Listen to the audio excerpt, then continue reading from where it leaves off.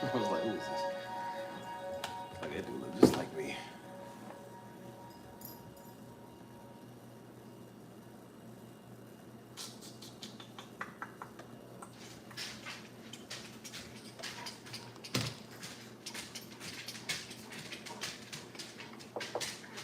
Hey man, sit down.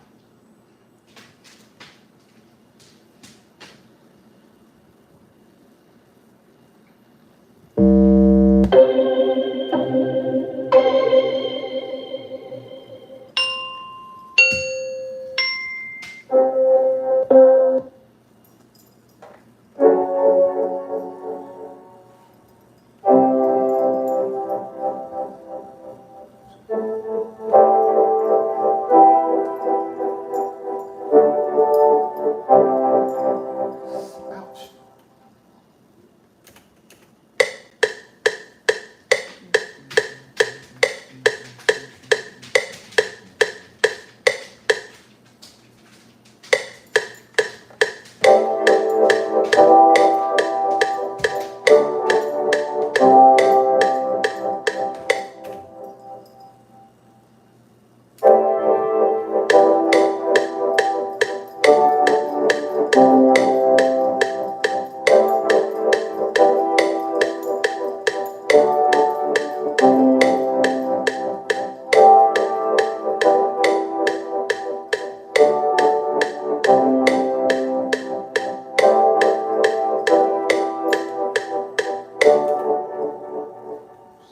Stretch it out. Shoot.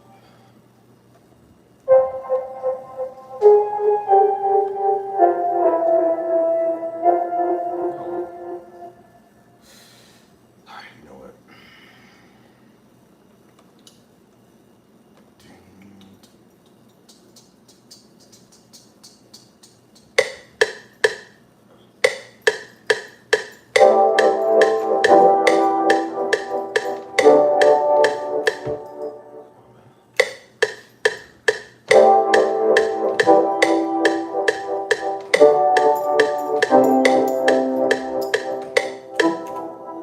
Come on, dude, what are you doing?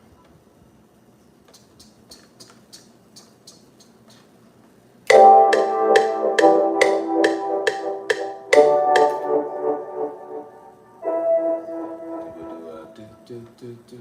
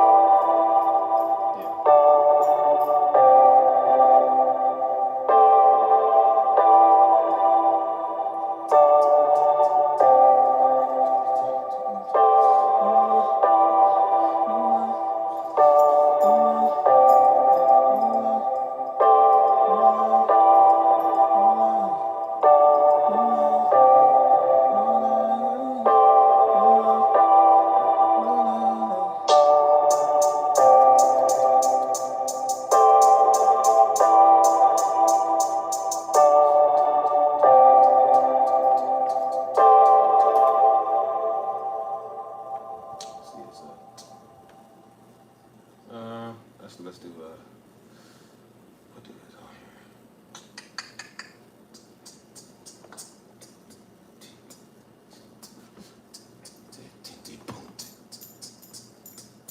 Okay, yeah, that's it.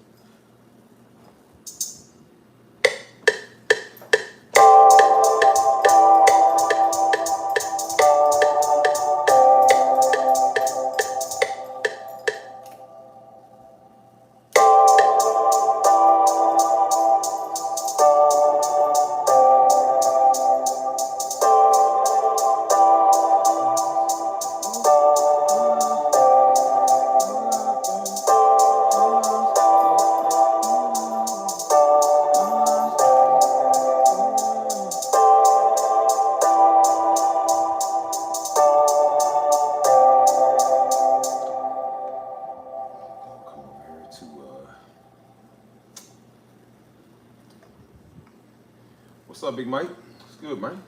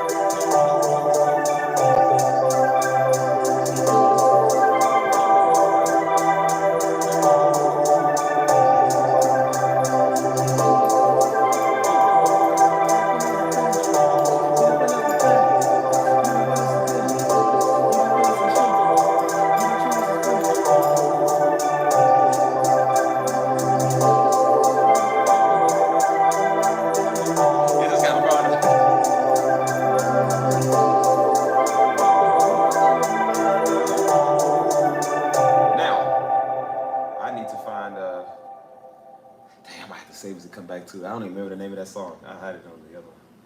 I'm not ready enough. What note is this? G?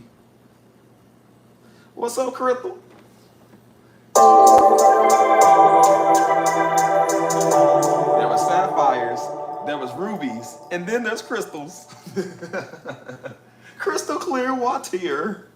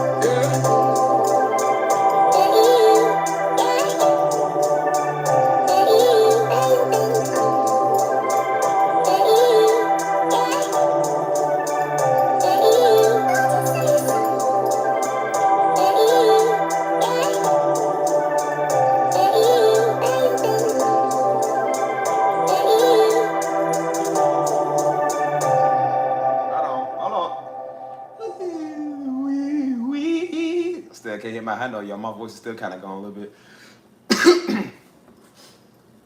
I can't hit my end. My voice is still gone. It's been gone for a couple of weeks, man. Is this the end of singing, Steve?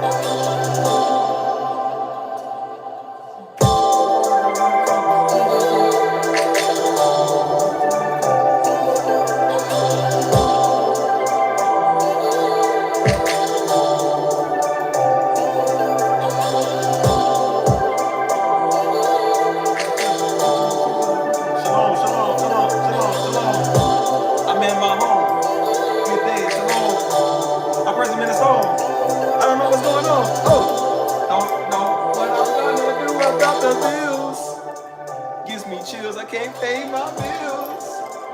I don't even care. I won't kill.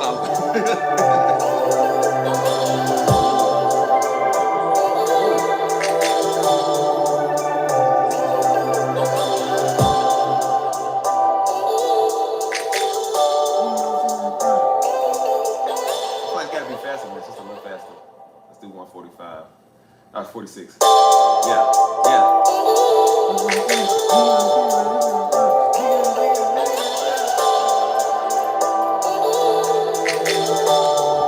Yeah, I think my voice is coming back slowly. It's coming now.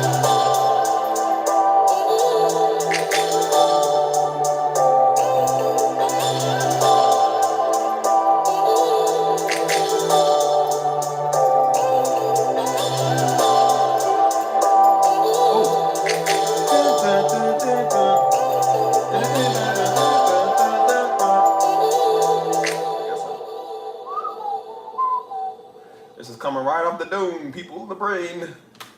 The burlap.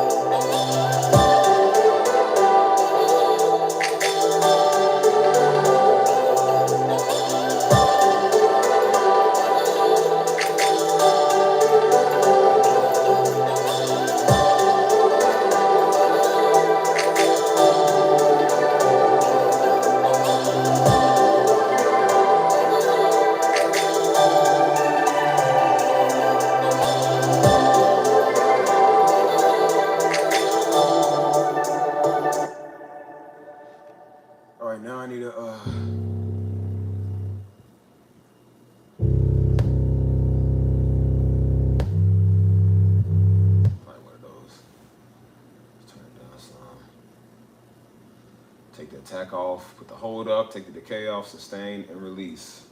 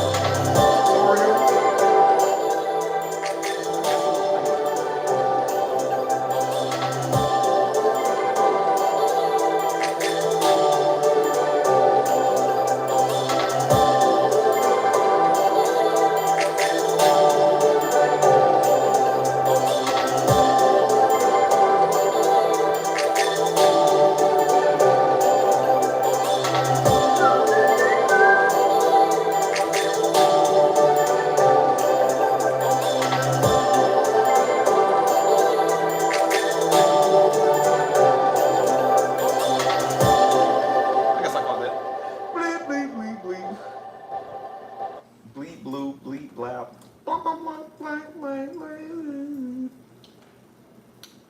Do, do, do, do, do, do, do, do. Let's do this.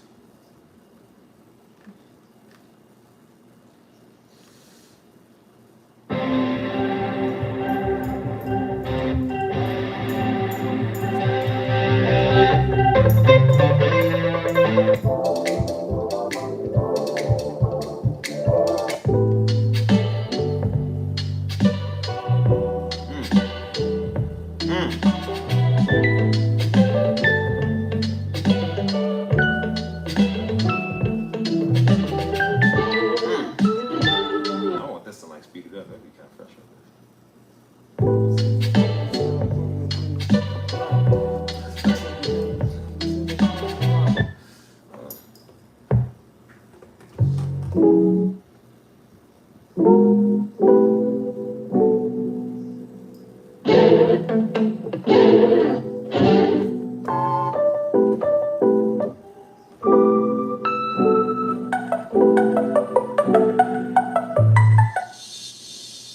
That's kind of fresh though. If I can get that sample.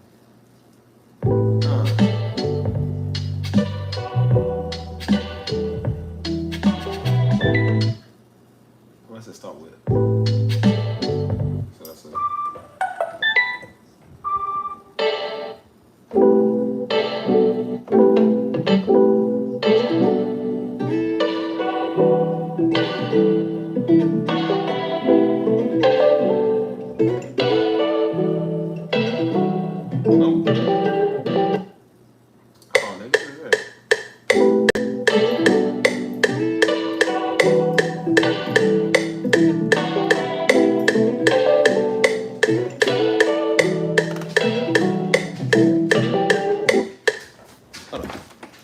Come on.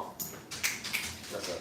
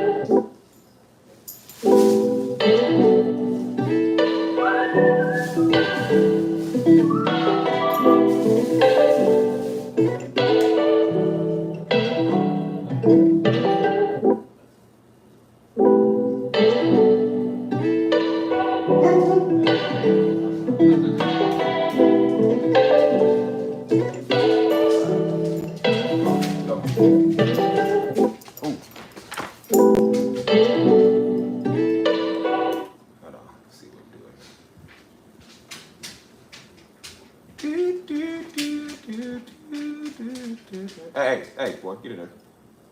Get in there.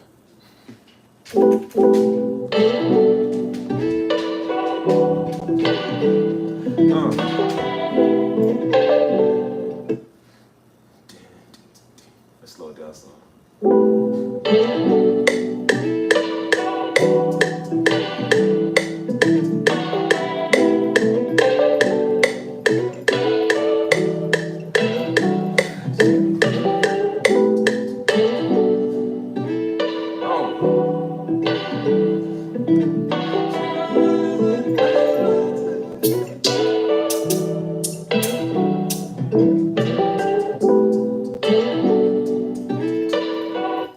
See something quick. Now I could be wrong, but who cares?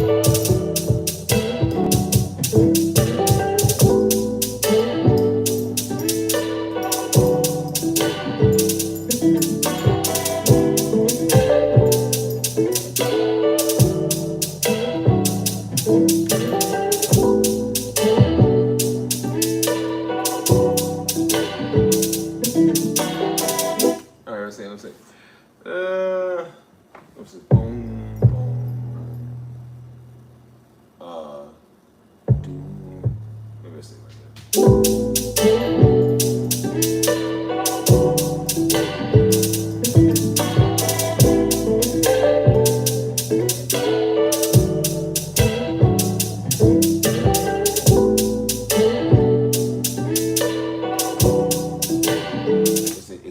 Is it boom, boom, boom? Is that this boom?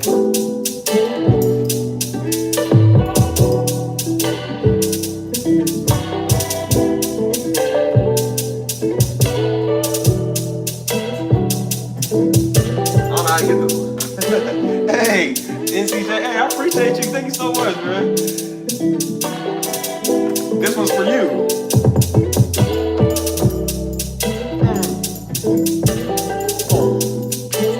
I don't know how to do this, man. I appreciate that. Thank you for real. Thank you so much, man. I definitely appreciate that. Hey, remember when he said I'm little man? He said, man, you ain't got to do this. He's like, man, you ain't got to do this.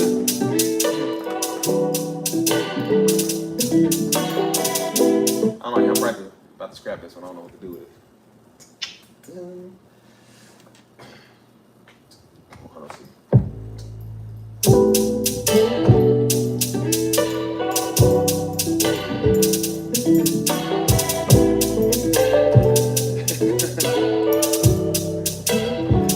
Hey, and tonight.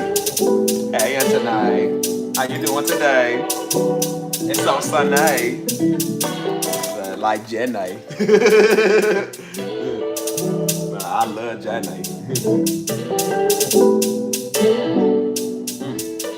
And tonight is here to stay. I seen them other ones. I started running.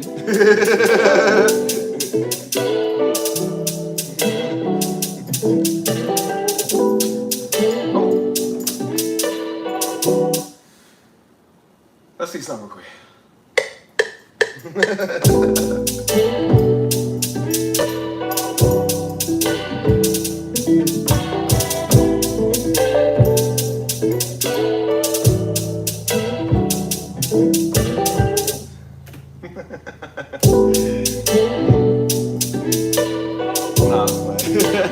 Now every time you come in, I be playing around. Now you do make my day. You are so nice. Unlike some people. I won't mention no names. I'm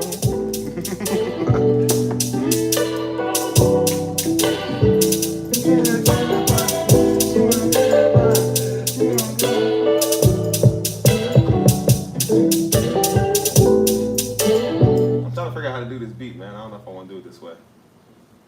Actually, let me see something. I might work the magic. Woo-woo.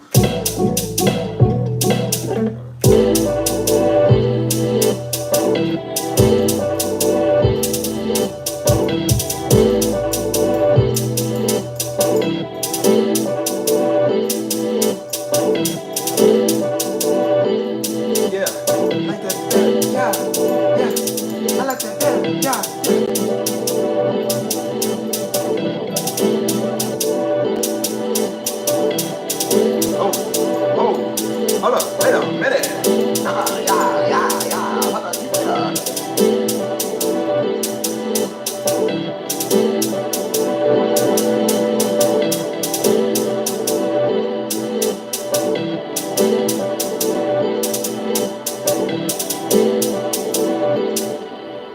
I think I like that better.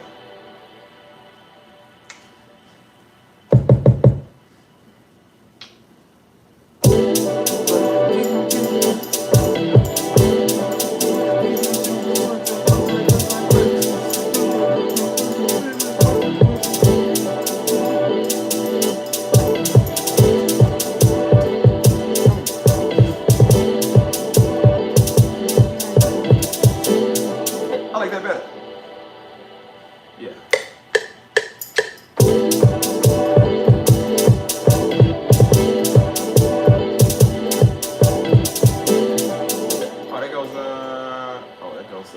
Oh, I know. We're doing a triple kick. Yeah, we're gonna do a quadruple kick. Hold on. Then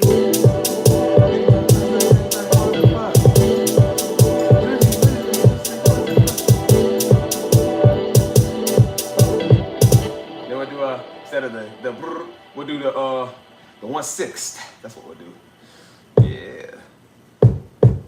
Let's see. Yeah.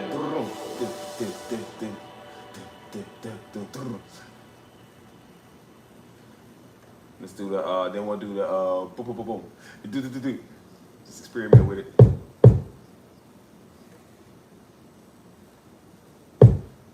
Alright, let's see how that sounds. Oh.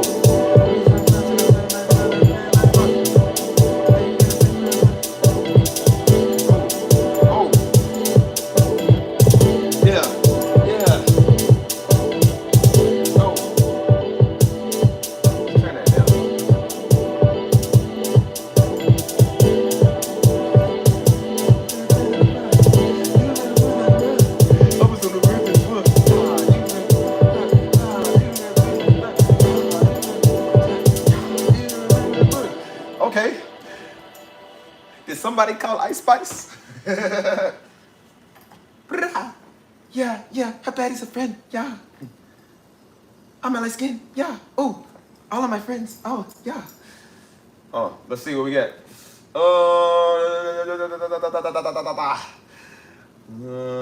No, a trap nightmare. We'll do.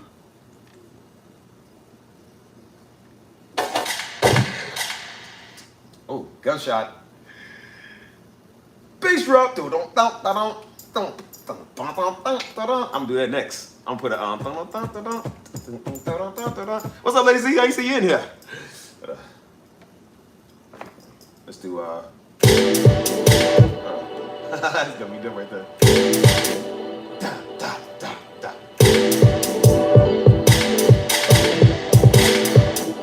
Oh wait, it's on a loop. Sorry.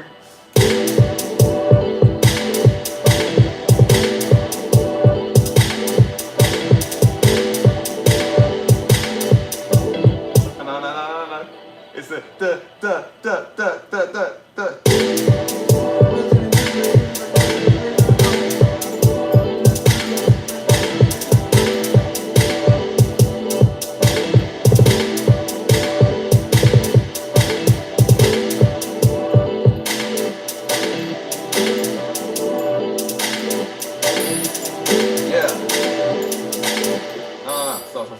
So.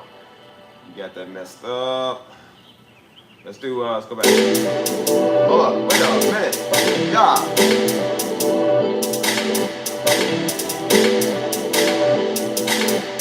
That's it right there. Wait a minute, Mr. Postman. I got some things you can get it up. No, put it on here.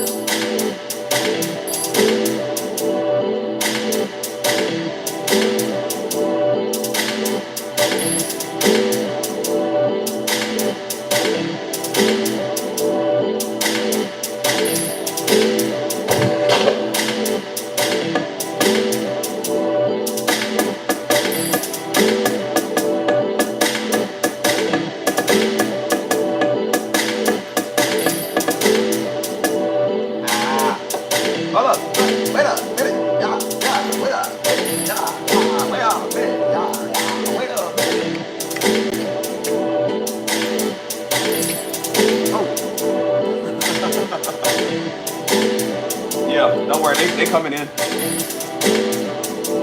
Now, I don't know about you, but this might seem strange, but Stevie Jr. likes to eat a tub of icing. Don't judge me. See, notice how it says white? Oh, yeah. Yeah. Stick meter.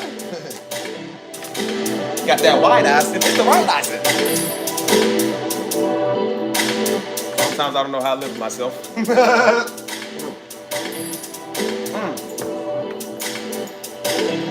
We've been doing this as kids. I got this from Stisha. Stisha did this first, and then I started doing the second one.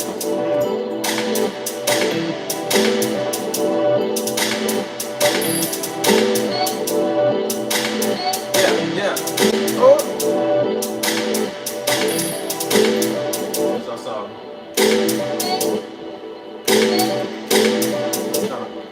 That's a lot of sound Pop Smoke gonna be using in their song.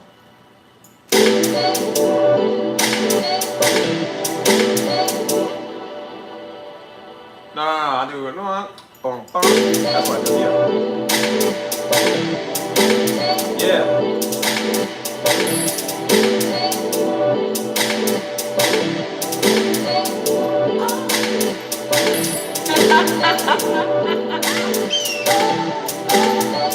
Hey, that was an accident, but I like it. Yeah.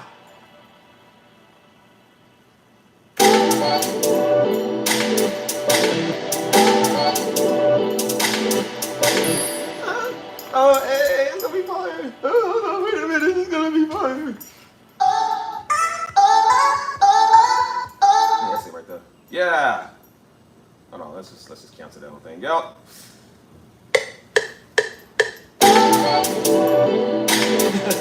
Stop making me laugh.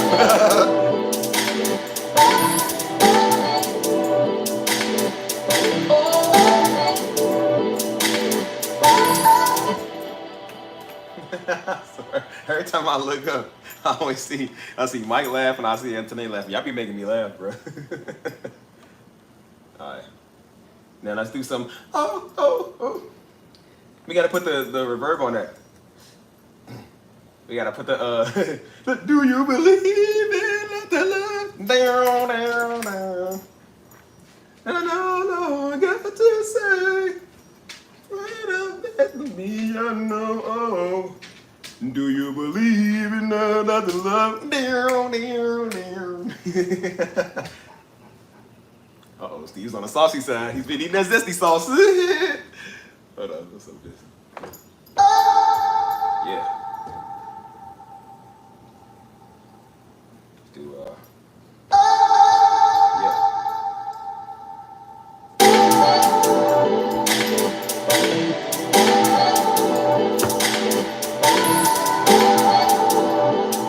yeah.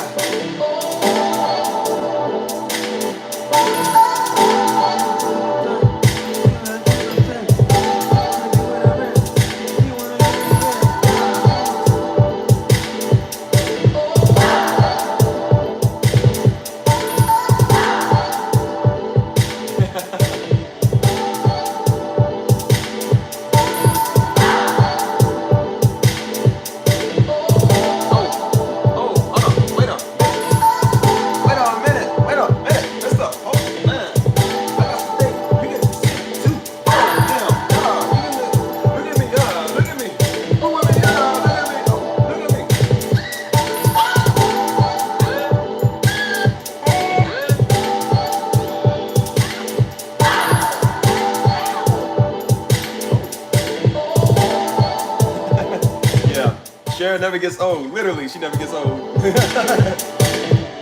That's a great white woman right there.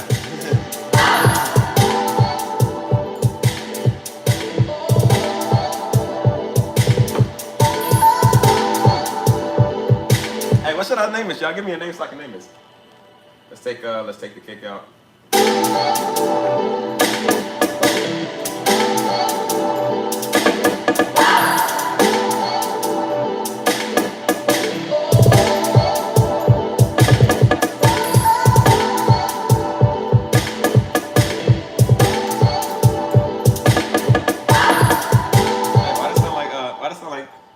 Talk about Bruno.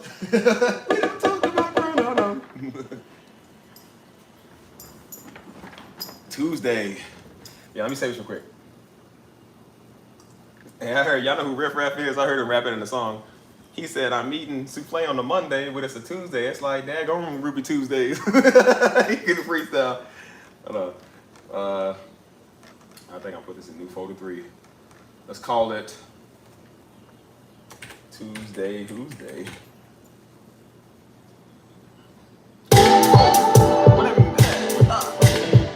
Snow bunnies. Sound like Dr. Umar in here.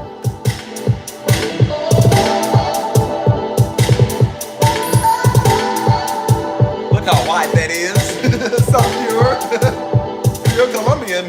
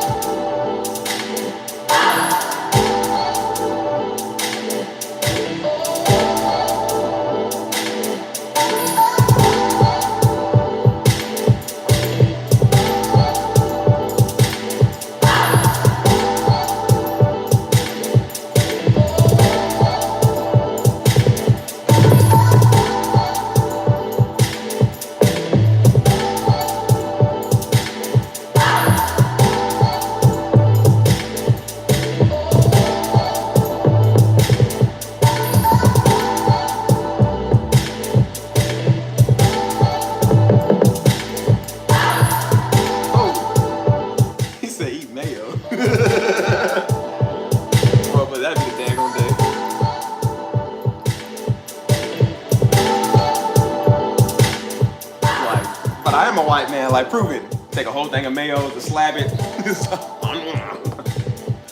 Like, Jesus Christ, it's Jason Bourne.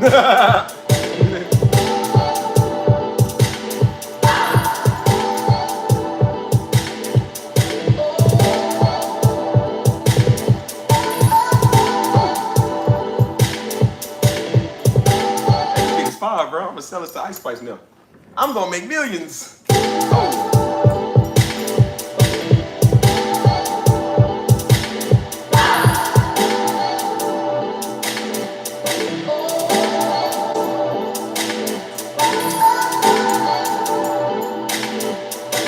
You know what, y'all? Is it cool if I just go ahead and have fun with music today, bro? I don't think we're gonna do a specific genre. We're just gonna do like these type beats, R&B, trap, soul, all of that. Anything that people want. People, do it. What up, people? What up, people? I do it. What up, people? What up, Hebrews? I do it. What up, Hebrews? Oh, I do it. I do it. Yeah. Oh. Sick. Yeah, I do it. Got my white man extra like Patrick Stewart. Yeah. Stand on my yogurt. Oh, yeah. I'm gonna make these millions. Oh, yeah. Drinking on my Pepsi. Yeah, cooking up the sauce. I got the recipe. Got the recipe. You can't get me. You can't get me. Oh, fighting me. You can't hit me. You can't hit me. Oh, come on. Let's get living. Let's get living. Oh, come on. Let's get living. Let's get living. All right, like the amigos. My enemies.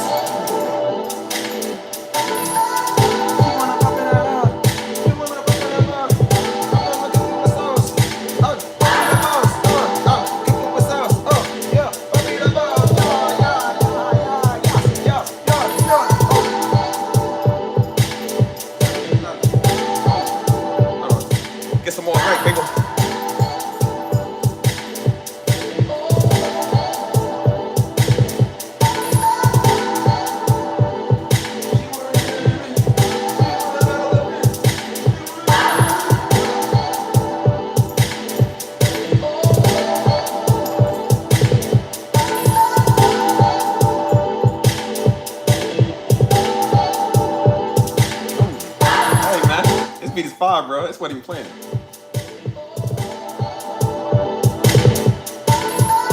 Steve is a genius. Stevie and being a genius. Oh.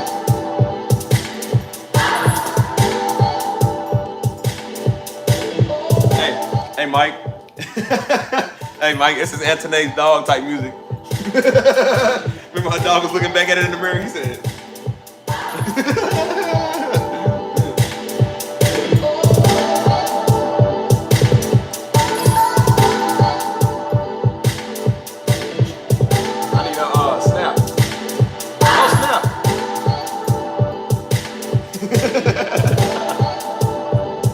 Dog got his nails painted. Dog said.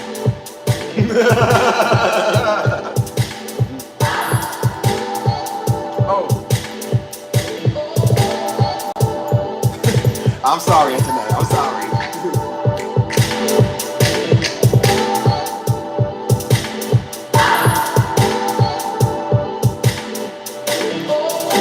Let me this.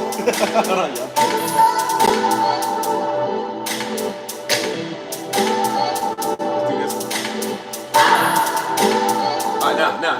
No. Hold on. Let's take that O out. Hey,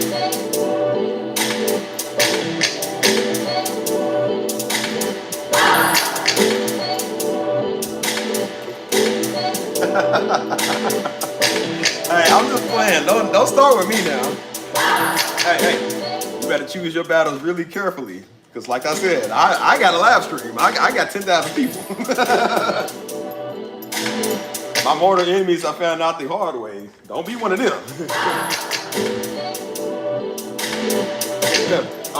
I would hate for you to have to unsubscribe, Anthony. You're my most loyal supporter.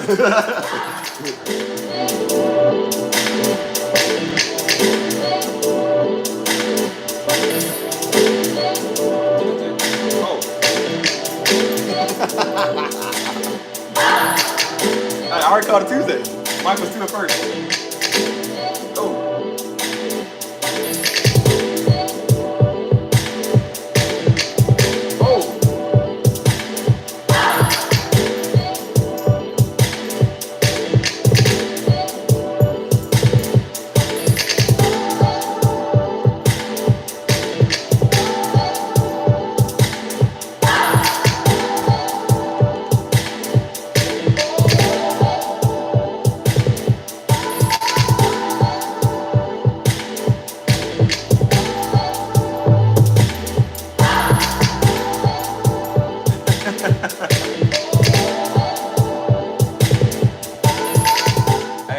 can't figure out where Mystery is, man. I gotta get my man's back in here. Hey, man, Mystery is funny too.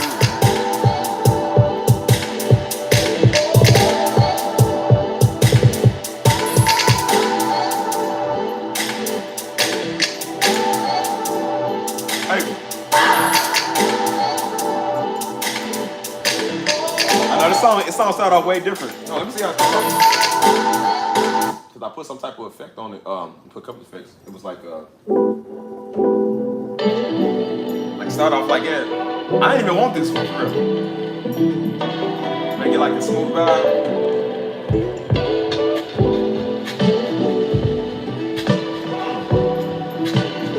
I kind of like that though, man. It's like a slow, Tyler the Creator type, West Coast type beat. You know what I'm saying? And I don't know. It just went to whatever it is now. Bro, I'm about to make millions. I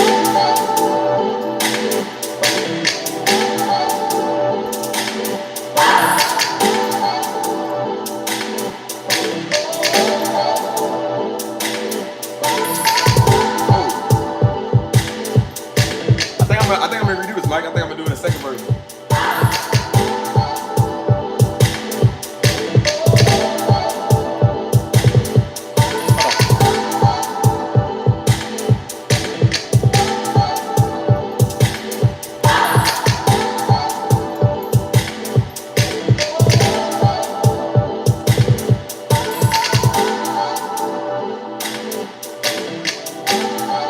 Yeah, I like that. I like that. I hope y'all snap that for me, because, you know, be disappointed if you didn't. I wanna rock with you all night, dance you in the sunlight.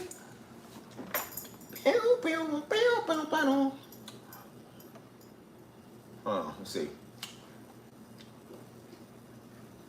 Do, do, do, do, do.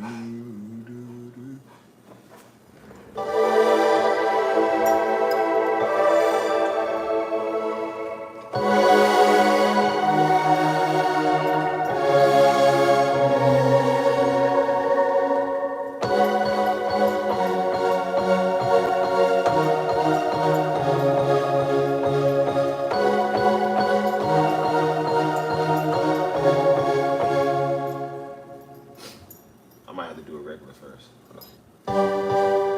What's up?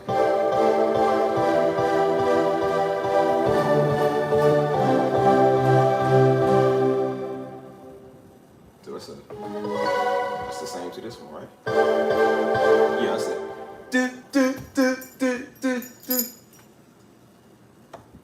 Hold up. Log it. Let's see.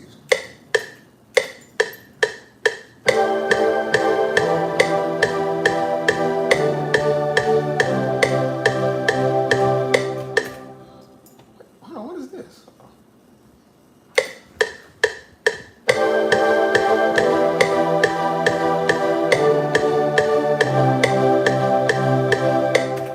Yeah, it's more like it. Bang, bang. Bang, bang.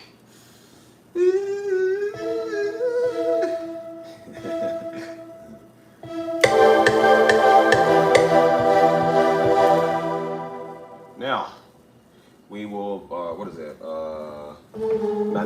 We'll move -1 on that. Yeah. Hey, yeah. I seen it the other day, Mike. I've been watching the Boondocks compilation on YouTube lately. And so they had the Tyler Perry one. He said, "See Jesus." He said, "I love." What did he say? "I love something." He kept saying, "I love something in Jesus." They was in a cold thoughts on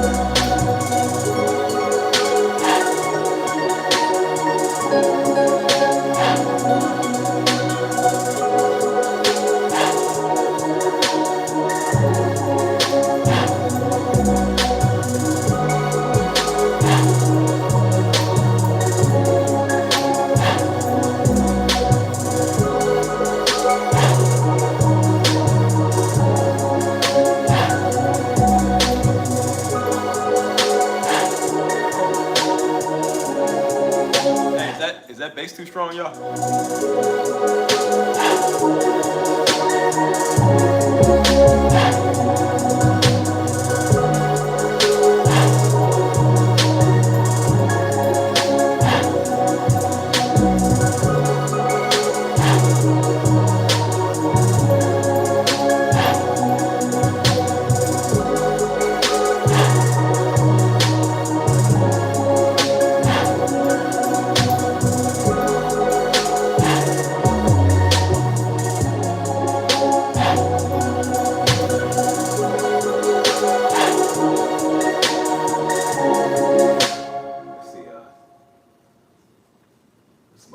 kit too. I don't even use the drum kit like that no more.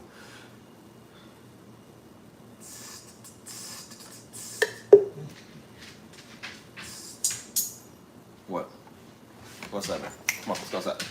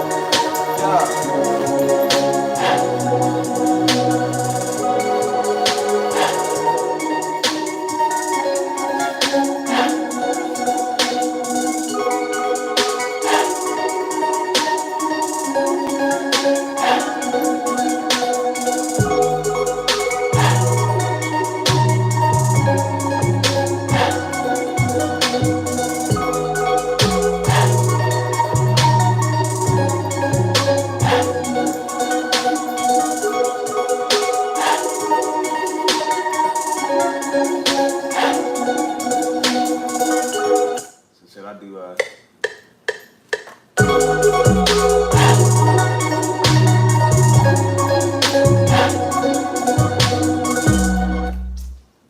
I do that one.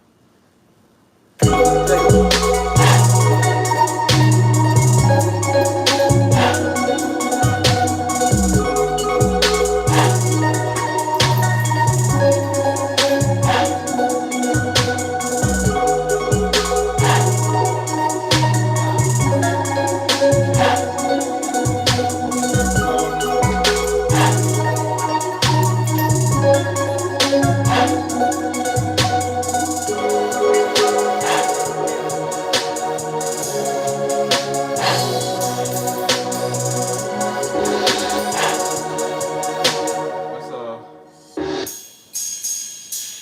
no, not that one.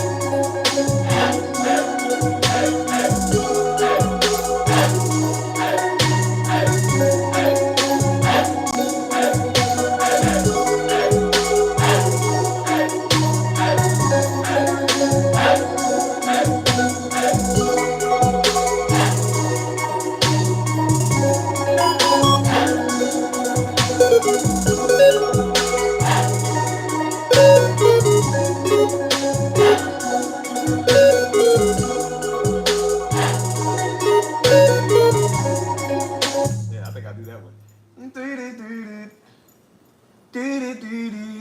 To get off beat. We'll just do it the way we want. Oh.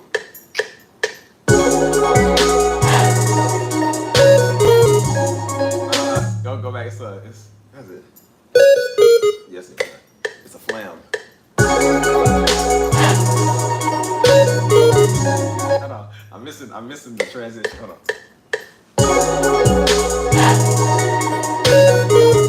Yeah.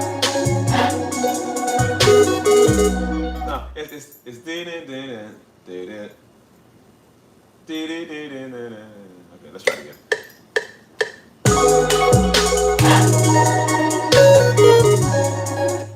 I'm missing the transition. It's like, hold on. Yes, it.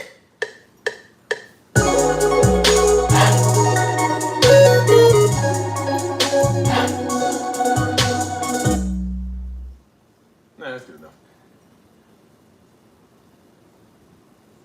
Push it. Push it. This is pretty quiet, I ain't gonna lie.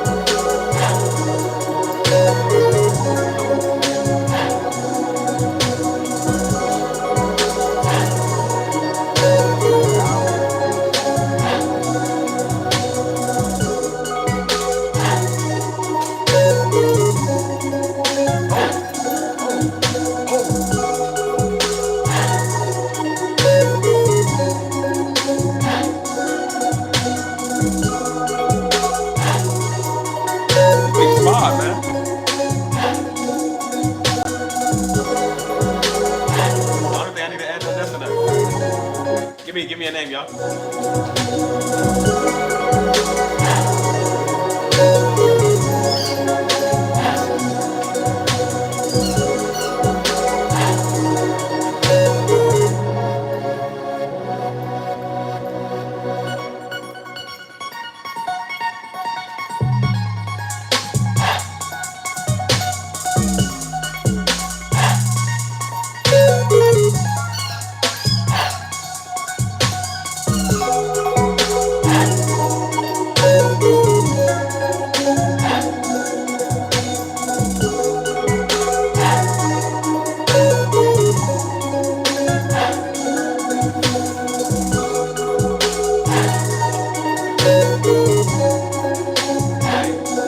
Give me a name, y'all.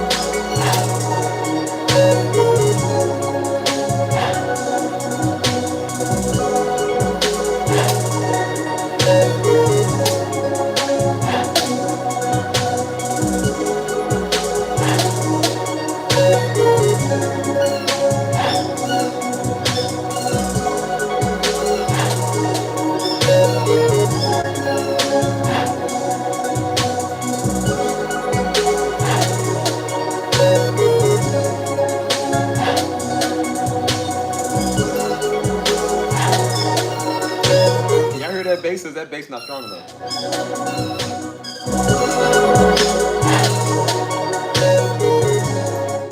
He said, "Oh, so with too. Neon Solitude. I like Neon better. I'm gonna do that one. I'm gonna take it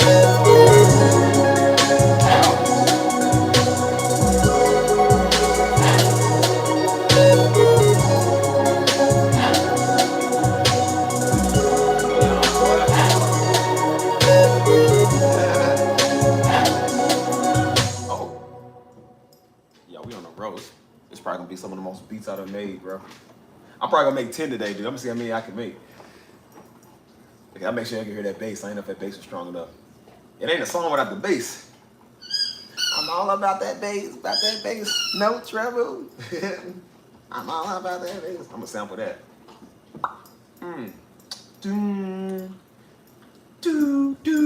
I just heard another song in my head. Blue, blue, blue, boom, boom.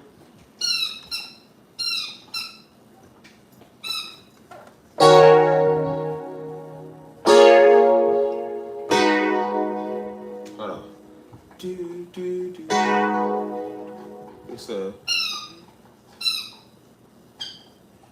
It's it, dude.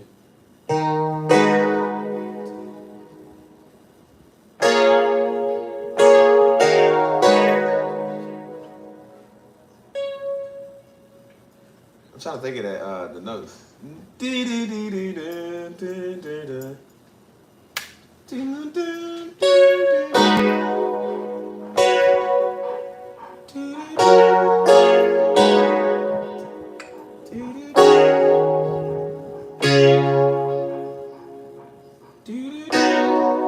I'm trying to think of the notes, but I can't think of the notes.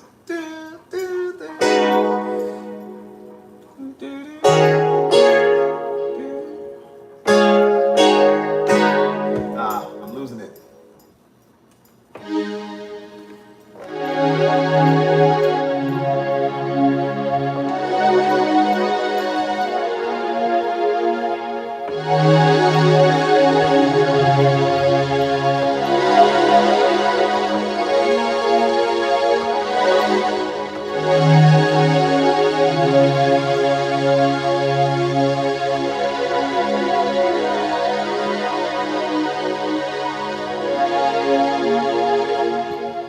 Try this real quick. But in a mistake, a song is made. Nah, way too fast. Way too fast.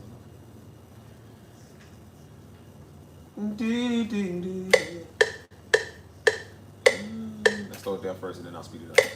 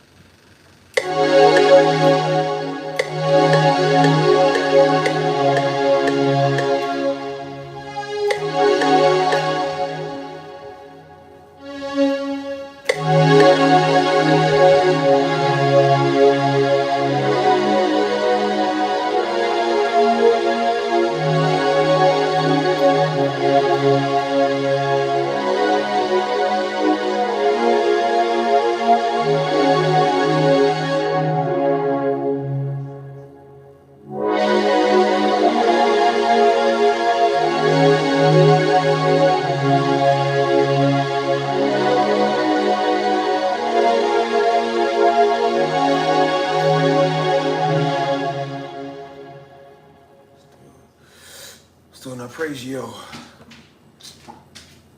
Let's make our own, baby. Oh, very special.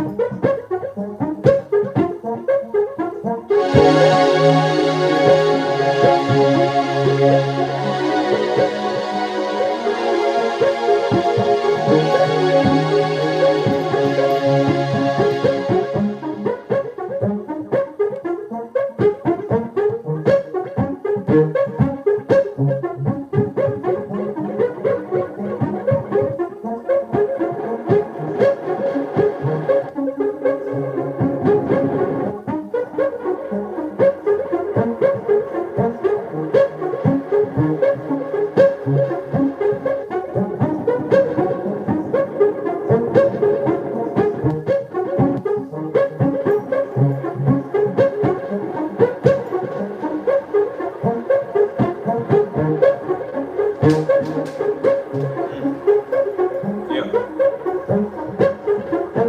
Drip. I'll let us plug in.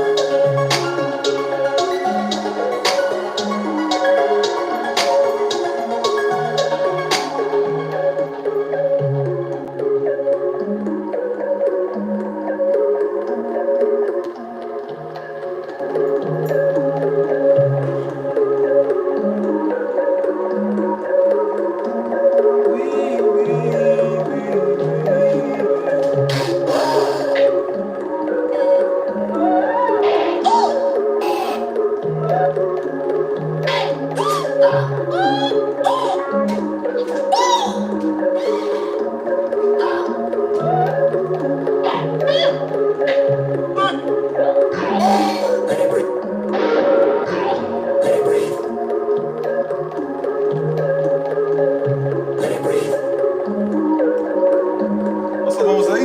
Jose?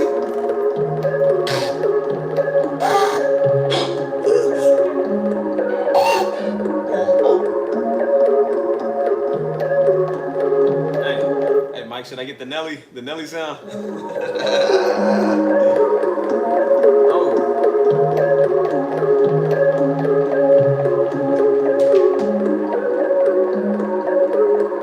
Let it breathe.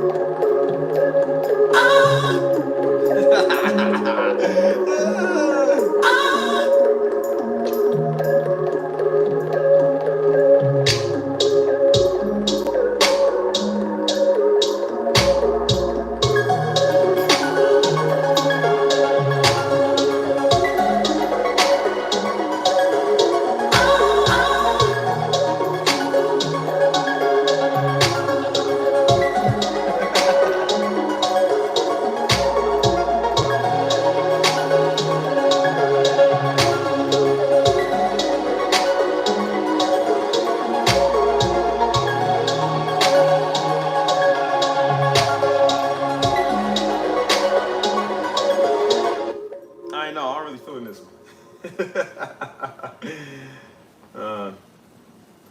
On to the next. I ain't really feeling that one too much. Bling, bling, bling. Doo, doo, doo, doo, doo. Doo, doo, doo. I need some more sound. I'm about to get some more samples, dude.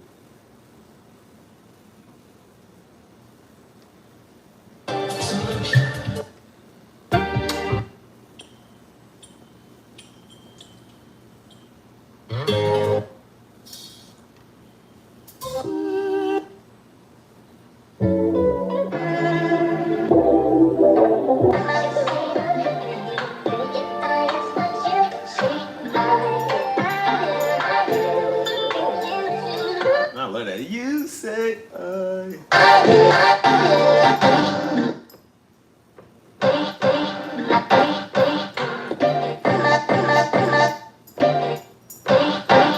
Oh, oh, oh. What you know about that, Mike?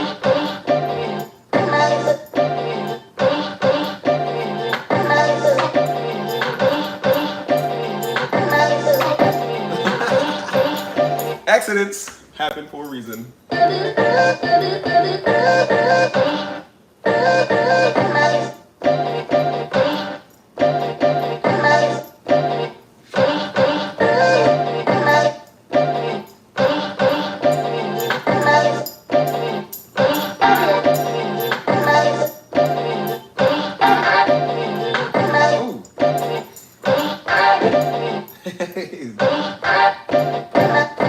That was hard on see.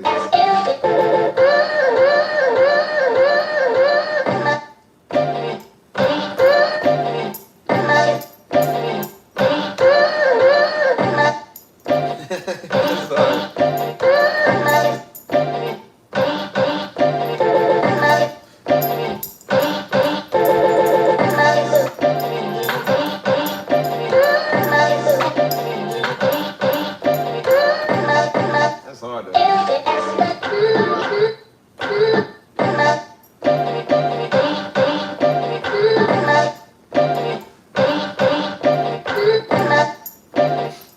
That's gonna be hard right there. Hold on.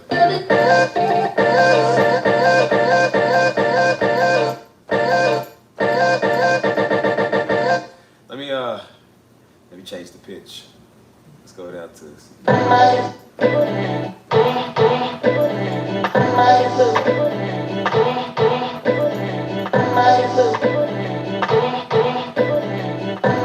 Hey, that's fine. Hold on. I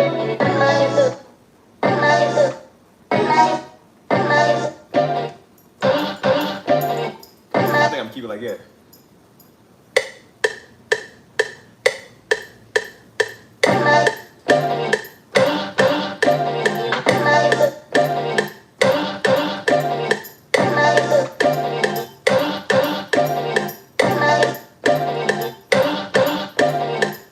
I'm see if that's how I want to go. Let me do stretched.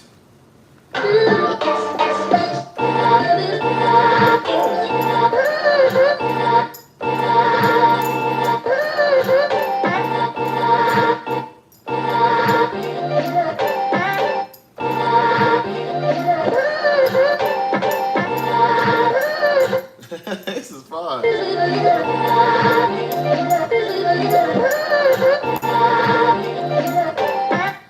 I know it's fun.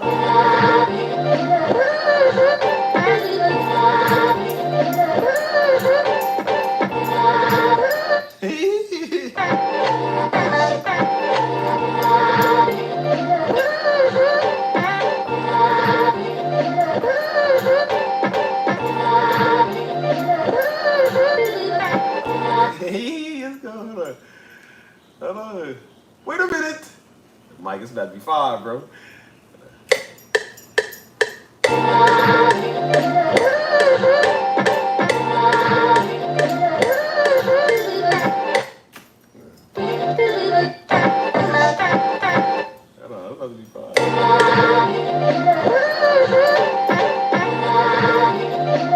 Should I go faster? It's probably faster.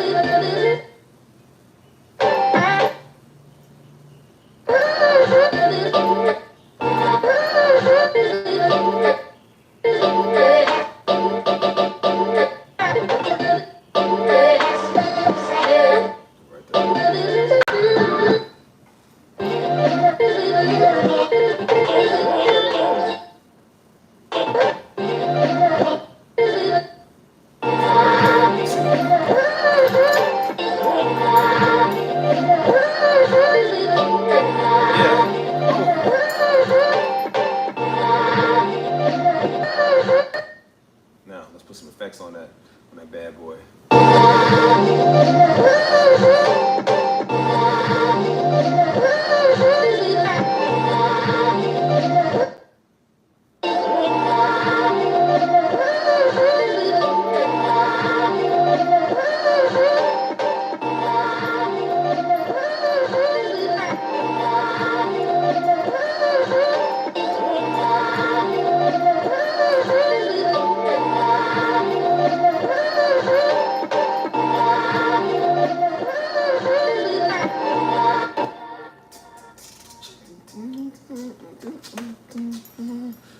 That might be too fast. Let's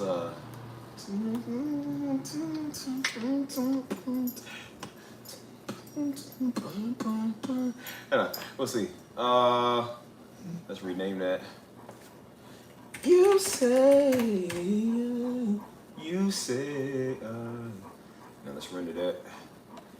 You say I. Put that on loop. Yes, sir.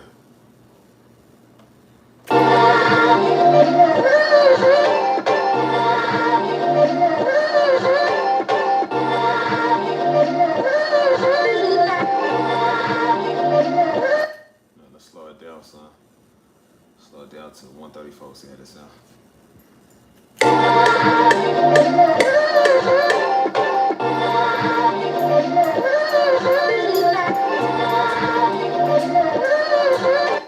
Maybe slow it down a little bit more. Slow it down to like one. Let's see what it sounds like at 129.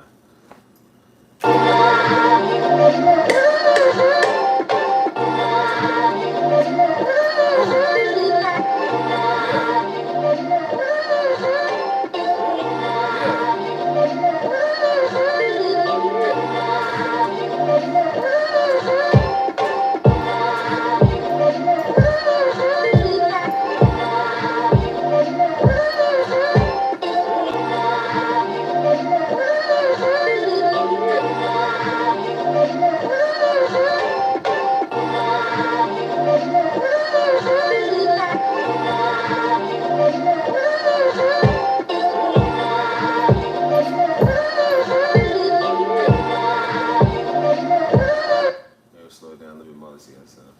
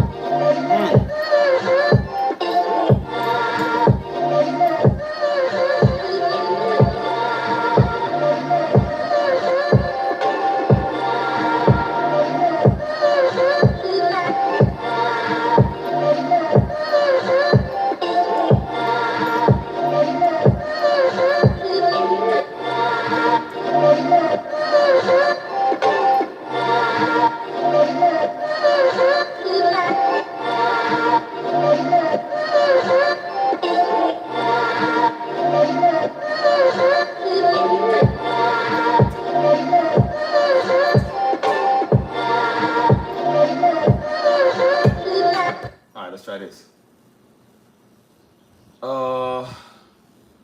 I think that's on the snaps.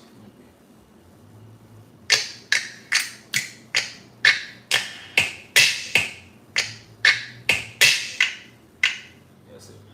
I think that's it.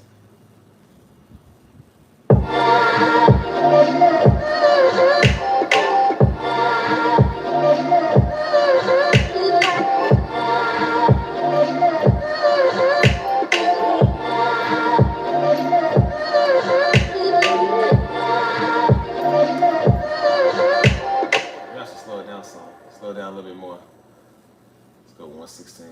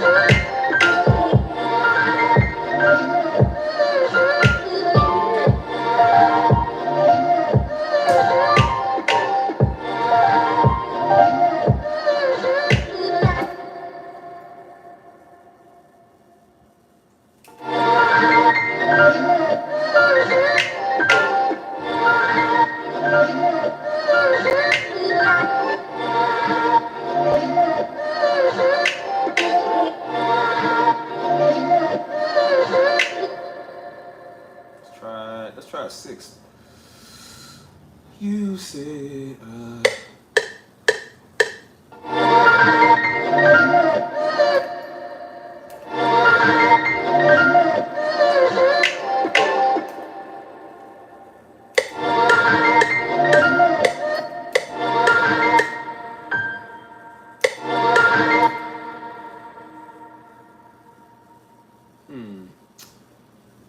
okay. Shit. Let's try it again.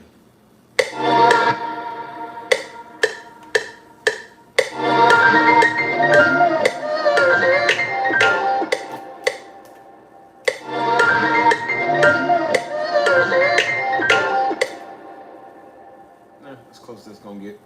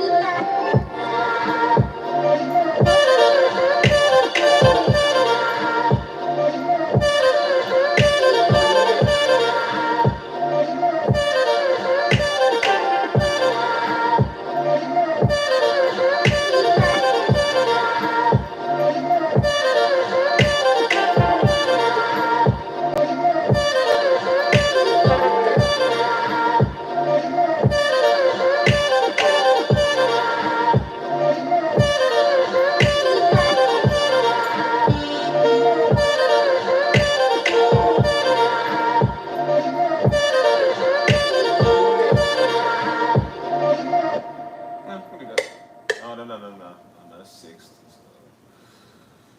It's a 4th. Let's do everything.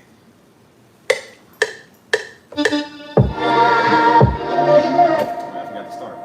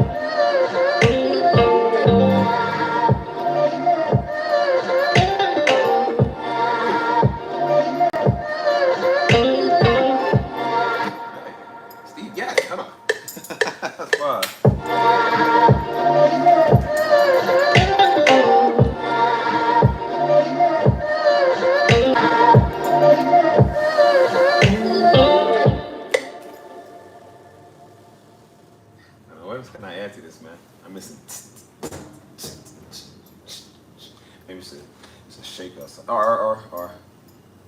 I think I know. Oh man, that might not be it either. That might not be it. Let me see.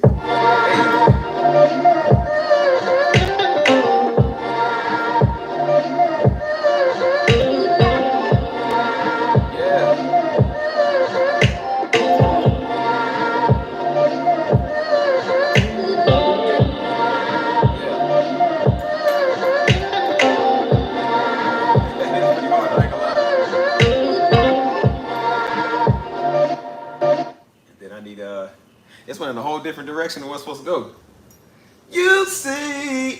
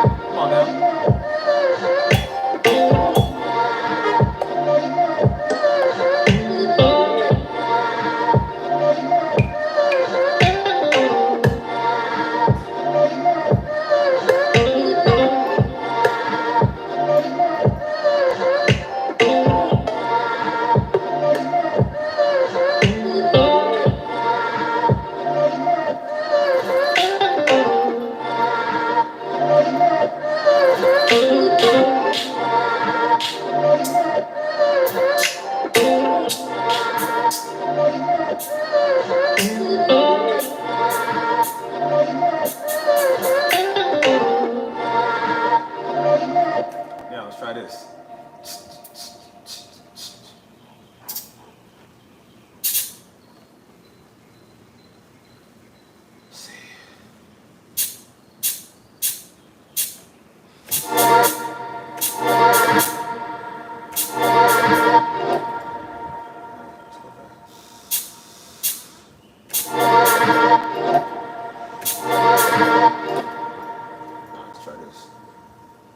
You said you said do do do do do. You said do do do do do do do do do do do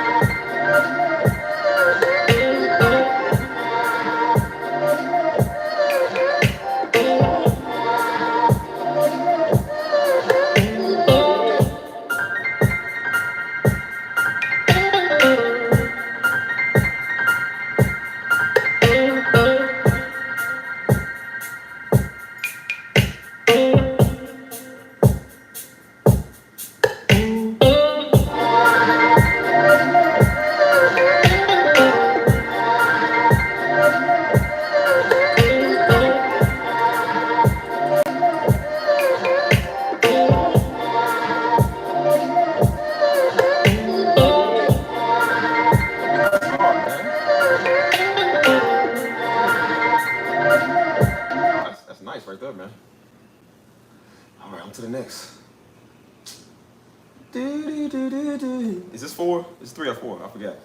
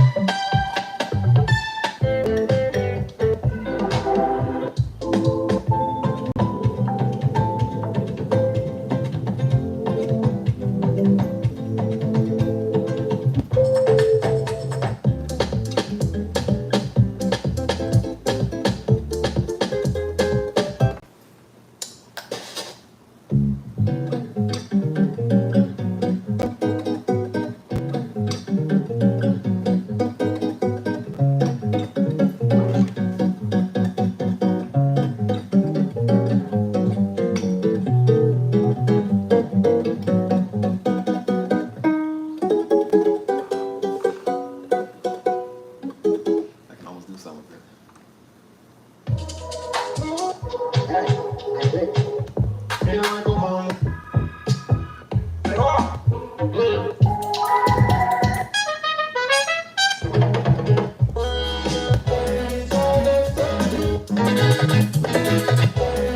It's that Latino kid.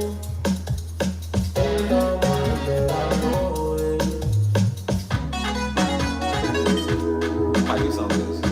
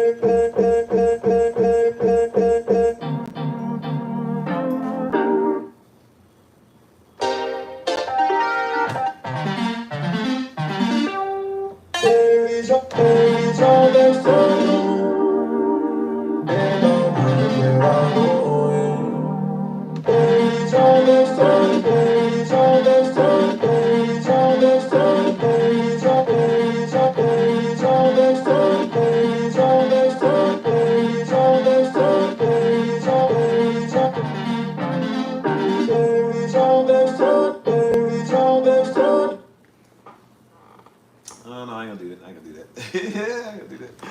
Not yet. I'm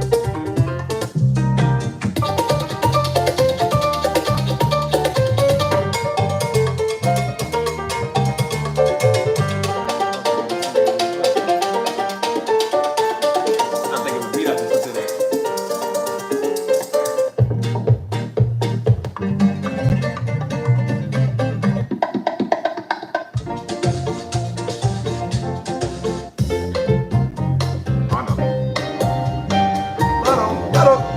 Whole lot of.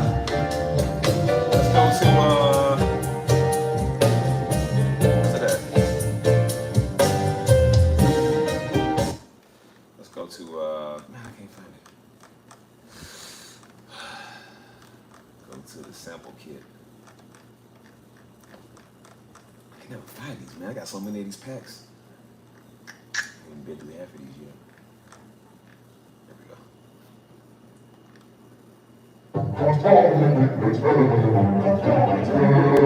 Señorito Cheeto, Señorito Cheeto, Steve-O.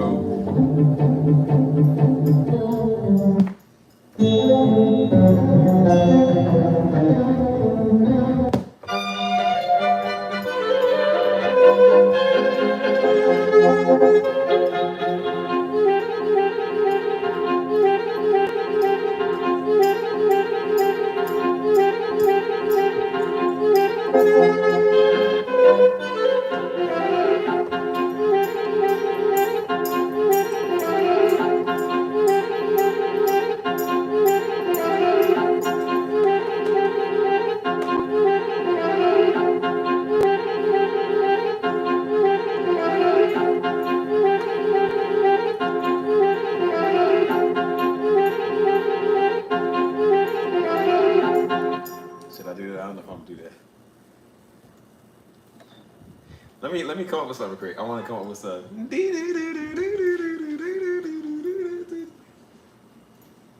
Bloom, bloom, bloom, bloom, bloom, bloom, bloom, bloom, bloom,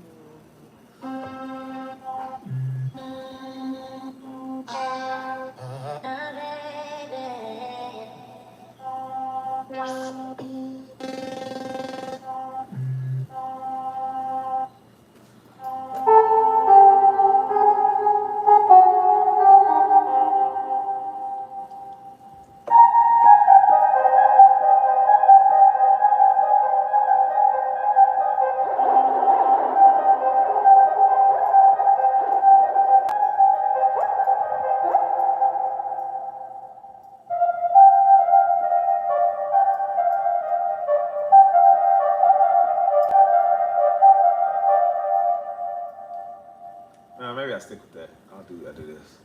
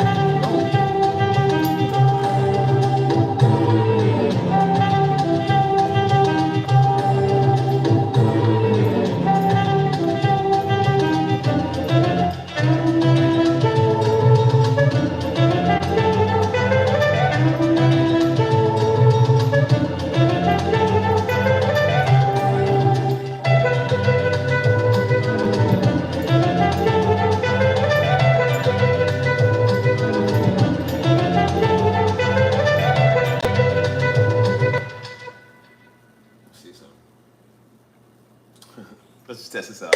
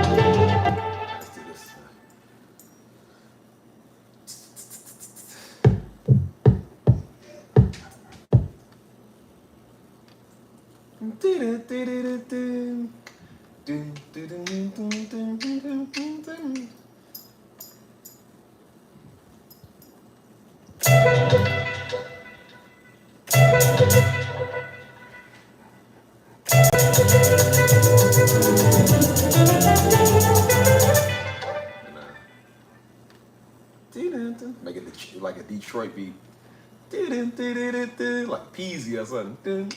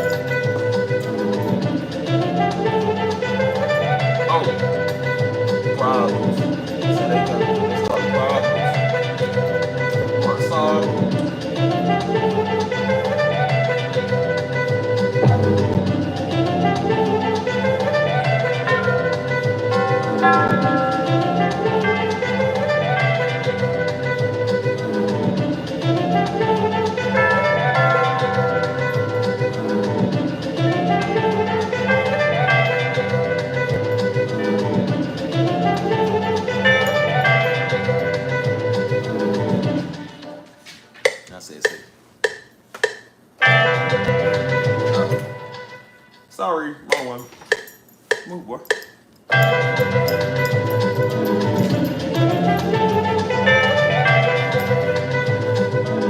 What's up, bro? You said Detroit. I heard Harlem. Yeah, it's like a old school it might be like a supermarket or something.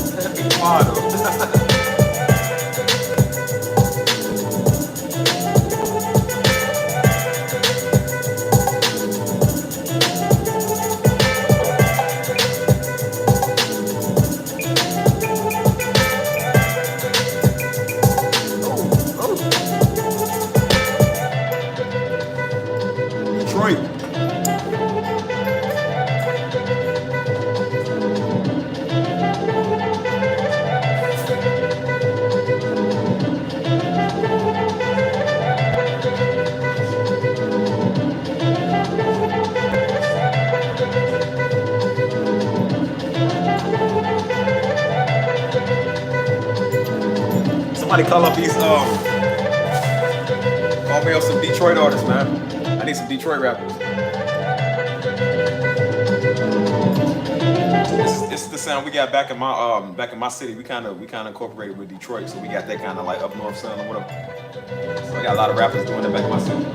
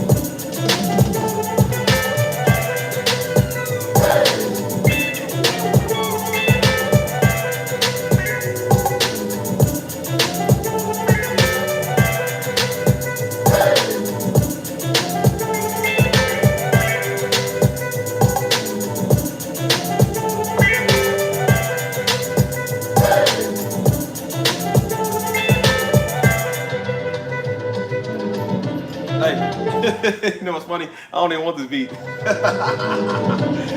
got to beat this and I kind of like it, so I don't even want it. But if y'all want it, $59.99 plus royalties.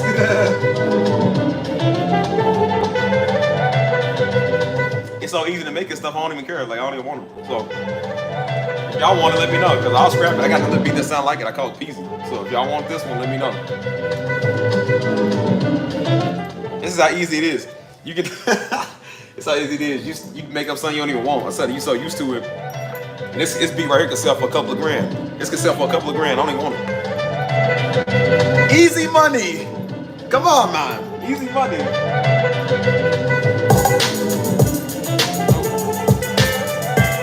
Nah, I'm good. I don't even want it.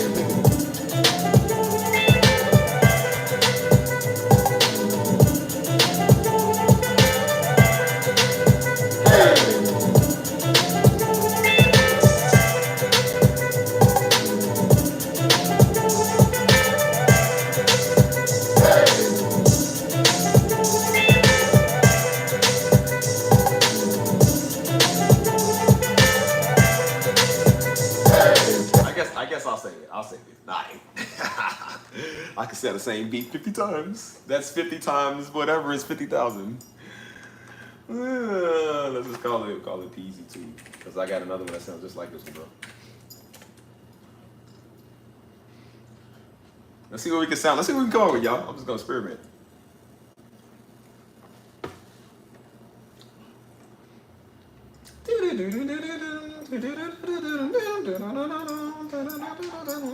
Hey man, shut up.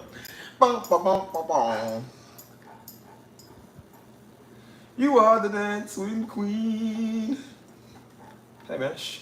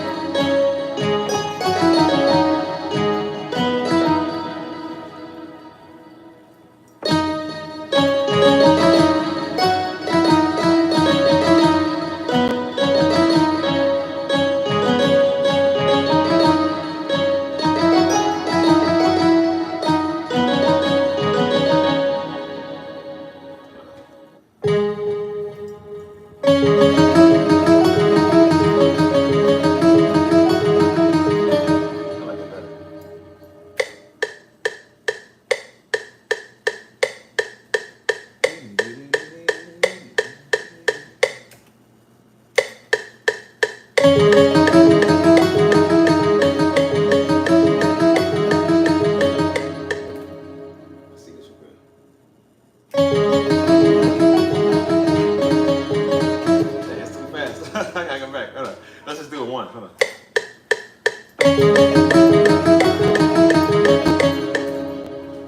Yeah, that's more like it.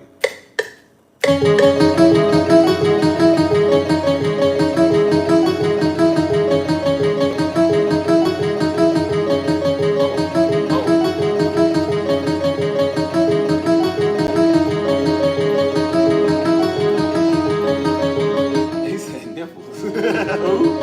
He said areola. Oh, no.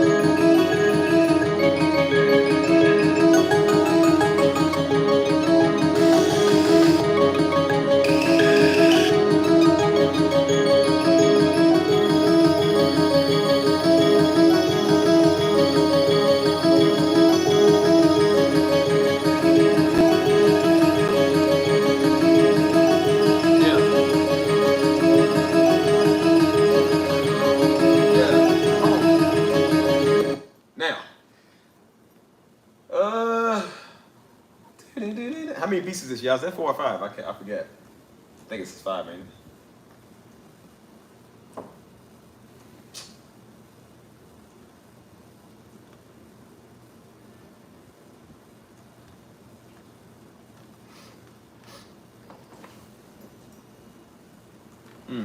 Hold on.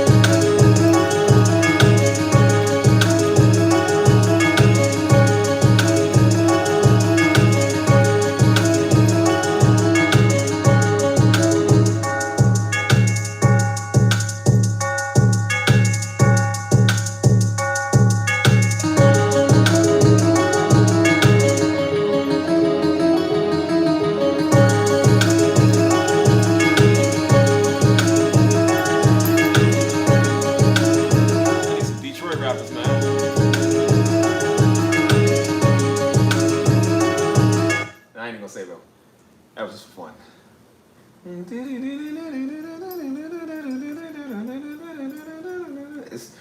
You know you're good at it when you ain't got to save it.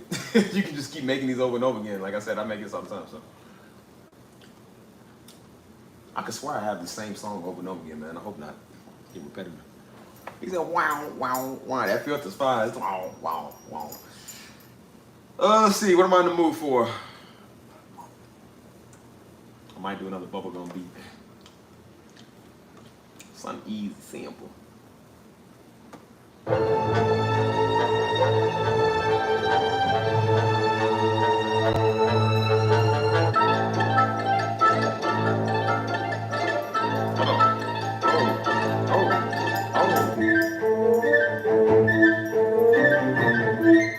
What is it?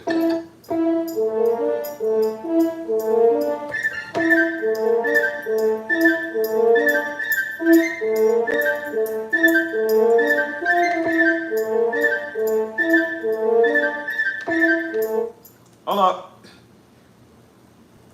Y'all already know what I'm about to do, right?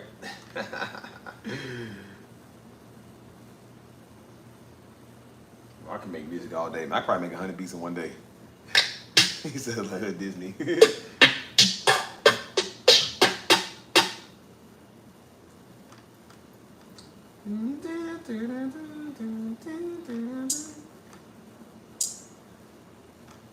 Oh no, I should do no, I should do the other ones, not these. I don't wait a minute.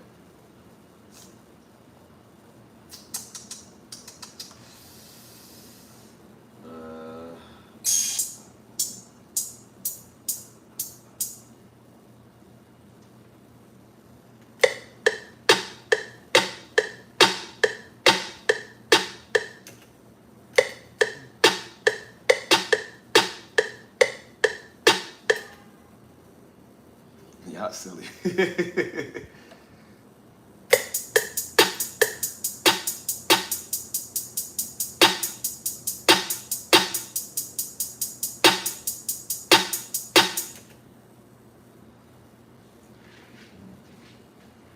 Wake it up, bringing it out. Oh.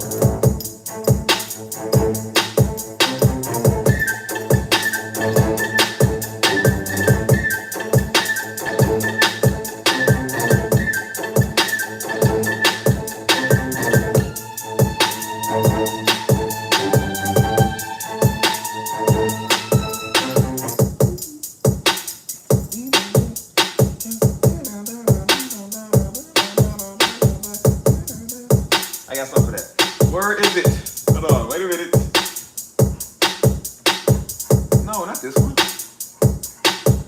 No, that's not the one. Hold on. No, not that one. Even though I'm gonna use that one a little bit. Hey man, shut up. Let's see. It is. I don't know what it's called, man. Hold on. Where's it at? It's called Plucked, I think. Plucked. There it is.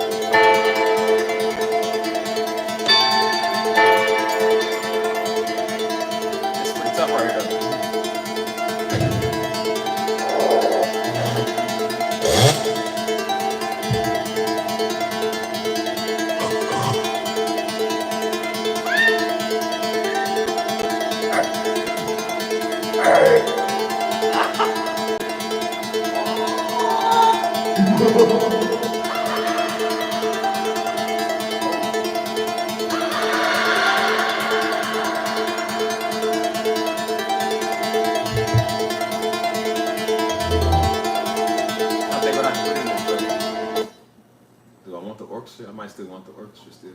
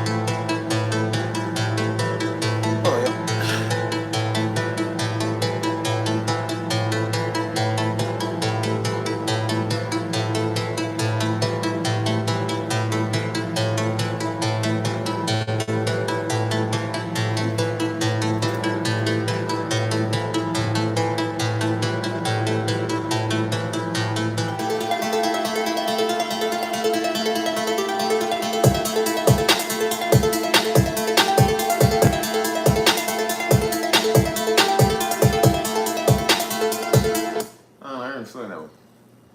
I ain't really feeling that one too much.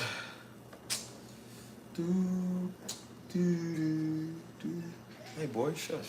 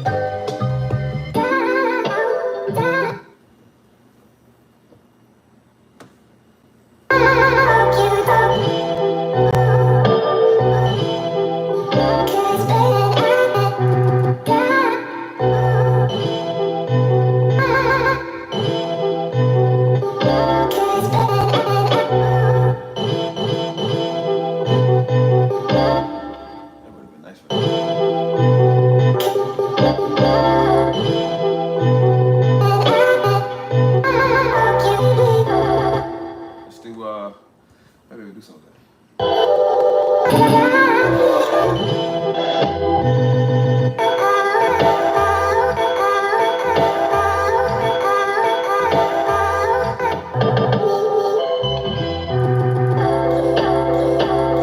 Let's do chop. That's a little too much.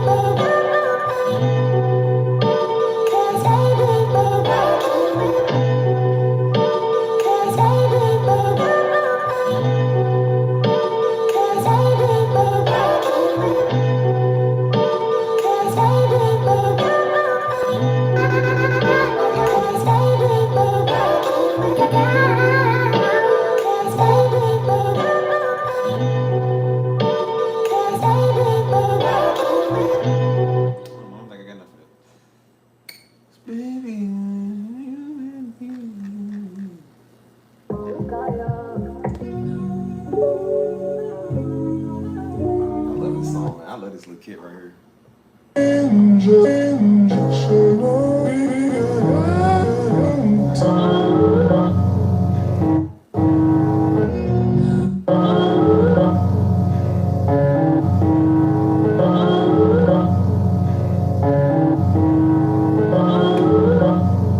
love this little sound, man. Thank you, Legacy.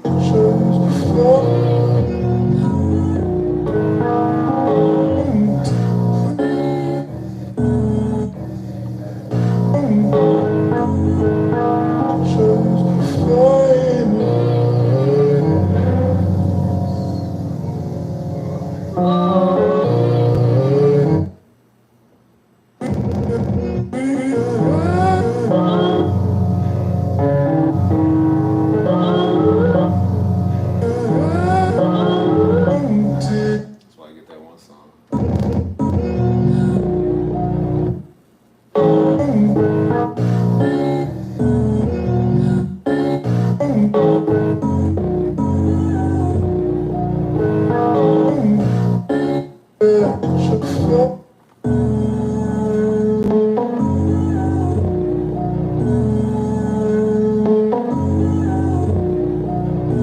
that song. I love that song. That's my favorite. I ain't gonna do that one though. Let's just see what I can come up with, man. Anything.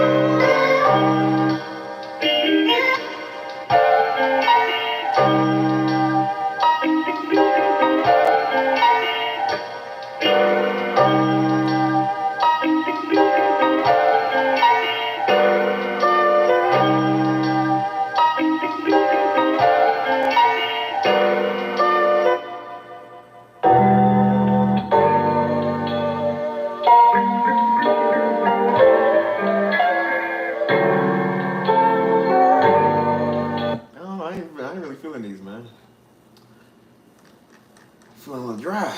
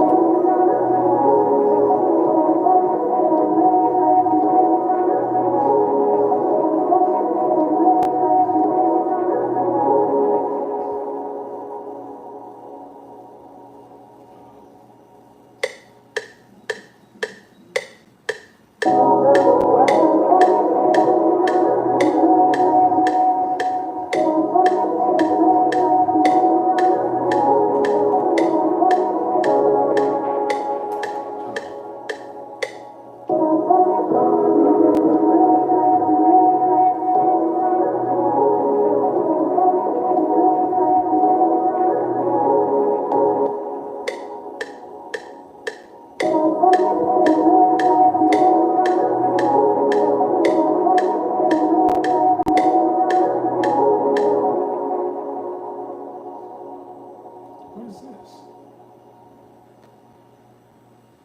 What in the world is this?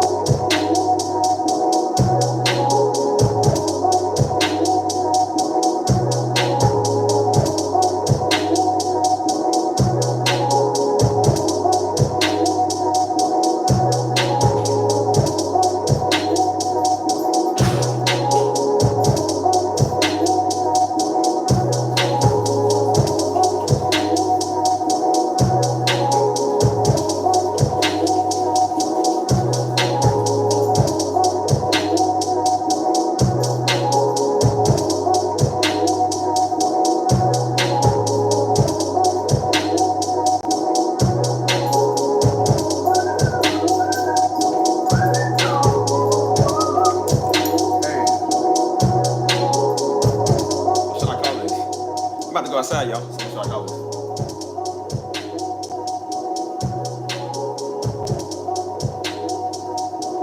Actually, I remember what this is. I ain't gonna worry about it. Hold on, yeah.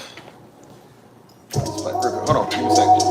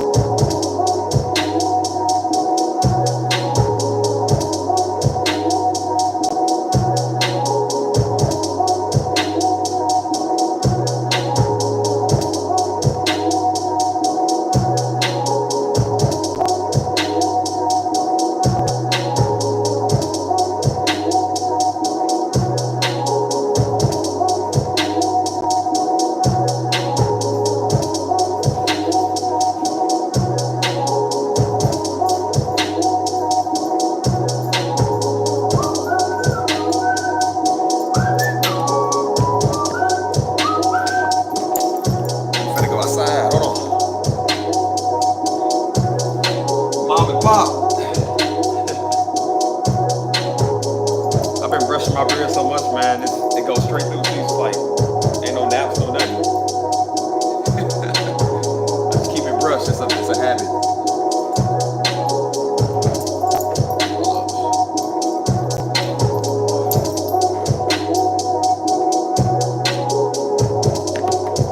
Turn that down. And we finna go outside, peeps. Do. Hold on, look at this dog inside. It feels so good outside today, man. Like, it's not burning up like that right now, so can't complain. Come on, Dudo. Get in there. Come on, man. Get in the house, dude. Wah. And let me get the blicky. Wah. Hold on, y'all.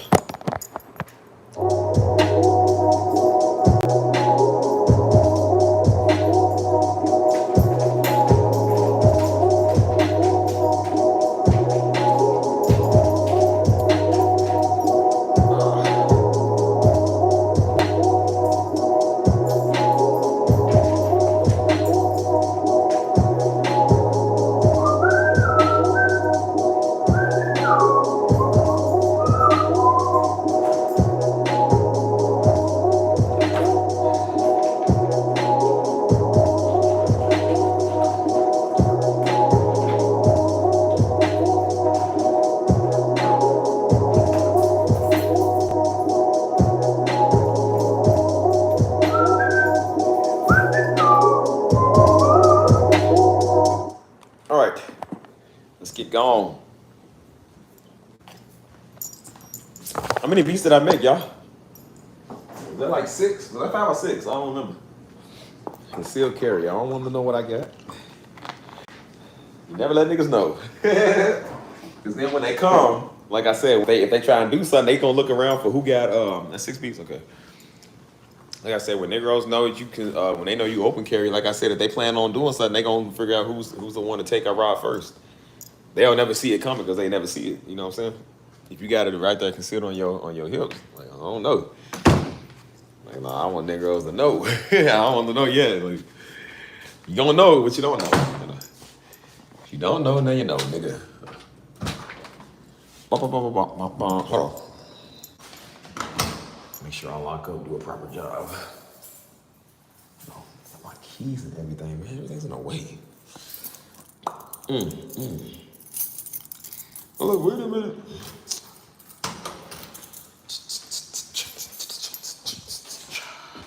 Get off the Wi-Fi. Okay, you heard my. Buy my products, please.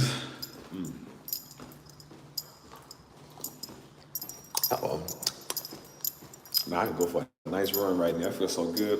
If I ain't have you on live stream, boy, I'll be going running right now. Oh. Anyways, happy Friday, man. How y'all Friday so far? What y'all got going on?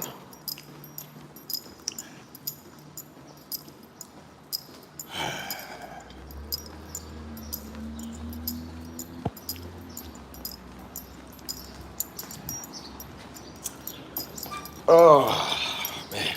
What a lovely day, boy. You know, today and yesterday was actually pretty nice. Wasn't burning up or nothing.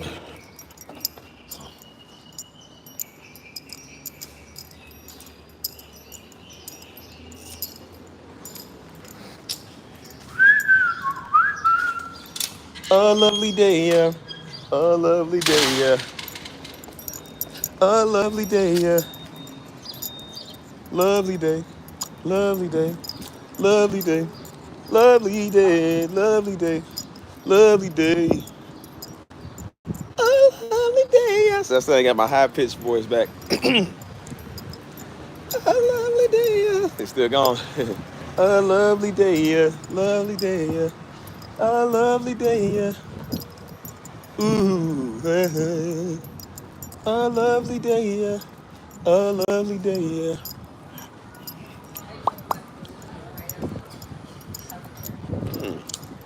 A lovely day, yeah. What's up, dudes? Dudettes and duties.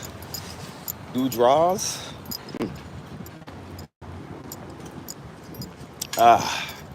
They setting up for an event tonight. They've been doing this every week. They be having like little small events over here on like the weekends or whatever.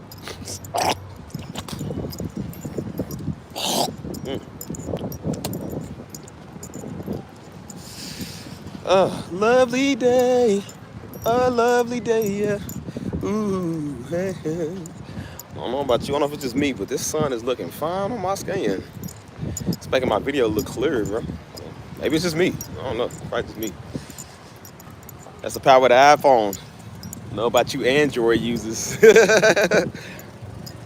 Like, I'm not one to point fingers. I say names, you know, Mike, or, you know, some of y'all, but Android just ain't where it is.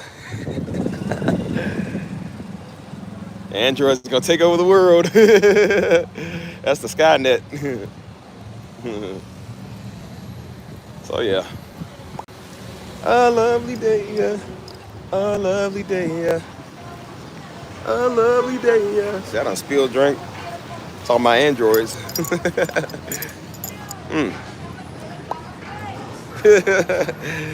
But y'all can't FaceTime, man. What if I want FaceTime the group? I'm like, oh, yeah, that's right. Y'all got Androids. Gotta get like WhatsApp or Google Duo or something. So yeah, ignore this. I just spilled drink on myself. Look like I done lactated.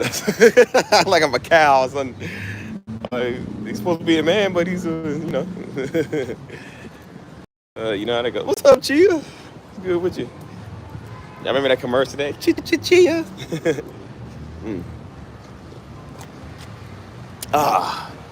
We just enjoying a lovely Friday. What's the degrees out west, Chia? How hot is it out there in California? It's supposed to, it's been hot kind of here lately. But today and yesterday, man, it felt good, man. Yesterday and today, it felt great. So I said today's a good day, man. It's been a little challenging today, but that's why I said even when it's challenging, I'm still saying it's a good day, man. I'm still proclaiming that, still saying that. You know what I'm saying? So, what's up, Janelle? Long time no see. Janelle, she's luxury like Chanel. She look good like Chanel. She look good like Chanel. Woo. Yeah, today feel pretty good. Today I ain't gonna lie, like, it ain't too hot. I already got my tan. Maybe it's just me, man. I'm adapted to this weather right now, but I got my tan. If y'all can't see, I'm blacker than black. So Steve's like Kingsford charcoal black now. I done got in this sun, boy. I done turned into a burnt Krabby Patty. Oh man. She like Chanel. Let's see. I don't think we ever had a Chia Fat. I always seen them off of the commercials. It's like, add water, chia. Now in Garfield form, chia. I'm good. I can't complain. I'm good. Just out here. I was doing some music earlier and just came outside for a little stroll. Feels great, man. These palm trees are really adding to the vibe. That's why I said I'm doing some big things this year, man. Like, I'm about to really enjoy this year, man. Traveling and, you know what I'm saying, building this community. Doing a lot of things, bro. You know what I'm saying? Like, I'm just all over the place. You feel me? Like, so that's why I said I keep my mind fortified and you know what I'm saying, just staying focused. You know what I'm saying? Everything's not the way I want it to be, but I'm still happy, man. And then through all that, I'm still learning to say, like, I'm happy, man. I'm still feeling good. You know what I mean? So I can't complain, man. I won't complain. So I've had some good days. Hey, I like that song. I've had some weary days. But when I think about, I can't hit my high notes, man. You know, why my tears away. All I can say is thank you, Lord. I I won't complain. God, been good to me. I can't hit my notes, but my voice is still gone. Hey, that's my song, man. I won't complain. Shoot, I won't complain. I remember they played that. I first heard that song at my great grandmama's funeral, and they was playing that song. And it was a woman that was singing it. She was cold, bro. You know that old God. I love that gospel, man. Like I said, when they get into it, you know what I'm saying. And then they start feeling the soul. Then everybody just start doing that, you know what I'm saying. She walked out, the music still playing. She just walked off. I like you get on your knees and they throw the cloak over you. They throw like the little jacket over you or something. I said, black people, man, we something else, man. I won't complain. I love that song, man.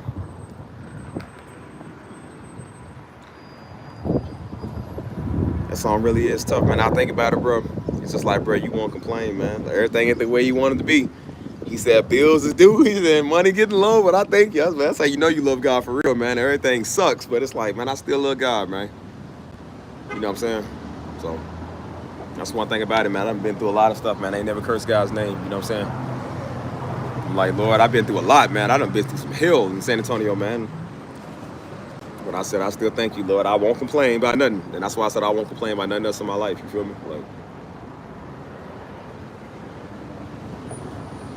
these are challenging times, boy. I tell you, I've been challenged so much. It's like every time. That's how I know good stuff is about to happen, man. Because people keep coming over here doing stupid stuff, man.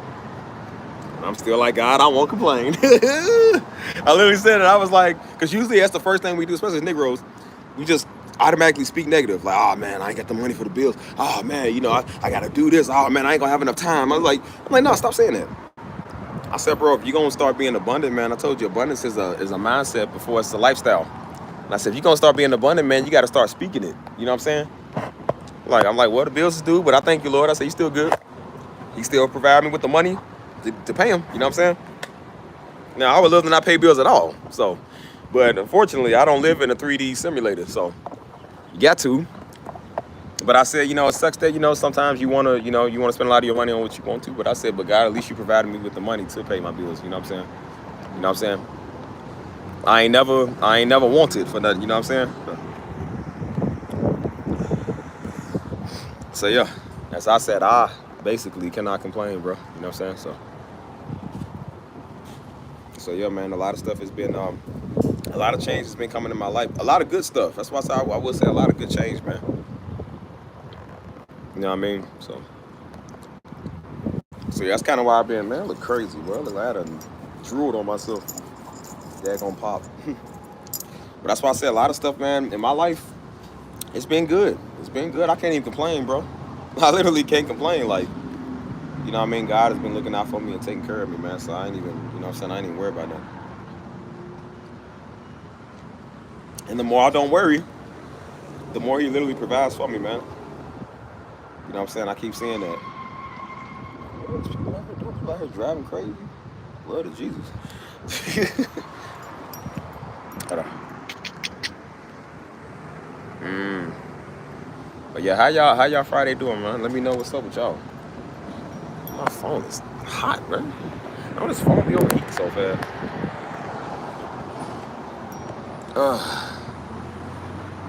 I won't complain.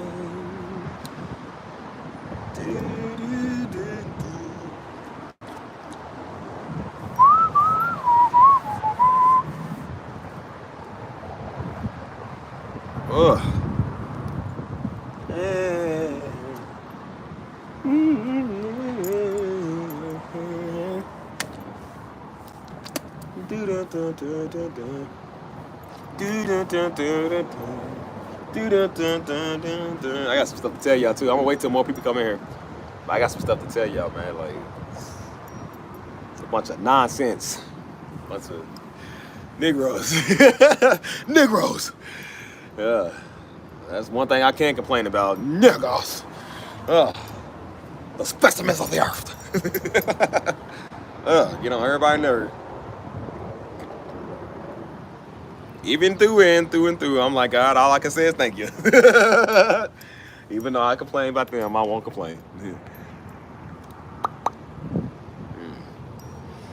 Yeah, I was saying that on my stream the other day. I said, man, I thank God for the good and the bad. For real, man, I didn't realize how much I was thanking him through the bad, man. Like, I told you, I done been through some hell out here in San Antonio, man. This is 30 months of me living out here, and it's been good, but it's been a challenge, man. I ain't gonna lie, it's been a challenge. You know what I'm saying? This is the most obstacles I've ever faced in my life.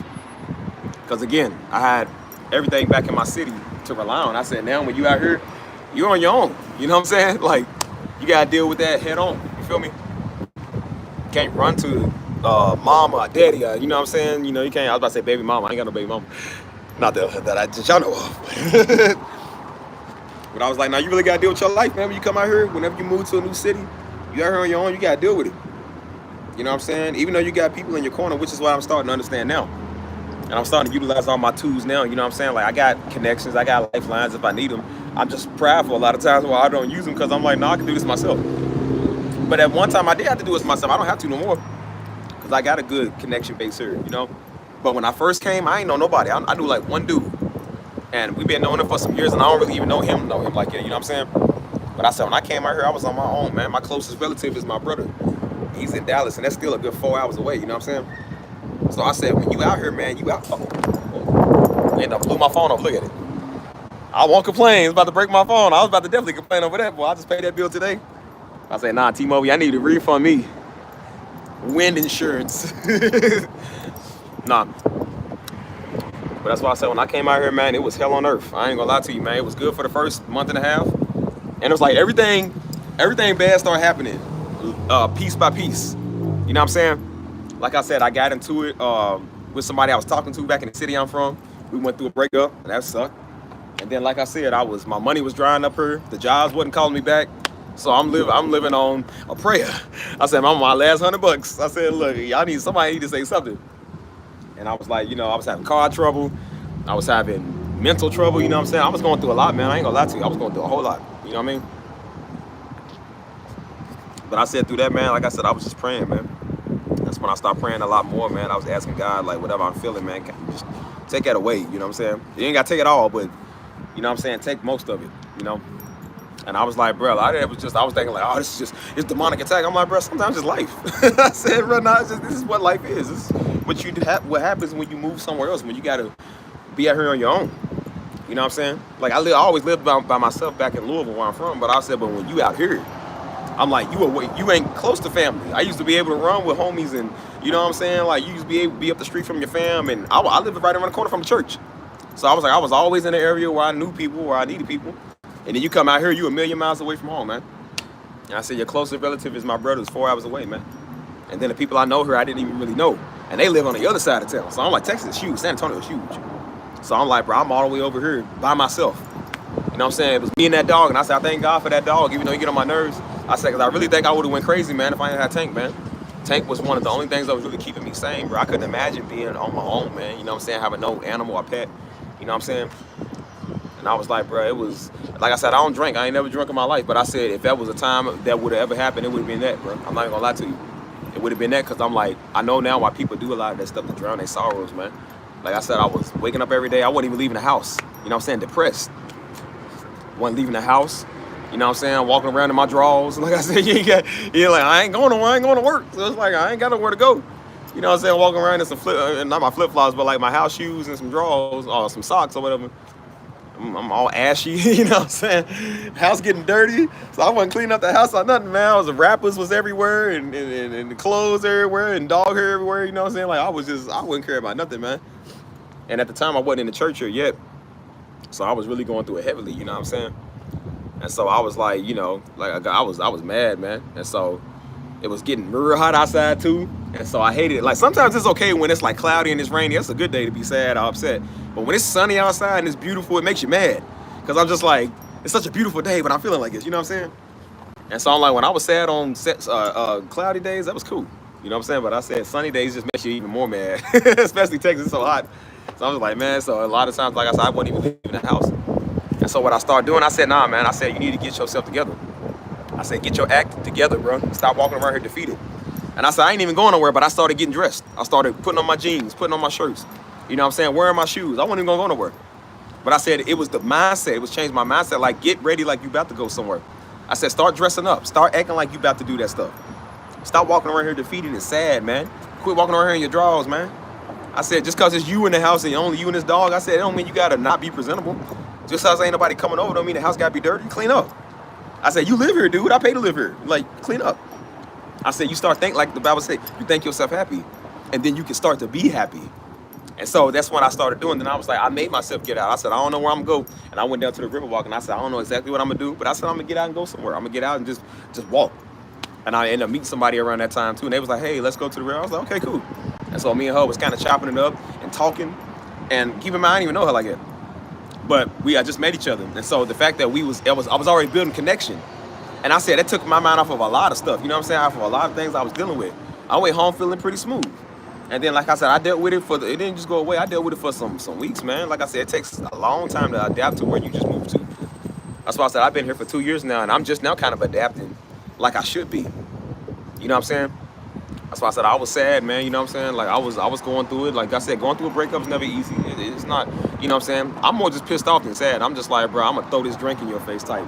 You know what I'm saying? Like if I see you and I got a boiling pot of coffee, like it's gonna be you or the coffee, something like. But I'm like, you know, I'm just when you doing new things, man. That's why I said it's scary because you're doing something that you ain't never did before. A lot of stuff that I'm doing now, man, is stuff that I ain't never did before. That's why it's scary. Because it's like your Negro mindset is telling you, oh, no, sirs, you can't do that now. Like, nah, how's we gonna do that? Like, we all talk like this old master slave type Negro. You know what I'm saying? We never be like, nah, man, I got this. Like, we free, but we runaway slaves and like we like bound slaves in our mind, bro. You know what I'm saying?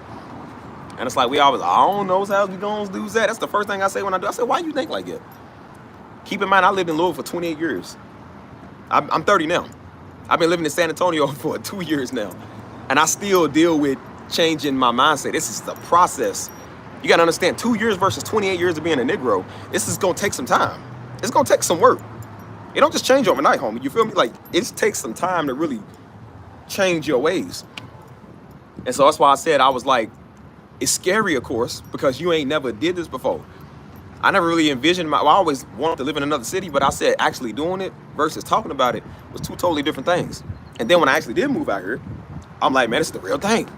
And then that's when I started realizing, I was like, yeah, that's what Daddy was saying about how you ain't gonna be on his prayer no more. Mama, like, you ain't gonna be on my prayers no more. Like, you got to pray and know God for yourself. And when I came out here, oh, Lord have mercy, I had no God for myself. I said, God, this is between me and you, and this God was trying to get me in a quiet, still place. Because I was always running with the homies. I was always talking to some girl. Again, I was never single. I was always with somebody, doing something. And I said I was never alone. And I said that was the one time I was alone to hear God's voice, man. I heard his voice a lot, man, when I was by myself. And that's why a lot of times I like to be by myself, because I ain't got to worry about niggas. I ain't got to worry about people that just act crazy. You know what I'm saying? You got Negroes can't act right today. You know, people let you down. I told God earlier this month, I said, God, I don't trust nobody. I said, but I trust you. Because I said, you ain't never lied to me. You ain't never let me down. You ain't never made me want to do something. Like, you always lift me up. I said, you've been on time every single time. You've been beforehand or last minute, but I said, you've always been on time the way you according to your timing. When it's God's timing, he's on time, whether it's our time or not. And I said, God, you've always been here for me, man, even when I didn't deserve that. I said, I don't want to disrespect you. You know what I'm saying? I don't want to turn my back on you like you never turned your back on me. You know what I'm saying? What's up, Bree? But that's why I was saying, I'm like, man, when you come out here, bro, you got to be mentally prepared. That's why I tell people it's okay to be mental sometimes, man. We human beings. Just because you saved don't mean you ain't going to go through nothing, man. If that was true, like I said, Daddy always said it. He said, if God wanted you to just get saved, that's it. He said he would have killed you when you got saved and took you to heaven. He was like, you're still a human being, man. You still got a lot of work to do on earth. You're still going to be a human being and feel stuff. You know what I'm saying? And once you start realizing that, there's nothing wrong with going to therapy if you need to go to therapy. There's nothing wrong with talking to somebody, man, if you need to talk to somebody. If that was true, we would never have a thing called church. We would never have a thing called the brethren and sister breaking bread with the members, fellowship. Like I said, God said that stuff because He knows we human beings. We are not animals, man. Where we kind of thrive in nature by ourselves. It's like, bro, we need people, and that's why some of the most miserable people, is the ones that isolate themselves from everybody. They always mad. They always hate everybody, and I said they always loners by themselves. And then you look at how they are. They always sick. They always negative. They never have nothing good. They always just, it's nothing good coming from them. So that's why I said, like, when I see people like that, I get away from them because I'm like, I don't want to be around that type of stuff. I went through a lot of negativity. This is 28 years, man, of Negro. 28 years of Negro in Louisville, man. It takes a long, bro, especially Louisville. It takes a long time to change your mindset, man. I speak abundance and prosperity every day. I say even sometimes everybody's gonna have that thought in the back of their mind. But I said, you have no idea how deep it is coming from Louisville. It was impossible to do anything. Daddy been saying this vision for years, man. It's just we couldn't see it because we was thinking with the Louisville Negro mindset. Oh, nah, Daddy just talking. Nah, Daddy just, he got big plans. It's like, maybe he'll do it, but I'm like, he ain't gonna do it no time soon. That's how we thought. And I said, that was so wrong. That was so messed up how we was just doubting. All we did was doubt. Every time we turn on the phone, man, we look at somebody got killed. You know what I'm saying? We got faith for death. Somebody passed away. This happened to somebody. Oh, Lord, treacherous tragedy. That's all we do. And I'm like, why is it so hard for us to think positive? Like, why can't we take the positive thoughts and think them the way we do the negative? You always got enough faith for you ain't gonna have no money to pay your bills. I said, why can't I have faith that God's gonna bless me with 10 grand? Ain't nothing wrong with that. I don't care what nobody say. Yes, I love money. God wants you to have money, boy. I wish that worked if we got saved, we ain't have to pay bills and taxes, because I wouldn't pay another bill I tax in my life. But even Jesus said, give to Caesar what is due to Caesar. That means God wants you to have money to pay Caesar his dues. That's why I said the main people that talk to you about money, it ain't white people, it's Negroes. It's always Negroes. Don't listen to them. You're going to end up broken out there, cursed on the corner, hollering at people like they are. Don't be like them. So that's why I said I've been doing this channel for almost a year and I ain't listening to not Negro. I didn't come out here to listen to Negroes. If I listen to them, I'll still be in Louisville. Louisville is a stronghold. Daddy even said that Louisville is a stronghold for Negroes. It is a big stronghold. You know how hard it is to get out that city? You know how hard it is to do anything? That's why Daddy couldn't really get his ministry off the ground, man, because that city is hard.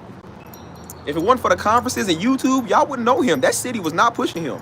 They was not supporting him in Louisville. I'm trying to tell you. They support him anywhere else, but they cannot support him in that city, man, because Negroes. A prophet is without honor in his own city, bro. I'm trying to tell you. And I kept saying, I said, if I stay here, I will never grow up as a man. I will never elevate myself. I will always be, not a ragdoll, but I will always be lower or less than. I won't be reaching my full potential. So I came out here and I was crying about, oh man, it's hard. Like, God, why me? I said, bro, this is what you want. Pressure is what makes you grow. You said you wanted to come out here and do something better with your life, right? I said, yeah. I said, well, this is where what do you think happens when you want to process this? It's going to be uncomfortable a lot of times. It's going to be times you hate it. It's going to be times I want to fade everybody I see. But I said, but that's just the process. Sometimes you got to work a job you don't like. Sometimes you got to be around people you don't want to be around. Sometimes you got to pay bills you don't want to pay. And believe me, I don't want to pay any of them. But I got to. I said, this is growing pains. And that's why I came out with my song, Growing Pains, because that's what I was dealing with at the time and didn't even know it. All my music is based off of my story, man, my life. You know what I'm saying? And I said, you in the growing pain stage, man. It's going to be uncomfortable. It's going to suck a lot of times. You're going to have people that come. You're going to have people that go. And that's just a part of life. It doesn't mean that something wrong with you. It don't mean something wrong with them. It just means that sometimes that's how that goes. I said, sometimes it's got to get bad before it can get better. You feel me? Sometimes it's got to suck for a long time before it can be good for an eternity or for a lifetime. And I said, well, Lord, I endured plenty of bad. I said, Lord, it's over 30 months of enduring hardships. I said, I think I'm ready for thou blessings. I'm ready for those. So I said, God, bring them here. But I said a lot of the reasons why I was going through that and I was dealing with that stuff, because like I said, I'm prideful. A lot of times I'm prideful, man. Like, even when it comes to asking God stuff, I do not like asking God for nothing. Because I've never been needy. I didn't like asking Daddy for nothing. I don't like asking women for nothing. I don't like asking my family for nothing. And I didn't like asking God for nothing because I didn't want to sound like I see people do it all the time. People always cry, oh, I need this. Oh, somebody give me this. Like, they always want somebody to do something for them. I said, if I could do it myself, I'd rather do it. And I said, I'm not trying to sound like I got vainglory, but I said, I just didn't want to sound like crybaby. Like, I'm coming to God like a crybaby. And then I realized, I'm like, well, he's the one that told us to do it anyways. He told us to do it.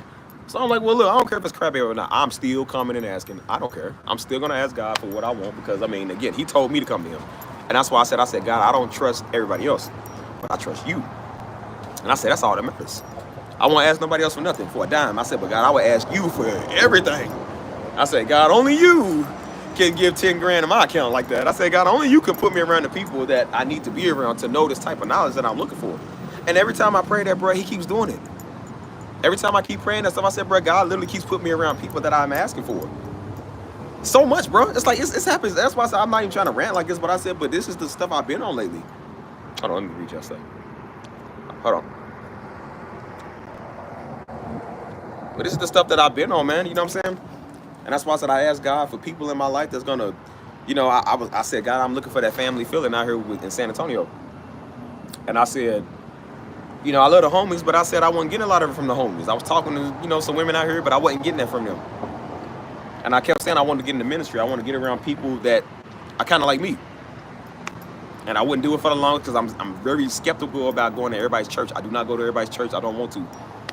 But I said, but I want to get in the right ministry that I like. And I got in one now, and it's so nice to be a part of that. And I said, I'm starting to see everything unfold, what I asked for. And this is happening fast. That's why I said, it don't take no 6 months, a year, or nothing. I said, bro, sometimes it could be tomorrow. I told you, never doubt God's timing, bro. Understand how much time you have. I said, listen, man, there's 24 hours in a day. You can go to bed broke today and wake up rich tomorrow. That is how fast stuff goes. I'm not saying I always expect fast results, but I'm saying, bro, I can go to bed with $10 tonight and I can wake up with 10 grand tomorrow. If God wanted to touch some millionaire to say, hey, man, I want to bless this dude, that's all it takes. Ain't no loops and holes I got to jump through. Ain't no, oh, it's going to take 40 days and 40 nights. Like, bro, now with technology is increased, now with the way that the word is, I said, bro, you can get whatever you want whenever as fast as that.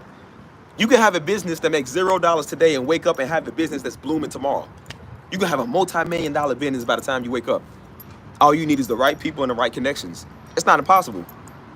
So that's why I said, I'm like, God, I know to me, my timing is humanly time. I know sometimes I want it now. Sometimes time goes by so fast or slow. But I said, God, you can do whatever you want to. If I go out here and try to make $10,000 in a day, I said, maybe it's not going to work the way I wanted to. But I said, God can touch anybody in the world. You know how much money's in the world? There are trillions, quadrillions of dollars. And I said, God can literally break you off for 30 seconds of that money. He'd be like, here, man, there you go. Just because I like you, just because I'm feeling favored with you today. Here, there you go. That's why I said, don't ever doubt God, bro. You can be on your last day of paying the bills, and God will literally provide money for you to pay your bills. I've seen it happen. It's happened to me before. I've seen it. I was talking to one of my buddies the other day, man, and I've been real acquainted with this dude, you know what I'm saying? And so he was saying the same stuff I was saying. I said, bro, that's why I was laughing. I said, bro, I literally am in the same boat. And he didn't even know. He said, bro, I thought I was the only one feeling this way. I said, dude, I'm in the same boat as you. And the other dude we was with, he was in the same boat too. I said, bro, everybody I'm seeing now is in the same exact boat. Same boat. I said, bro, I said, he was like, bro, he said, one time I was praying, man. He said, I was about to get evicted.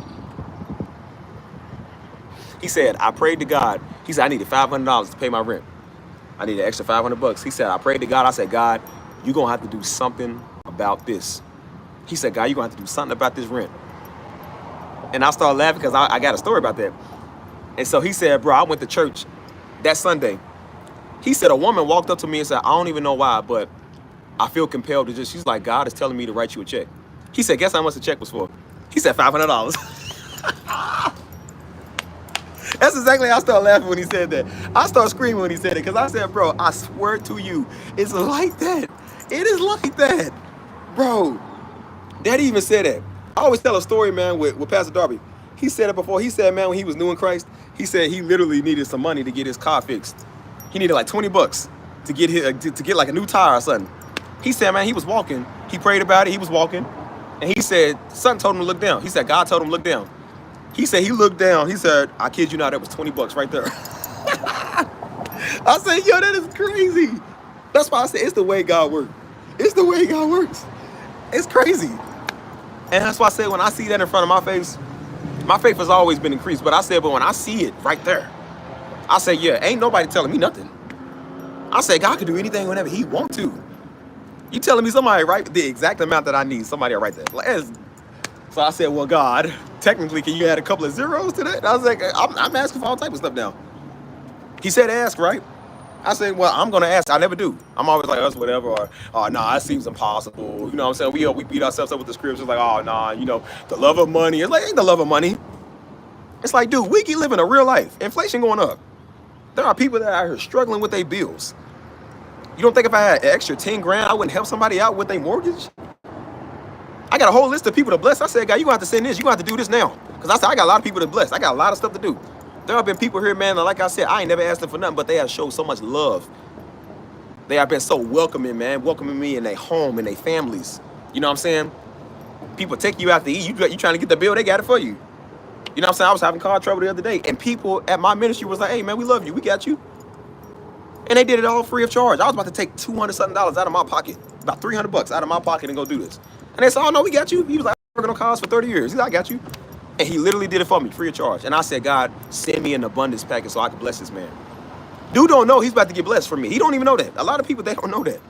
Because I'm like, I'm not telling him, and I ain't bragging about it. But I said, God, I got a lot of people to bless, man. I'm doing a lot that I can with the little money that I got right now.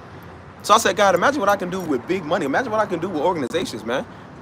I'm trying to make it to where, like I said, if I got funds, anybody struggling on their rent, it's like you almost doing a Secret Santa type stuff. I'm not going to be posting it on my YouTube and all, well, they was low on their rent, they ain't have no shoes, and guess what I did? I ain't got to tell them. Just like Jesus said, when Jesus blessing people, he said, tell nobody. He said, tell nobody. Like he told that man, he said, don't tell nobody who bless you. That's the way I'm trying to do. Don't say nothing. Don't tell nobody. I don't like I want you. Because I'm like, sometimes, man, people might be embarrassed. You don't got to put their info out there. They struggling with their rent. I mean, sometimes it's embarrassing. They ain't got no shoes. You ain't got to say that. But I said, bro, I got a lot of people to bless, man. Because they showed me that love that I prayed for. And I said, how can I not bless people back for blessing me? Even though they ain't physically ain't give me no money. But I said, but it's the fact that, because I don't look for money. I get that. It's the fact that they showed me the love, man, that I was looking for. That meant more to me at the time than money. Because I always had money, but I'm like, but I didn't have that love here. And I said, God, I got a lot of people to look out for, man. God sent these people in my life, man, to let me know things are going to be okay. That's why I tell myself, I was like, bro, stuff is going to be okay. Even if you're running low on money, man, if you're running low on funds, your credit is going down or whatever, it's like, things are all right. I said, I woke up today, it's good enough. That's why I said today was kind of, not really challenging, but, you know, it was kind of just like, it's a little irritating. But even in the midst of that, I was like, you know what? I said, it's a great day. It's a good day. It's a wonderful day. This is the day the Lord has made. I'm great. So I ain't worried about it. And I said, I'm sitting here laughing. I'm just like, I said, God, I seen you work before in my face. I said, you're going to do it again. I ain't worried about it. I said, God, you're going to do it again. That's how much faith you got. You ain't even like, oh, Lord, you just got to do it. Like, I ain't do it. I said, God, you're going to do it again. Do it on your timing. But I said, but Lord, I mean, if you can do it between this time and time, okay, whatever. I ain't going to tell you how to do what you want. So I said, God, you know what I prayed for. You know the desires and the cries of my heart. You heard me say this to you. I said, so Lord, I'm telling you to do it. And that's how God moves. I'm not begging, snotting, and crying, and Lord, I just can't take it no more. I'm just like, God, you always made a way. You ain't gonna not make a way now. You saved my life a lot of times. You can save my life. That's a big thing. You can provide the money. You can provide the people. You can provide anything I need, all the services I need. Like God, you are the ultimate provider. You can do anything I need. So why am I gonna be stressed? I ain't got put out yet, so I'm like, so why am I gonna act like I'm gonna get put out now? And if anything, I'm like, I got a lot of lifelines. If I ever did need help, I would never call them. I would never tell people. But I said, but just to know that you do have that love, that feels good. And I said, that is the type of lifeline I'm trying to be for others, man. When people did call me for that, I'm like, I was able to do what I could. God knows the desires of your heart, man. He knows you're a cheerful giver, man. He knows that you love people. He knows that you love him. I can't not have money and give, man. I can't not have money and do something for people, man. I hate to see people struggling. If we go out to eat, it's on me, man, because I love to eat. You might not have the funds to get what you're trying to get. I said, I got you, though. My homie was with his kids the other day. We went with him 2 days ago to go pick up his kids in another part of Texas. He got his kids for the summer. And so he got like 4. No, he's like 3. And so we stopped at the gas station or whatever. And so I said, yeah. They was like, oh, yeah, I got a little money. I said, hey, bro, I got you. So I said, no, homie, don't send me your money. I got you, man. And I said, you know, just go get y'all pop or whatever.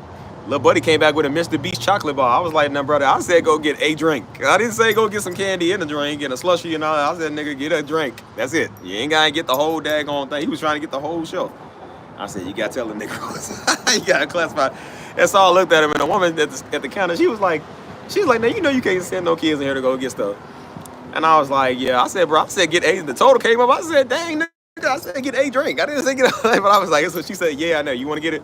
And I was like, yeah, bro, get it. I said, I'm blessed. I said, I ain't worried about it, man. I said, get it. But I was like, little buddy tried to finesse me. He tried to finesse. His daddy told him to go get a drink, and he came back with some candy. I was like, yeah, okay. But I'm like, it's cool. I don't care. Stevie C love the kids, you know what I'm saying? Stevie C love the kids. But yeah, man, that's why I said, all in all, man, like I said, God got us, man. God. Oh, let me read what y'all saying. I haven't been reading this.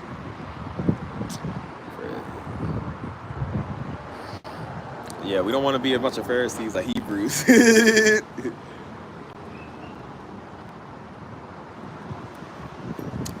quite honestly, man, like I said, you know, it's just a lot of times you do be worried, man. Like I said, I'm not going to say that I don't. I'm not going to say that I don't still think about a lot of stuff, man. But like I said, I ain't really worried like I used to be. And that feels good, man. That's why I was even telling my buddy, man, that invited me out to the, his name's Paul. His name's Paul. And so I'll be thinking of Apostle Paul. So he's funny, man. He a white guy, man. But he's black, though. I think Paul black, man. I ain't gonna lie. He's a black dude. And so he got some good connections, man. So that one Saturday, I told you that Wednesday I was having the worst day of the year. This is early this month. Keep in mind, this ain't a long time ago. This is earlier this month. I was having some severe stress and severe anxiety or whatever. I was getting frustrated. I was fed up. And so, like I said, my heart rate was like 140, 150. I was going through it, man. You know what I'm saying? And so later that day, he hit me up after I took a nap. It was Wednesday night. That was Wednesday. So, you know, we got Wednesday service at Destiny Ministry. So I tuned into what they was talking about. And I said it was hitting my issue. So I was like, hey, that's exactly what I was talking about earlier. He called me up later. Was like, hey, man, you want to go to this little cafe place we go to? I was like, yeah. So we get there. There's a group of girls. A group of girls actually having a Bible study. Or like a little, you know, a Bible meetup. And so they was like, hey, you know, they know we do music. So I was like, hey, you know, y'all want to join us real quick before y'all do that? I was like, yeah. So we joined them. And so they started talking about the exact thing we was talking about in Wednesday service. The same thing I was talking about earlier that day. I've been talking about for days. The same thing they all was like, hey, and the dude was like, hey, I was thinking about that today too. Somebody was like, hey, I was thinking about that today too. We was talking about Psalms 23. I don't know why Psalms 23 is so relevant for everybody, but it's just the go-to. And so he was like, I was thinking about, he said, I just read it today. I said, bro, I was just listening to the word about that today. And the girl, she's like, well, I was praying on this today. It's the one the Lord to get. She's like, it's the one that the Lord gave me. And I said, you see the synchronicity? I said, it's because God is literally bringing us all together. And so that made me feel a lot better. 3 days later, on that Saturday, he invited me to go to this little music meetup over this dude's house that he knows. It's a black guy. He wanted me to go over his house. And I was like, you know, I was thinking about it. I was like, I'm trying to get some stuff done. I got these channels I'm working on. I got a lot of stuff I'm doing. So I was like, bro, I don't know. I think about it. And he was like, well, come on. He's like, just come on out. And so I was like, I said, you know, what the heck? All right, I'll come out. You know what I'm saying? So I went out, and as soon as I get in there, beautiful smell. This is a beautiful neighborhood, right? Super nice neighborhood in San Antonio. Super nice. Super nice. Feels good as it do out here now. It was a little cooler that day. It feels good. I get out the cars, palm trees, beautiful houses. This dude's a collector of cars. He has a lot of like old vintage, like 70s Chevrolet cars. It's beautiful, man. He got a lot of nice stuff. So we get in the house, smell of food, bro. It ain't nothing but Judah in this house, dog. I'm talking, it's Judah in this house. I was like, bro, buddy got some. He got the food. I'm talking about, bro, the man had aluminum trays, dog. It was like aluminum trays about this big, yay wide. Buddy had the mac and cheese, the sweet taters. Buddy had the lasagna. He had the baked spaghetti. He had the chicken. He had everything, the garlic bread. Buddy had everything. I said, oh, I know the Lord is in this house. Judah is not in this house. I said, because it smells delicious. So we had a lot of other, like I said, it was some white people, some Asians, but I said it was mainly Judah in there. Man, I ate so good. So when I touched that mac and cheese, I said, it's that black folk mac and cheese. Okay. When I tasted it, I said, oh, yeah. My soul, it is well with my soul. I'm good. So it was good soul food. Then they started to get on it was a keyboard over it. So it was the dude that got on the keyboard. We all start singing my mama and them gospel music, dude. Old school gospel music. Talking about from the 80s, the 90s, the good stuff. Not this new crap, this good stuff. I'm talking about, I've never been in a room with so many musicians. I'm talking about, bro, it sounded like heaven in there. It sounded like heaven in there. This is what heaven sound like, man. Go to a black church, you're here. This is what heaven sound like. Bro, they was playing so much good music. Soul food, soul music. You couldn't ask for nothing better. I told you, you could not ask for nothing better. And I'm sitting here singing along. That was the most I ever sung in my life. I promise you, I've never sung that hard in my life. That day that I did, I never sung that hard. I didn't even know I could sing like that. I'm probably not even telling you. Maybe it's the soul food that really hit my soul that made the soul come out. That's the soul. But I was like, bro, I never did that before in my life. I promise you. I'm talking about, bro, I was singing. People was turning around like, oh no, I was over in the kitchen area. And they was looking, hold on, what is that? And I'm just like, I said, man, I'm just vibing, you know what I'm saying? And I was like, I'm making connections at this place. I'm making connections at the, yeah, I put some clips in the Discord. I'm making connections at this place, dude. I'm making all type of connections, music connections. The guy that's house it was, he was like, he said, hey man, he's like, yeah, we do this all the time. He said, yeah, come through, man, we're gonna do this again. I was like, hey brother, say no more. I said, you got this good food, I'm coming back. I said, boy, he said, yeah, take as much food as you want. He said, we got it, bro, I'm telling you, dude had the thick trays. He said, yeah, take as much food as you want. I was trying to be modest. I said, nah, nigga, I'm getting some of this lasagna. I said, I'm getting some of the lasagna. I'm getting some of this mac and cheese. I'm getting some of the sweet taters. I said, man, I'm getting a little bit of everything. And I was like, I ain't gonna try to act modest. He like to eat. And I said, I was looking for soul food in San Antonio. And I said, I found it. And I said, bro, it was so much Judah in that room. I'm not even lying to you, bro. It was the sound of heaven, man. I was like, how can this day get any better? And then literally, man, something else happened while I was there.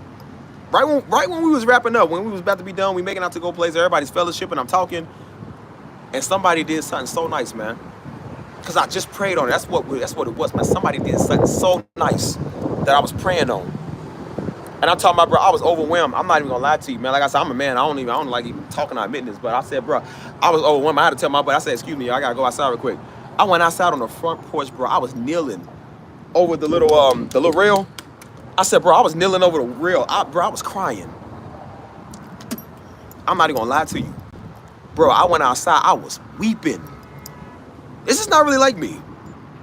But I said it was the fact that God was showing me everything is all right, man. Everything is okay, son. I got you. And that's when I realized God really do got me. And I went outside, man, and I just started talking to God. I said, God, I didn't see it. I said, God, I know a lot of times I'm dealing with stuff, but I said, I didn't even see it, man. I get so oblivious to even knowing. I thank you, man. And I was kneeling over the rail, man. I was just weeping, bro. I had to literally like, because it was, when I said it was perfect. The sun was out, bro. The sun was setting. The wind, I was in a nice little shade. Beautiful area, beautiful homes, beautiful people, beautiful everything. The wind was blowing just right. Everything was fine. Good food, good people, good music. Great day. Best day I've had this year so far. There's gonna be better ones, but that's the best day I had this year so far. And it's just like, it hit me. I was just like, God, I feel good, man. And I went out there and like I said, I was wiping my face, but I'll say it hit me so heavy. And it was like my soul was hit. I'm not gonna lie to you, man. My soul was hit, bro. And I'm like, man, I remember I was like, okay, we wrapped up and stuff. And I was happy. And so I went home. Every day what I've been doing, well, not every day, but every other day I've been documenting a lot of my journey. I've been recording myself talk about like, hey, this is day 3, which I think some of y'all should do. This is day 3, this is day 25, it's day 30. I'm feeling this way. Even the bad days, I even did it that day when I was feeling bad. I said, this is day whatever. I said, I'm not feeling too good right now, but I said, I'm gonna feel better later. I said, I'm gonna get out of this slump. And I said, I went from the worst day of the year 3 days later to the best day of the year 3 days later. And even my buddy, Paul was like, it's funny how things happen in threes. I said, I know. I said, bro, I literally prayed to God. I said, God, send people around me that know about business. Send people around me that know this and know that got the knowledge for this, that got the knowledge for that. He literally sent people around me that knows this stuff. I had a woman walk up on me. She said, you know what? She was like, are you an entrepreneur? Are you a businessman? I was like, no. I was on Discord with them before I even went to the cafe place. She said, are you a businessman? Are you a entrepreneur? I was like, no. And she's like, you just seem like it. She said, I don't know why. She said, I just feel compelled to talk to you about like business and stuff. And I said, it's funny you say that. I said, because I was just praying to God about seeing people around me that know this type of stuff. And she said, well, I was just praying about this type of stuff too. And she said, you know, the Lord probably told me to come talk to you. And I was like, what? There's that. Yeah. I said, that's God right there. Right there. Then, a couple of days, or I think it was a couple of weeks after that. I think it was like a couple of weeks after that. I went to the same place. Keep in mind, same place. I was sitting outside because this is a great Christian place, good people. So I was standing outside. I was talking to this dude, and so he's a real estate guy. He knows all about that investing, all about everything. And then I said, yeah, you know about that? He was like, yeah. So me and him just start talking, start chopping it up. That was one. I said, keep in mind, it really was 3 overall. It was really 4 actually, but it was 3 I met. 3 of them I actually met. So he was like, yeah, man, I got you. He's like, yeah. He was telling me some ins and outs about this, ins and outs about that. So I said, cool. So then I think a couple of days later, we went back to the same place. There's a guy there that literally does the same thing. He came, started talking to me too. And I said, yeah, you know about this? He said, yeah. And he started talking to me. I said, bro, these is 3 people. 3, remember, it comes in 3s, right? This is 3 people God put around me that I was praying for. 3 people. I kept saying God put people around me that got connections from music, and he sent people that got connections from music. Oh, man, but God, I'm telling you, boy. And that's why I said, I'm literally watching it. It's the stuff I used to never pray, I never ask. I was like, no, I got it. And I said, that's why I was so stressed out, because I was trying to do everything myself. You can still do it yourself, but it's going to cost you an arm and a leg, man. It's going to be way worse. I was even looking at people who do this type of stuff. They said, I don't know how people do this without God. They said, I don't know. They said, I got successful because I was praying to God. They said, I don't know. They said, this is a very stressful thing. They said, I don't know how people do this without God. I don't know. And I said, bro, I don't know either. I tried. And look at what you're doing to yourself. You are stressing yourself and hurting yourself. Like, bro, when you really look at it, it's like, bro, you need God in this. I said, God's willing to bless you and do it. But I said, but you got to ask him. Don't matter if I look weak. I said, I don't care if I look weak. This ain't between me and men. This is between me and God. Compared to God, I am extremely weak. So yes, I am weak. Coming to him, I'm like, I don't care if it look like that. I said, God, I'm going to say it every day. And I've been saying it every day. Every single day I wake up. The day I wake up, the day I go to bed, I say this every single day. I say it about 3-4 times a day. And I said, God, if you don't do it today, you're going to do it tomorrow. You're going to do it tomorrow. You're going to do it the next day. I'm going to keep coming till you do it. And when you do it, I'm going to keep coming to you again till you do it. And then when you do it again, I'm still going to keep coming to you till you do it some more. That's just the type of faith you got to have, bro. So that's why I said I've been, I wasn't even meaning to rant about this, but I'm just like, but I just been feeling good, dude. You know what I'm saying? Even when I'm not, I'm still feeling good.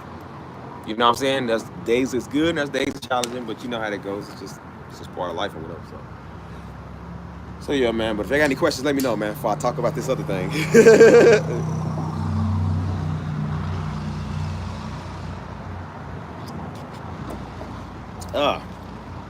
Gotta stop drinking this Mountain Dew and Pepsi. It's not good for you.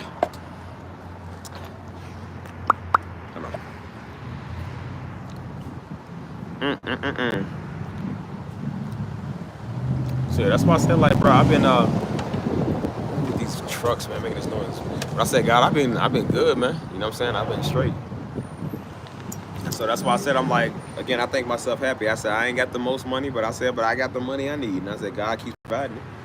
And I said, well, God bless me with an abundance of it. Bless me with an abundance of everything, man, so I can always have more than enough. I don't care no more. I don't care how it looks or how it sounds. Like, I'm going to keep asking. Just keep asking. That's why I said, just go to God and ask, man. God's going to do it anyways. You just want to see how bad you want it. You want to see how bad you're going to keep coming to him for it. So that's why I said, just keep coming to him. I was like, well, I don't want to just come to him when I want something. It's like, well, bro, he told us to come to him. You're going to have to come to him anyways. So I'm like, why not go ahead and do this? Like, just ask. You know what I'm saying? I used to never like asking daddy for nothing, man, because I was like, I hate sounding like that. I was like, bro, well, God ain't your daddy. God is God. You know what I'm saying? So just talk to him, man. You know what I'm saying?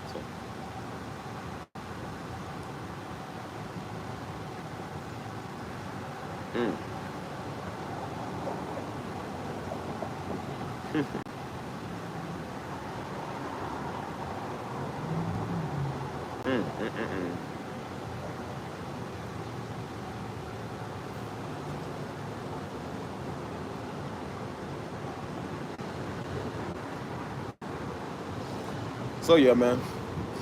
You know what I'm saying?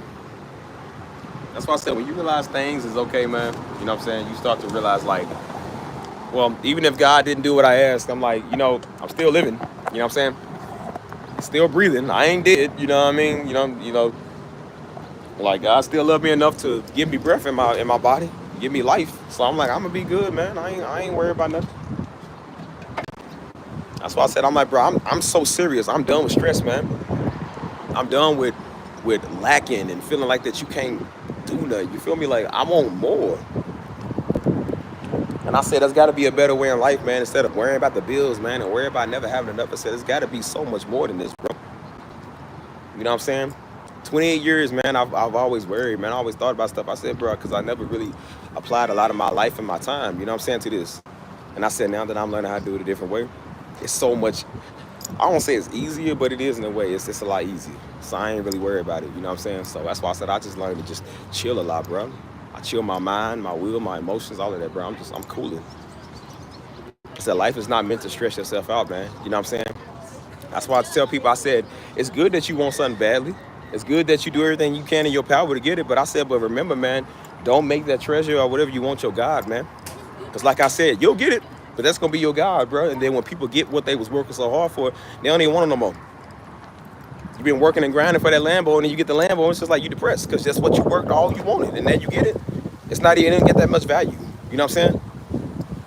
You know what I'm saying? I work so hard, you know what I'm saying? I'm looking at people that, you know what I'm saying, their whole goal in life was to win a Super Bowl. And then they win a Super Bowl and then they're depressed. There's nothing wrong with wanting and working hard to get what you want, but I said, but I don't make that God. I said, Steve is going to be Steve, whether I got $10, whether I got $10 million. I ain't going to never change. I'm still going to be me.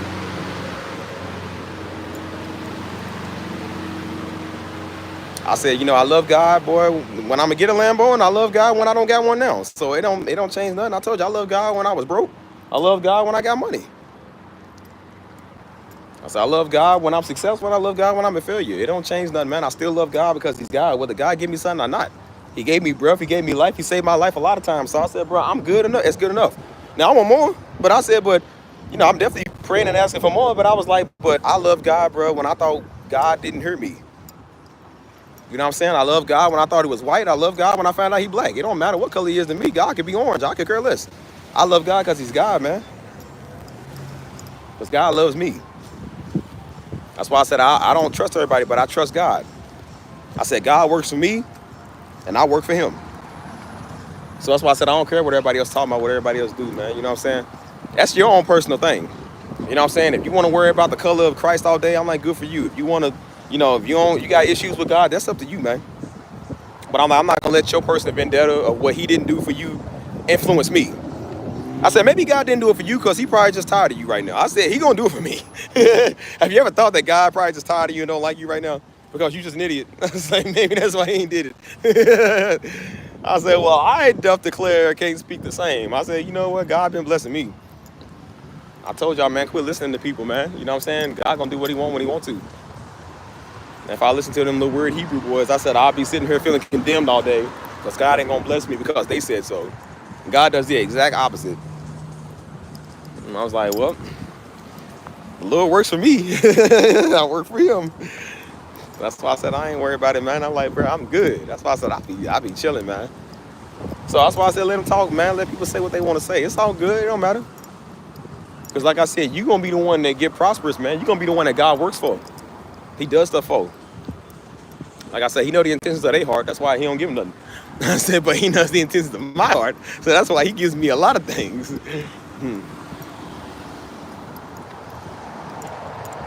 And, hold on.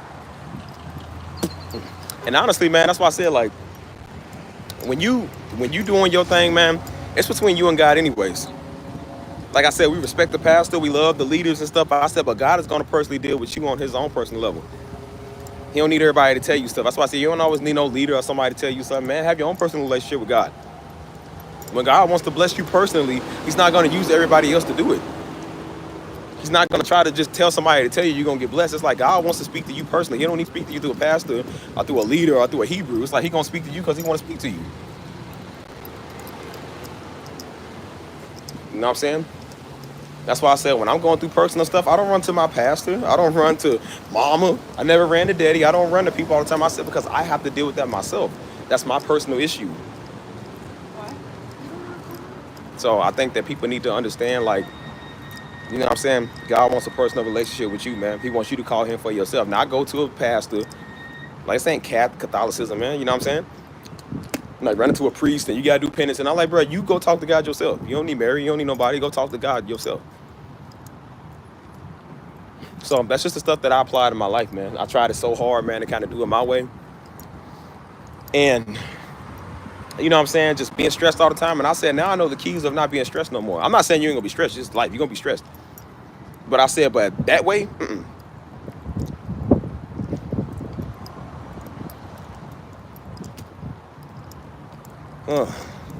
So yeah, like I said, man, just understand there's good things around the corner, man. Just because it looks bad right now don't mean it's gonna always look that way, man. Like I said, when I was having my worst day of the year, I said it looked like it was gonna keep being like that. I couldn't see past that day. I was like, man, this sucks. You know what I'm saying? And then 3 days later, my mindset changed. And that's why I kept saying, I was like, record everything. I kept telling myself, bro, record daily. How you feeling? I said, you gonna feel like that in the moment. But when you get better, I said, you gonna even forget you even felt that way. That's why I said, just document everything, man. So that way you can look back on it and be like, hey, I remember where I was. I remember I thought it wasn't gonna never get better. And then you look and you like, bro, it is 100 times better than it ever was, it ever used to be. So, I mean, this is just my advice. This is what I've been doing. So again, you ain't got to listen to me or follow what I'm saying, but this is just the stuff I've been doing. And this is the stuff that's working for me. So I would suggest people kind of do that, man. It is nice to kind of document your life. Like I said, when you on a weight loss journey, you document that. I said it's the same thing with your life. You want to document all those things, bro, so that you know, so that you can see that. You feel me? So, want some ice cream, man. Ice cream look good.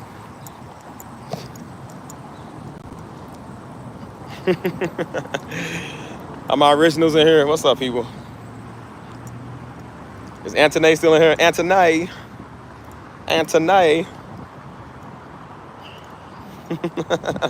Well, Antoine, where art thou, Antoine? Oh, what's up, dog? What's good, man? That's why I said, man, we in our season of abundance. I can't stop saying that word, bro. I promise you, I say that word every day. I literally start posting stuff about that. Everybody's under the post. They like, bro, they said, thank you for that. I've been saying the same thing, man. I've been saying the same thing, dog. They said, we in a season of abundance, and I believe it. People are commenting and talking, and I said, keep doing it. I said, keep sharing. Synchronicity. I told you, because this guy about to do something big, man. That's why I said, I ain't worried about nothing. I said, man, I ain't worried about no little money, man. God gonna bring big money. I ain't worried about no little people in my life. God gonna bring big people, so who cares? I said, I'm straight. That's all that matters. So I'm like, so my family good. I'm good. God's good. That's all I care about. So whatever. That's why I told people, man, it feels great out here. That's why I was like, nah, I want to start getting out and, you know what I'm saying, sharing a lot of these positive vibes. That's one of the reasons I even go live now, man. I used to kind of go live, push this positivity out, man. I want to share a lot of these good vibes, man. It feels great. It's a good day outside, man. It's a good day to be happy. Even in Discord, man, we got to get back on our Discord calls and stuff like that, man. We got to start doing that stuff again. But I told you, man, every time you doing good, somebody want to come around. I told you, man, it's always like it. Some nigga want to come around and start stuff, or somebody come here crazy. So even this goes with what I'm saying. So, so last night, my friend hit me up. She said, she's so stupid.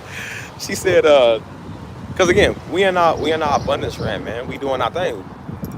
And so everybody knows, man, I've been on my positive wave. I've been on my positive wave since last year. And so, hold on, what are they doing? I think they're doing a car show. Look at this. I think they're doing like a car show or something. What is that? I'm walking over here, so. Yeah, it's like a car show. Oh, they got the Chargers. Hold on, I'm gonna see this real quick, y'all. Hey, Chargers is my dream car, but I'm about to get me one. I was finna walk off the lot with one last year. Yo, man, I'm still mad about that. I had a dark gray Dodge Charger. Yo, man, I was so mad. I couldn't walk off the lot because I ain't have my license renewed here. It takes forever to get your license. And they sold it. I said, you got to be kidding me, dude. Like, it's crazy. Oh, look at this. Oh, that's sweet right there. Look at that. Red and black. That's my color right there, boy. You got the carnage. That's what's up. That's what's up, man. Ooh, we got the Lilo and Stitch. Hold on, bro. Boy, them is fresh, man. Would y'all get the candy paint though? I don't know about the Stitch one.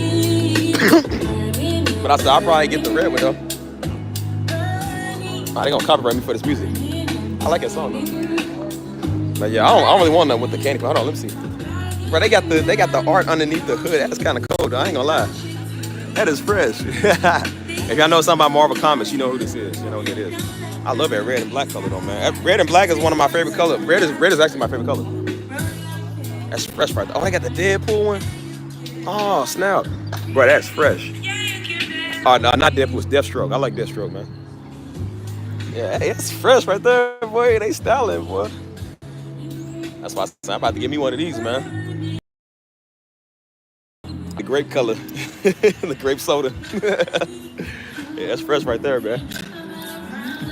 But yeah, man, back to what I was saying. I forgot what I was saying. I got distracted by cars, my true Negro nature.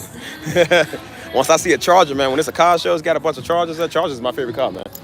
So yeah, when I see one of those, I forget. I blank out and turn into a Detroit Negro. But no, I was saying my friend called me yesterday. Oh, she texted me yesterday. And again, this is when I'm working hard. Every time I focus on stuff, I'm doing my own thing. I always got somebody come mess with me. So she texted me. She said, hey, I think, so she said, yeah, I think, she said, you hurt your boyfriend feelings. I'm like, nigga, what? And she was talking about dude, because like I said, these men be feminized, they be soft. And so they be mad because another man don't want to talk to them. So she was saying, she was like, that's weird. She was like, what's wrong with him? I said, I don't know, that's like some gay tendencies or something. And so she was like, yeah, you done made Buddy upset. I was like, who? And she was talking about, dude. And I was like, I said, what's he mad at? So basically, this Negro, he's, again, remember I told you, when you live your life for you, you ruin a lot of good people and a lot of good connections that you have. So basically, he's over here mad because I don't want to speak to him. Like I said, and it's everybody. I'm not talking to a lot of people. You know what I'm saying? I'm doing my own thing, man. Everybody's on their own wave. Like I said, when you become a man, you put away a lot of childish things. I don't put away all childish things, but I said a lot of it I do. And so I said, I love the homies, but I said, I don't want to talk to the homies every day. We homies. You know what I'm saying? And so, again, may I add you, keep in mind, this dude came back, or he moved, but again, he's obnoxious. And so he's one of them super alpha male type Negro. You know what I'm saying? They always doing stuff they ain't supposed to be doing. And so he got to push his view on everything, which is why I don't like being around people like that. So I'm doing good. Keep in mind, I've been doing good since last year. Homie decides that, and that's why I said it's always niggas. It's only Negroes that do this stuff. I don't see nobody else do this. It's only Negroes that do this. Negroes get indignant and they get like woke. And then they trying to pass on knowledge to you that you already know. I was doing good this last year. He decides to come a couple of, like about a month or two ago. And he was like, yeah, he called me. And again, I don't always pick up when people call me. So he left me a voicemail. He was like, oh yeah, he's like, yeah, I was just saying, man, he said, we got to change some stuff. I said, change what? I was like, what do you mean we? What do I got to change? And so he was like, oh yeah, I just be checking on you, man, make sure you're good. I'm like, yeah, there's nothing wrong with that. I'm good, bro, I've been good. So dude comes and he's mad because he was like, well, we need to start reaching out to each other. I said, we ain't got to start doing jack, homie. I ain't got to do nothing. And I said, first off, bro, we men. We don't do that. Like, I mean, we check up on the homies, but I said, but bro, we don't talk every day, every week. Like, what's wrong with you? So he's, he's like, oh, well, if I don't hear from you, man, I'm going to try to check up on you every week or two. And I was like, I mean, bro, I'm good. You don't have to really say that. I'm like, I've been good. I'm straight. I'm just on my own way. And so he was like, yeah, man. He was like, you still alive, man? You don't say nothing no more. I was like, bro, I'm alive. I just don't talk to everybody. I'm like, bro, I'm on my own. Everybody's on their own way. Keep in mind, everybody's doing their own thing. Again, when he is starting to isolate himself and he's starting to miss a lot of his connections because he's unbearable and people can't deal with him, nobody wants to really put up with him. It wasn't even no bad blood. It's just like, bro, nobody really wants to talk to you like that because we all are doing our own thing. And then we know you don't want to grow up. So when people don't want to grow up, I don't hang with them. I don't like being around them. Because if you hang around them, you're going to be just like them. And so he's like, hey, man, he was like, he was like, yeah, man, we're going to do this, we're going to do that, we're going to hang. I was like, okay, when he come back to San Antonio, so I'm like, all right, bro, that's cool. I don't really care. But I said, but you can't blow people phone up like, bro, stop messing with me. Like, he's messing with everybody. He'll go talk to old girl. She don't want to talk to him. He'll come talk to me. I don't want to talk to him. He'll go talk to the other homie. Like, he's just jumping from place to place, space to space. So he's been doing it for a while. And so, like I said, I mean, I was cool with the nigga, but he came over here trying to tell me how to run my channel. Keep in mind, I've been doing the channel before he even knew about it. And then I told him when I was doing the channel, now he wants to come and give his insight.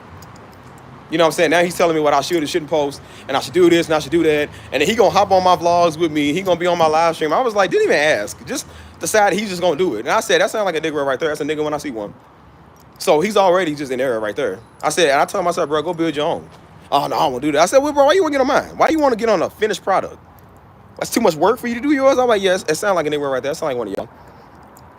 So he tried to get on so he had called me again, I don't always answer people right away. Again, we are men. Keep in mind, we men, right? I can see women sometimes doing this, but I said men. We don't do this. So Buddy is over here mad. Because again, sometimes, you know how some people call you and you don't pick up, or you know what I'm saying? Like, you know, sometimes you don't answer people till a while back, or a while later, which is nothing wrong with that. You got the right to answer anybody whenever you want to. You got the right to talk to anybody whenever you want to, especially another man. You don't do that. So he's mad because I don't get back with him same day, right away. I was like, excuse me? Again, he never told me that. He told the girl that, because again, when effeminized men do that, they run to either other effeminized men or to a woman to go talk about their problems. So she came and told me, and I was like, well, first off, I don't really care. But I was like, she was like, don't you think that's kind of like Diddy-ish? I was like, yeah, it is Diddy-ish. I'm like, why are you worried about another man talking to you, dude? We men. You know what I'm saying? So she came to me yesterday. She was like, yeah, he was talking about, yeah, it's typical you never respond. Because I ain't even talking to her. I ain't even talking to nobody. And so he was like, yeah, he must be going through stuff. And you know what I'm saying? He's going through a lot. And he won't open up about what he's. I'm like, I'm not going through nothing. I just don't want to talk to you, Negro. Why is it every time you don't want to do something, Negroes want you to do something wrong with you? Like you going through something mental. Or now they going to pray for you. Or they going to look. I'm like, I don't need you to do jack. I said, Negro, I've been good before you came over here. You coming over here. And so she even told him, she was like, how you going to just jump in somebody's life? She was like, bro, leave people alone. Everybody ain't on the same type of time no more. She said, dude, I don't even want to talk to you and hang around you. And so he's like, oh, well, then, bro, keep in mind, I'm going to tell you this right now and tell me if I'm just tripping or if the whole world knows this is Diddy-ish. Buddy talking about, he said, oh, in other countries, people stop everything they do for their friends, even if they married and got kids, and they still make time for their peoples. And basically saying that his friendship is more important than you and your woman's or your children or whatever you got going on in life. You're supposed to stop everything you doing for him. That's basically what he was saying. He wants to be the center of attention. I said, well, first off, that's gay. Men don't do that. That's Diddy-ish. I said, second of all, what?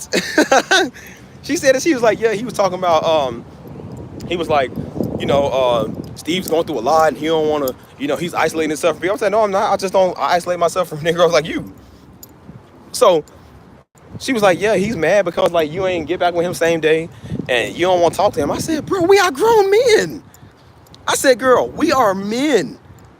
She was like, do y'all guys? No. I said, don't even joke like that, nigga. Don't even do that. But I said, I think he's starting to be on the funny spectrum because Buddy's acting really fruity. And I said, dude, we are grown men. What type of man do you know gets mad because another man don't talk to him? I don't know where they do that at. But then again, he did live in Atlanta. So I'm like, yeah, it's starting to make sense now, buddy. You in Atlanta. It's making a lot of sense. And I'm like, yeah, I'm starting to see the Diddy patterns here you got. I'm like, yeah, that's very funny that you start doing that right when yeah, okay. And so she was like, we ain't gonna stop what we doing just for you. And I told her, I said, I was even trying to tell him a nice way because I said, I'm about to tell you, you know, I'll tell you off. Y'all see me on my live streams, I tell people off all the time. But I said I was trying to be cool because I'm not trying to really react that way no more. And I'm not trying to sound savage because, again, I try to chill on that. But I'm like, but some people, man, they push you to it because they just so stupid. It's like, dude, I'm getting real tired of talking to you. I said, you come in here daily, messing with me. Every time you keep calling my phone, like, bro, you keep doing the same stuff. And that's why I said, this is the dude that will not grow up. You will not grow up, man. You think you're entitled to another man's time. Like, bro, we are grown men. We are men. So he's like, oh, well, you know, he was like, I'm the only one trying to reach out. I said, bro, I got to reach out to you. I said, bro, I don't know. I don't know what to say about it no more. I said, bro, this is strange. This is really strange that another man is mad because a man doesn't want to talk to him. I said, do you know who does that type of stuff? Suspect men. Diddy-mites and suspect men are the only ones that do that type of stuff. That is extremely weird. And I said, buddy, that's exactly why nobody wants to hang with you. The rest of us are going on with our life doing our own thing. I told him, I said, bro, it's not personal. I said, dude, I don't even talk to some of the other homies. I told him, I said, I don't really talk to a lot of people. I said, it's not nothing personal with you. It's just we are grown. I said, bro, I've been focusing on my stuff for a whole year. And I said, he's taking, oh, yeah, I don't want to talk to me. I'm like, bro, that's gay. We don't do that. Men do not do that. And I said, I know now what these women mean when they talk about these black men now. I know what some of these black women talk about when they talk about these black men. They dudes like him. And I said, dude, you are the type of black man that gives us a bad name, bro. You are weird. If I was a woman and seen some dude keep talking about another dude, I would be turned off. I don't want to be, I mean, it's already bad enough being around a woman and she can't keep her ex out of her mouth. Nobody wants to be around that. So imagine a woman being with a dude that's got a bromance. I said, girl, ain't no bromance over here. I said, no, we don't do that. I said, I don't do that stuff. He's like, oh, we like brothers. I said, bro, I don't even talk to my own blood brother every day. That's my blood brother. I don't even talk to my own blood family every day. Why do I got to talk to you? And I said, yeah, you got some gay tendencies, buddy. I think that's what it is. You got some Diddy-ish in you. That's what it is. And I said, every time I'm trying to move on and do something, here comes this Negro. Every time I'm trying to move on and do something, here comes little Diddy boy over here mad because a man don't want to speak to him. I said, boy, put down the Ultra Glide and leave me alone. Like, why you come over here messing with me? You sliding in everybody's DMs. Why you trying to slide in a man's DM, boy? What you trying to slither into? So I was a nigga like, hey, what's up, Jasmine? Jasmine Rose. That's a nice name right there. I can trust that person. I can't trust, you know, a Diddy boy. Boy trying to have a freak off or something, man. Messing with me in my DMs. He's talking to all the men. What type of man do you want to, like, I don't want to speak to no man. I said, bro, I got homies that I'm cool with. I ain't talked to them Negroes in about a year. And I said, buddy, I will see you when I see you. I said, he's my own blood brother. I will see you when I see you, homie. He's like, oh, well, you know, I lost out on a lot of friends, a lot of people, you know what I'm saying? Because he's trying to blame me like because we lost touch. I said, no, people stop liking you because you can't shut that mouth of yours, dude. You run that mouth of yours continuously, man. You an unbearable Negro who can't learn how to shut up. You piss off everybody. He keeps saying, yeah, I tell it like it is. I said, well, that's why you ain't got no friends, dude. And that's why women find you unbearable. It's more than being the man that's having a beard, dude. It's more than being the man that having muscles and looks and having a slong. It's like, dude, you actually got to mature yourself in your mind as a man. And I told him, I said, bro, some of us actually want family. Some of us actually want to get married and start a family and have kids and stuff. He don't want to do that. He wants to go bang the world. That's what he wants to do, go bang the world. And I said, well, buddy, I'm not on that type of time that you want. I want something real. And I said, I only hang around people now that are mature like me. I don't hang around Negroes no more. I don't hang around people that's immature. You know what I'm saying? I'm not looking down on everybody, but I said, but some people are just not on my level no more. I'll always help you. I'll give you advice. I'll love you. I'll care about you. But I said, I will not be around you because if I'm around you, I'm going to end up like you. And I said, that's why I didn't get nowhere while I was here. I hung around the homies and I only got the results I got from the homies because they wasn't really about a lot of stuff. And then I said, the people I'm around, and that's why I said, I get around real men. I'm around real men that take care of their families, that go to work, that love one woman, that ain't walking around here messing with everybody, talking about some girl, or mad because some other dude don't want to talk to them. And I said, you know, it's funny because we always gave little incel white boys this stereotype. And I'm like, no, it's white boys, it's these niggas now. These Negroes are the new incel white boys. I've had more problems with Negroes than I've had with anybody white, anybody else. You Negroes are grown men, and y'all worried about another man not talking to you. I've never done that. I don't even like doing that with women, let alone doing that with another man. Bro, I said, bro, this is the stuff that women do. And some of them don't even do this. And I was even telling them about some of that. And they was like, bro, that's weird. They was like, why is the dude? I said, bro, I know. And I said, but I keep seeing the pattern that these dudes get. These dudes are effeminized men who can't get up their mom. They can't get up their mom's chesticles, and that's why they over here messing with me. And then they think another man, that's why I said they don't deal with their life and their emotions, and they over here giving women problems. These are the, and that's why I was like, no, I listen to a lot of women when they talk. I do now because of people like him. It took them to come to mess with me to listen to a lot of what women had to say. And when I listen to, now some women just bitter. They just nasty. But I said, but no, I realized that some of them when they talking about dudes like him. They are dudes like him. Buddy's mad because another man don't want to talk to him. And then they run to another man with their problems if they can't get a girl to talk to. I had to tell one dude, I said, bro, that's another dude that act just like him. And I said, bro, you are enabling him. Stop enabling him. He's never going to grow up and be a man if you keep letting him run to you with his problems. Men don't do that, man. Men get up and do what we got to do. You don't sit right there crying about it, man, talking about, oh, you know, buddy don't want to talk to me today. I don't care if dude want to talk to me. When I call the homies down, pick up, I will talk to y'all when I talk to y'all. If they call me tomorrow, if they call me 6 months from now, I don't care. We are men, dude. We don't do this. He's talking about, well, he don't get back with me same day, because I ain't got to. Last time I checked, the name on that phone bill is mine. I can do whatever I want to with my daggone phone, boy. I ain't got to talk to you. And I said, you know, that sounds like something that somebody do when they dating somebody. That sounds like something somebody do when you dating somebody. And I said, yeah, buddy has a Diddy mindset. That's why he's overthinking. He dating me. I'm like, no, Negro, get away from me. I don't rock like that. That's why I said that's some niggas you would not want to be left alone in the room with. You don't know how freaky he is. He already one of them freakazoids. Like, buddy is a goofy, man. He's a freakazoid, man. Worry about another man doing. That's why I sound like, nah, you got some issues, man. You got some issues you won't deal with. And I said, you trying to hide behind this whole alpha male stuff because you got a beard and he think because he conservative. I'm like, bro, it don't matter if you conservative or liberal. You act like one of them dumb liberals. You act like one of them dumb conservatives too. Y'all act the same. It don't matter what race you is, what party you're for. You just as dumb as them because y'all all act the same, dude. You don't want to grow up. He trying to mess with this other girl. This girl's trying to grow up. She's tired of him. His games don't work on her no more. So now he's mad at her because she don't want to talk to him. The stuff he told me, he was like, yeah, he was telling me like, yeah, I'm a man, men lead. Men don't be simping for women. She showing me the DMs. He over talking about, baby, I want to cuddle you. Baby, I miss you. He was like, yo, when I get back, we're going to lay together and cuddle. She was like, ugh. She was like, I can't even believe I fell for dude. I was like, I was trying to tell you. And I said, you know what, I don't want to be around this. And I said, now that you think, a man, think it's bad enough when a woman thinks they're entitled, but a man that thinks they're entitled to talk to another man.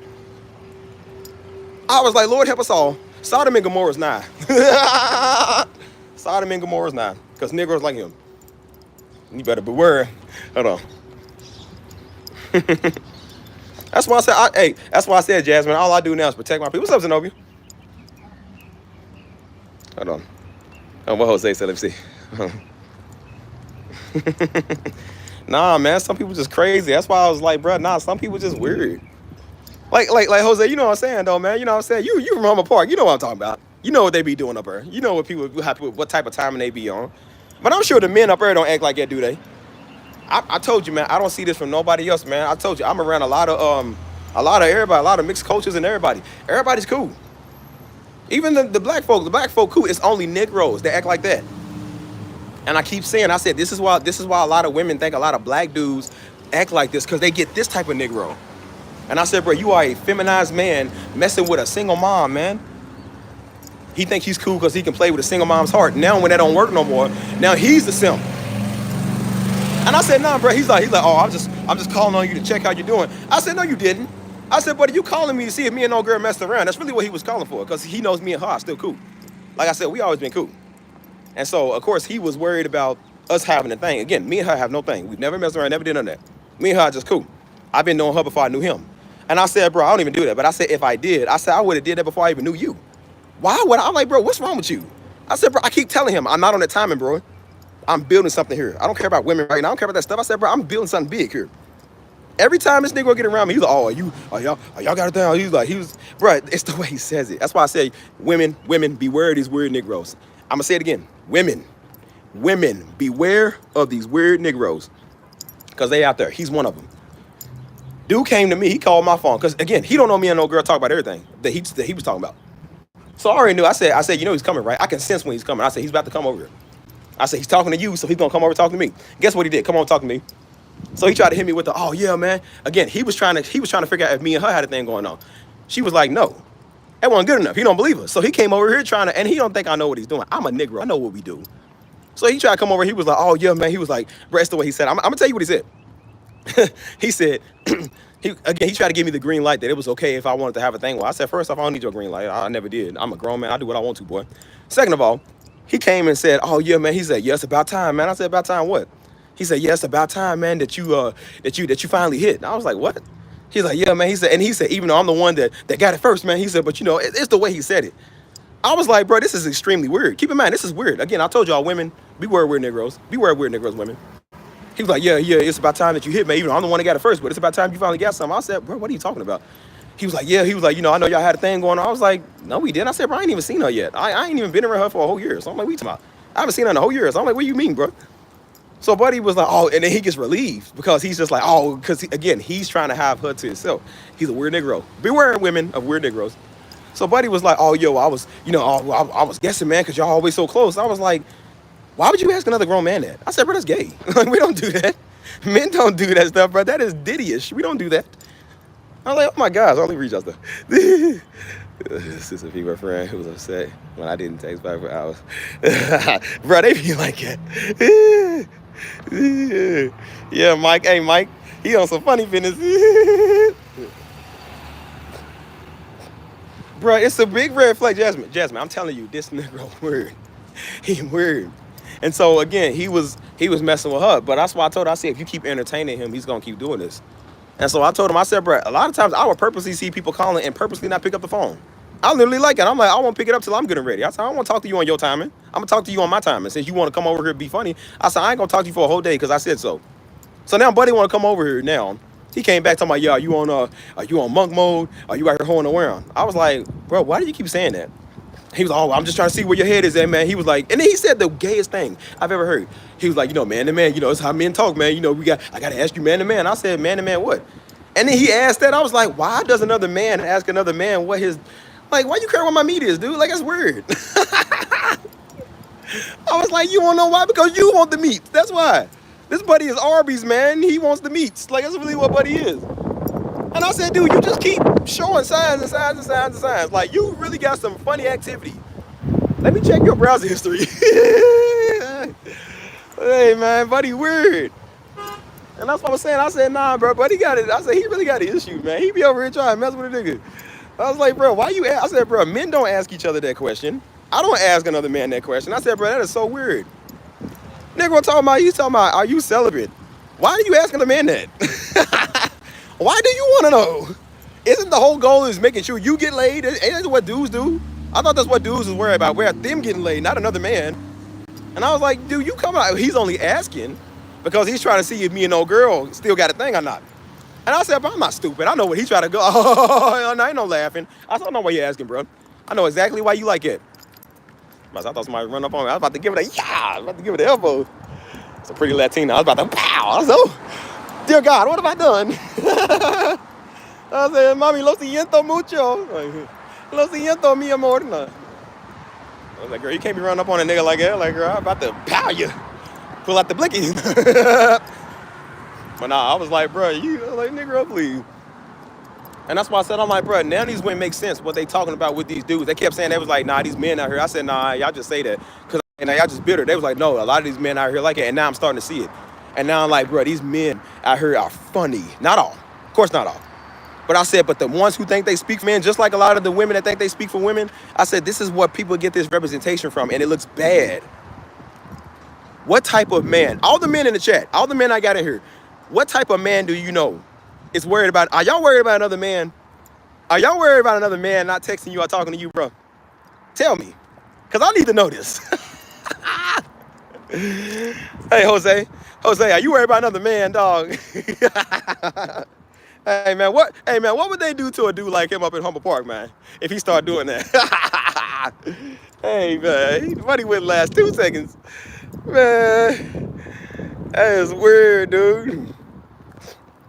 That's why I kept saying, I said, bro, y'all better be worried, man.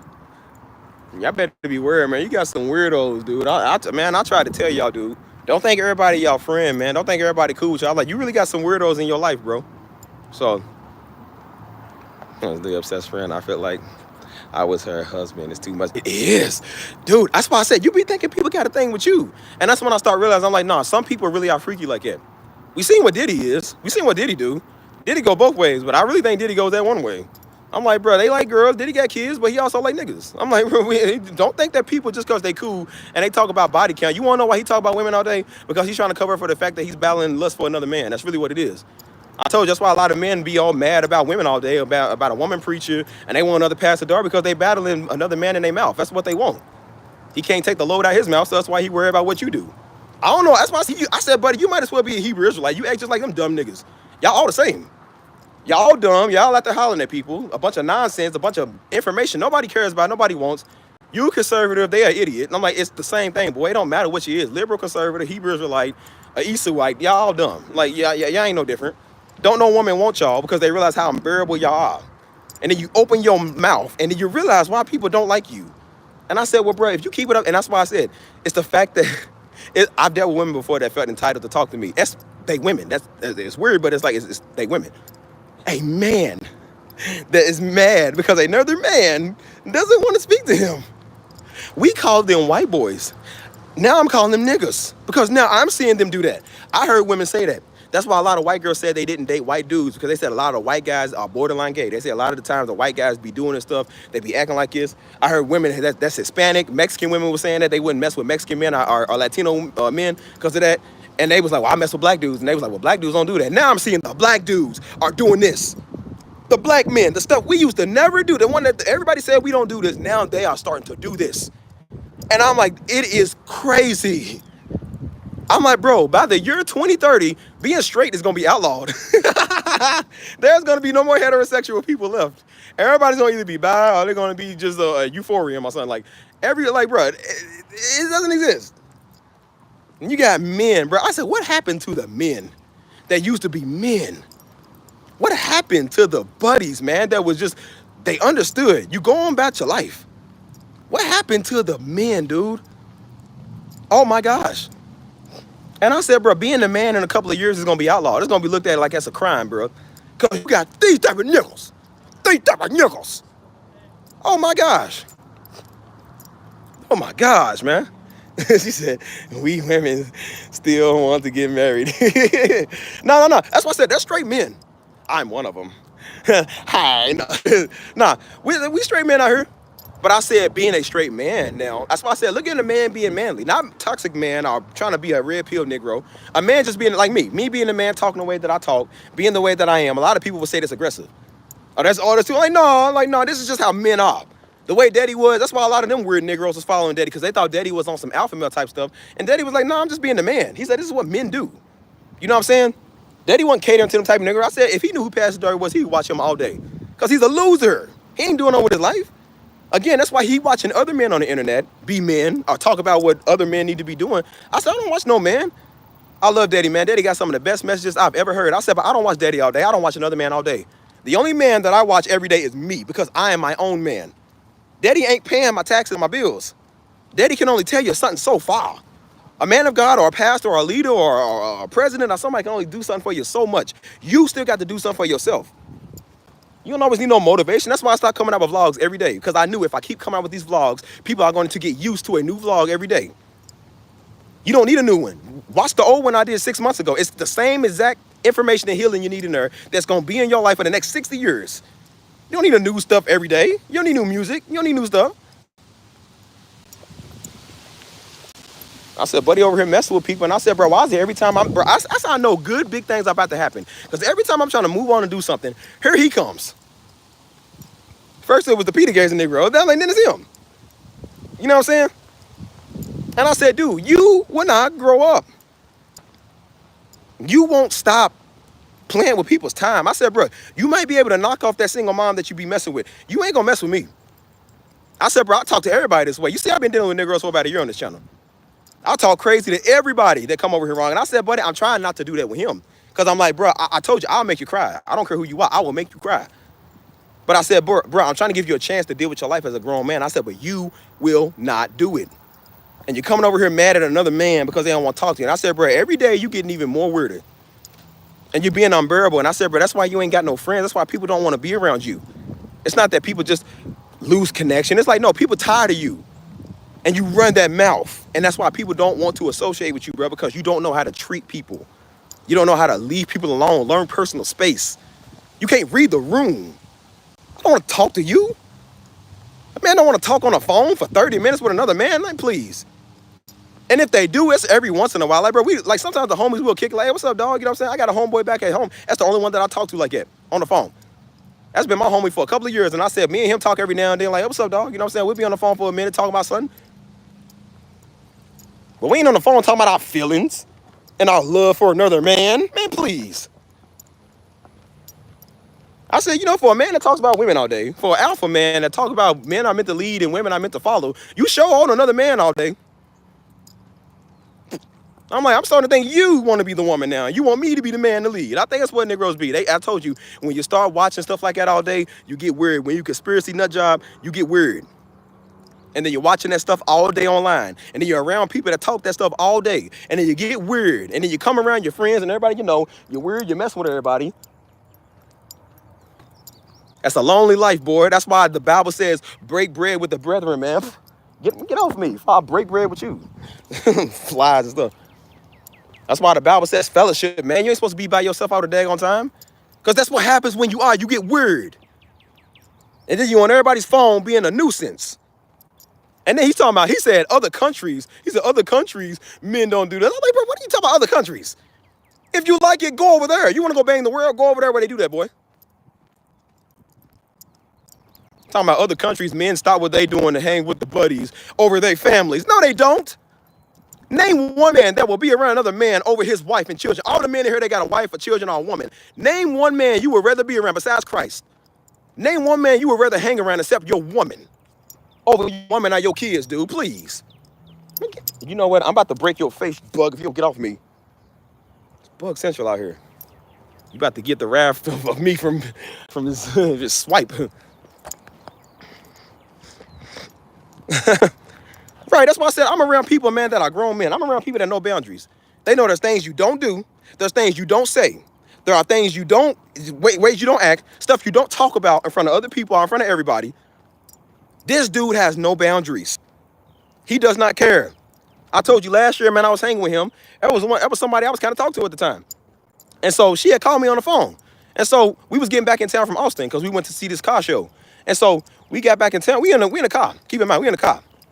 And so she calls me and she's like, hey, what you doing tonight? She just went to a wedding. And so I was like, oh, I'm getting back in town. And so she's like, when you get back in town, you want to come over? We want to get some food and stuff? I was like, yeah, you know what I'm saying? Like, just chill, just talk. We ain't seen each other in a minute. So I was like, oh, yeah, we just chill and talk. And so this nigga's on the phone. I'm on the phone. Keep in mind, I'm on the phone. He always does this dumb thing, which at first it was funny, but it gets annoying after a while. And then he was like, oh, yeah, I know what that means. I know what that sound is. He'll clap his hands together like he's clapping cheeks or something. And he'll do that. I'm like, bro, why you got to, like, get off me, dude. I'm like, bro, why you got to do that? Like, why are you worried about that? Even if that was what was going on, which you wasn't. I said, why are you worried about that? What type of man get off on another man doing that? Like, bro, that is weird. And I said, yeah, you are starting to show a lot of tendencies, buddy. Buddy's talking about, yeah, he always like, yeah, I gotta, I gotta ask you, man, how the sex life going? Why would you ask another man that? Hey, fellas, what would you do if another man came to you like, what would you do if another man came to you, except your doctor, and was like, hey, man, how your sex life going? Why would you? Oh my gosh, bro. I said, see, beware of the Diddies. Beware of the Johnson & Johnson oil company. Beware of that. He gonna slather you in some Astroglide. Beware of him.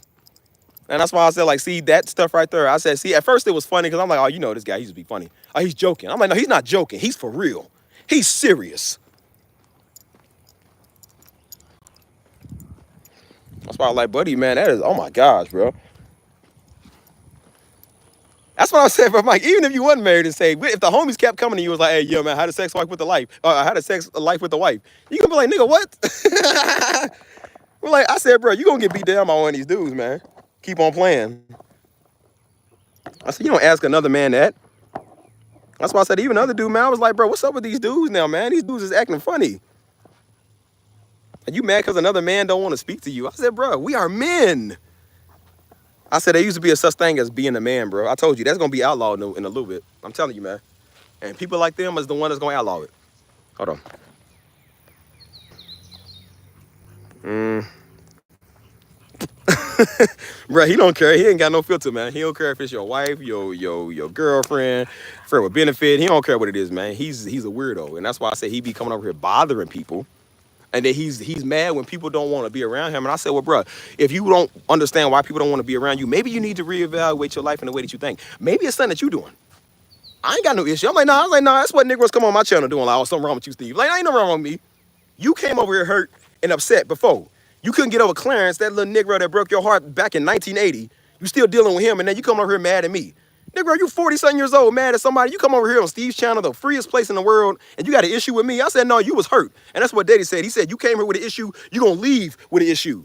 Anybody did nothing to you. The only people that do this stuff is Negroes. I ain't got no white people, no Mexicans doing this. It's only Negroes like that. He's like, oh, Steve going through a lot, man. He was like, yeah, that's what these Negroes do. Oh, we gonna pray. I don't need your prayer. Keep your whack prayer, boy. God ain't answering them prayers yet. That's why you still in Jackson, Mississippi, because God ain't listening to nothing you got to say, boy, because you can't even call him God. I ain't listening to you. He's just going through a lot. Maybe he'll open up. I'm opening up to you now, telling you I'm doing my own thing, dude. What part of English do you not understand, boy? Is you an Uncle Tom field slave or what? Like, do you not understand what I'm telling you? I'm telling you, I don't want to be around a lot of people. I try to let them know it's not personal, but Negroes take things personal because they think it's always about me. I sound gay. I want to be the center of attention. Why don't you leave your life and your wife to hang with me and talk with me? In other countries, like in Soviet Russia, car drive you. Like, it's one of them type of niggas. Like, in other countries, people, they're like, no, I don't care what other countries do. We are American. We are Hebrew. We don't do that, dude. Okay? We like, dude. No, we don't rock like that, man. We don't do that stuff. Buddy coming over here in his feelings because another man don't want to talk to him, and I said, beware of the affection for men. They gave up affection for the woman for another man. Sure did. I know, man. My business. Yeah, man. Oh my God, Chia. I'm trying to tell you. I'm glad you and Jasmine understand. Hey, man. I'm sure y'all don't want a man like that does that type of stuff. You be like, why he keep talking about the homies? Like he always talking about the homies every time I talking about another man. You gonna be like, ugh. Then he try to be intimate with you. You gonna be like, nah, get off me. Like, nah, you still talking about Darren or something. Like, nah, I don't want to be around you. You talking about Darren didn't text you back. I heard my friend, she said that. She said, dude. She said, she said, this is guy I'm into. She said, I tried to get him to go on a date one night. She said, I tried to get him to come over and go on a date. We're going to hang and spend a whole night together. She said, he's talking about he can't come through because his homie just had a breakup and he's got to be there for the homie. I said, excuse me? I said, excuse me? She's like, yeah, he's talking about he needs to be there for the guys because, you know, his buddy just had a breakup with his girl. I said, that's not normal. She was like, so you wouldn't do that? I said, I don't care if the homie got stood up by 5 girls. Homie, I will talk to you tomorrow. I got a hot young date over here. I'm going to be with him tonight. I will talk to you in the morning when I wake up. I'm not talking to you over a woman that I'm interested in, buddy. The doors are not always open like that. And if she's telling me, hey, she's got time tonight, she wants to go somewhere, I'm going to go hang with her. I'm not talking about you with your broke heart, nigga. You a man. You better go to God with it. Deal with it in the morning because God is the only person you're going to talk to until I wake up. Hey, man. Homie's tripping. I said, girl, even I was saying, she said, bro, you are like the only guy I know that has common sense. I said, you got to be joking. That's a joke, right? She said, no, I'm serious. She was like, a lot of these dudes do that. I said, don't you think that's kind of strange? When a man has a woman, but he wants to hang with his homies more. I'm not saying you can't hang with the homies. But I said, but when you want to be around your homies all the time and talking about you got to be there, you got a hot date with a nice young thing, and you want to be there for the bro because he's been in a breakup for the last. Now he just didn't get in a breakup. He's been doing this for days, for weeks, and you need to still be there for him. Hey, man, I don't think that's normal. I said, look, I done seen my homies hurt over girls before. Oh man, that's crazy, dog. All right, bro. Well, hit me if you need something. That's it. Ain't no what, bro. Like, hey, Amanda, I got to cancel my date today. You know, hey, homie's still going through it, man. He's going through the motions real bad. He needs a friend. You better get on Tinder and POF, boy, and go get you a woman. You better tell one to be your friend. Like, man, please. Talking about enough, man. I ain't even hear about it. Man, please. That's why I said, oh, the Diddy. It's the Diddy rubbing off on him. Yep, sure is. That Astro Glide that came all the way from LA, all the way to Texas. That's why I said, you have lost your mind if you think that most men, really all men, are going to be around a homie who wants to talk to another man on the phone. I said, bro, men do not talk on the phone like that.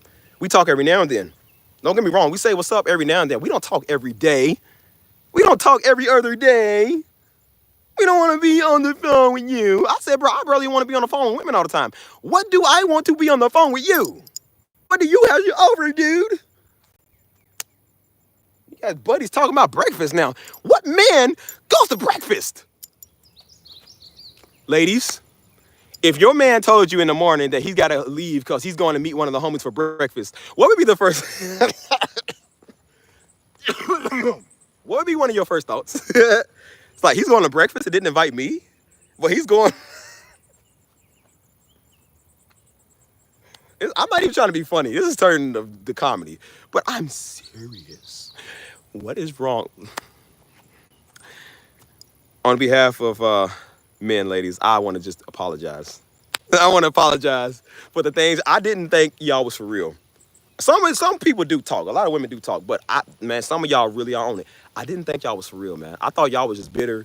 Y'all complaining. I'm like, well, women do it too. I'm like, no, not all women.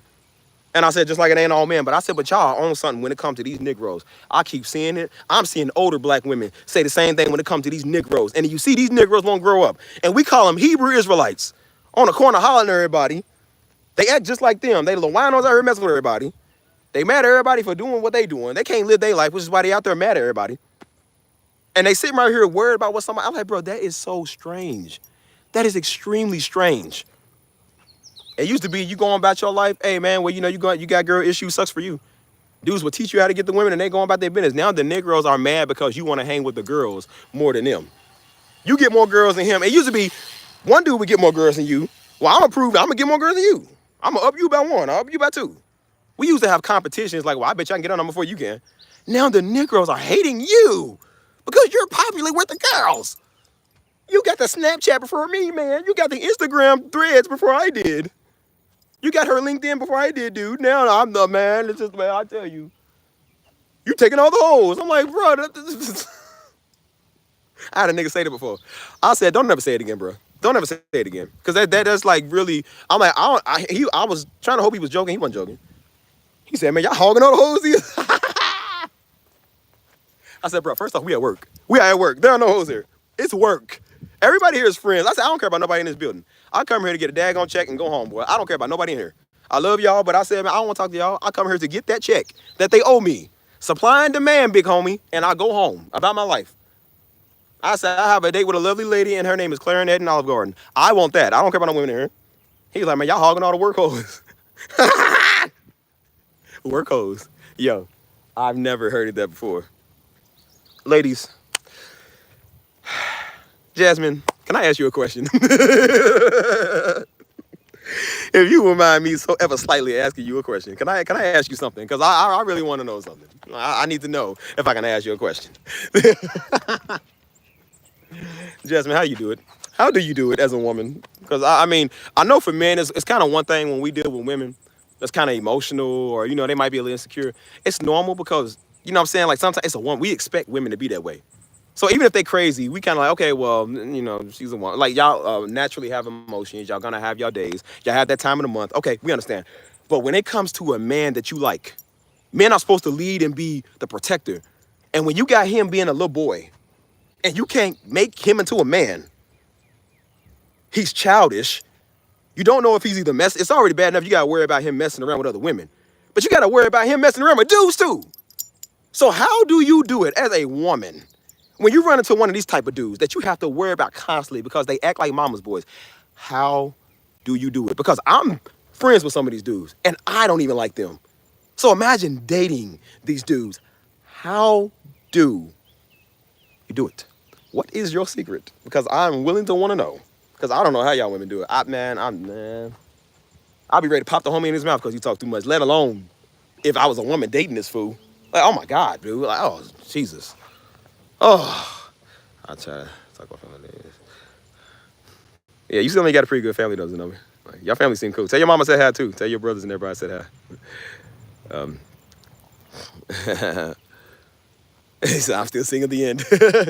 Well, you won't be single anymore. Joining Steve Jr.'s Academy. I will teach you everything you need to know to find a spouse. Nah, but that's why I like to have people with common sense in my chat. Because I tried to tell this buddy, he was trying to come on to YouTube. I said, but you ain't gonna like my channel because I talk crazy to everybody. And I said, I definitely talk crazy to fools like you that come over here in your feelings, messing around, trying to play some single mom because it's easy to get her. He knew the girl was mentally unstable. He knew she was mentally unstable, dealing with a lot of insecurities, but he was playing her.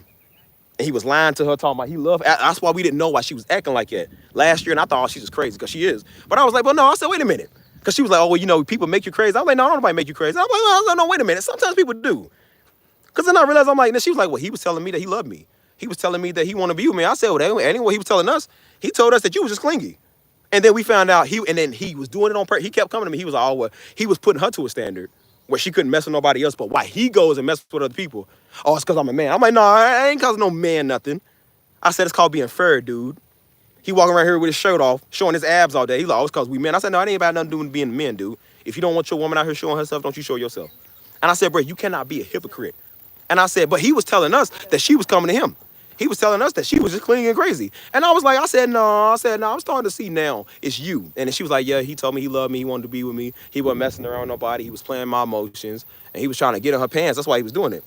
And then when he got what he wanted, he disrespected her. And then looked down on her for being a single mama. I said, oh, how dare you? I said, oh, Negro, how dare you? He looked down on her, not for being a whore, being a single mom. Because she has a kid. Because again, not everybody wants to date somebody with a kid. That's fine. But I said, but you don't get to put people down because they got a child. Keep in mind, may I add you that the single women that I see that have children, they actually take care of their children. She talking about get off me. She talking about getting a house. Got her own, keep in mind, she works. She got her own job. She takes care of her family, takes care of her child, who is about 10 now. Her child's about 10. Takes care of them. She has her own stuff. I'm about to kill you if you don't get off me. She literally takes care of herself. And he's talking, and keep in mind, this Negro don't. He living off of his mama. 360. He's living off of his mama. But he's putting a single mom down. Because she ain't his type. But she's his type to knock off. Keep in mind, right? She's his type to lie to and knock off when he wants some. Instead of him just being honest and saying, hey man, I just wanna knock you off. I just wanna have something casual.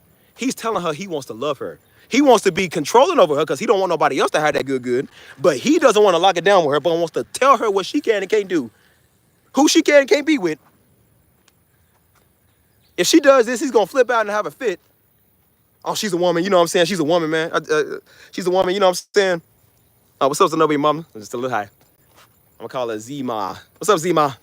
But no, I was like, he wants to tell her what she can and can't do, but he gets to have no limits to him. And he was coming to me bragging about how that was cool. I said, bro, it ain't cool. I don't care if we men. I said, I don't agree with men doing that. I don't agree with women doing that. If you telling somebody you love them, it's one thing if y'all doing y'all thing. I said, if you telling somebody you love them and you playing with their heart, that is foul. I said, I don't care what type of woman she is, dude. That is foul.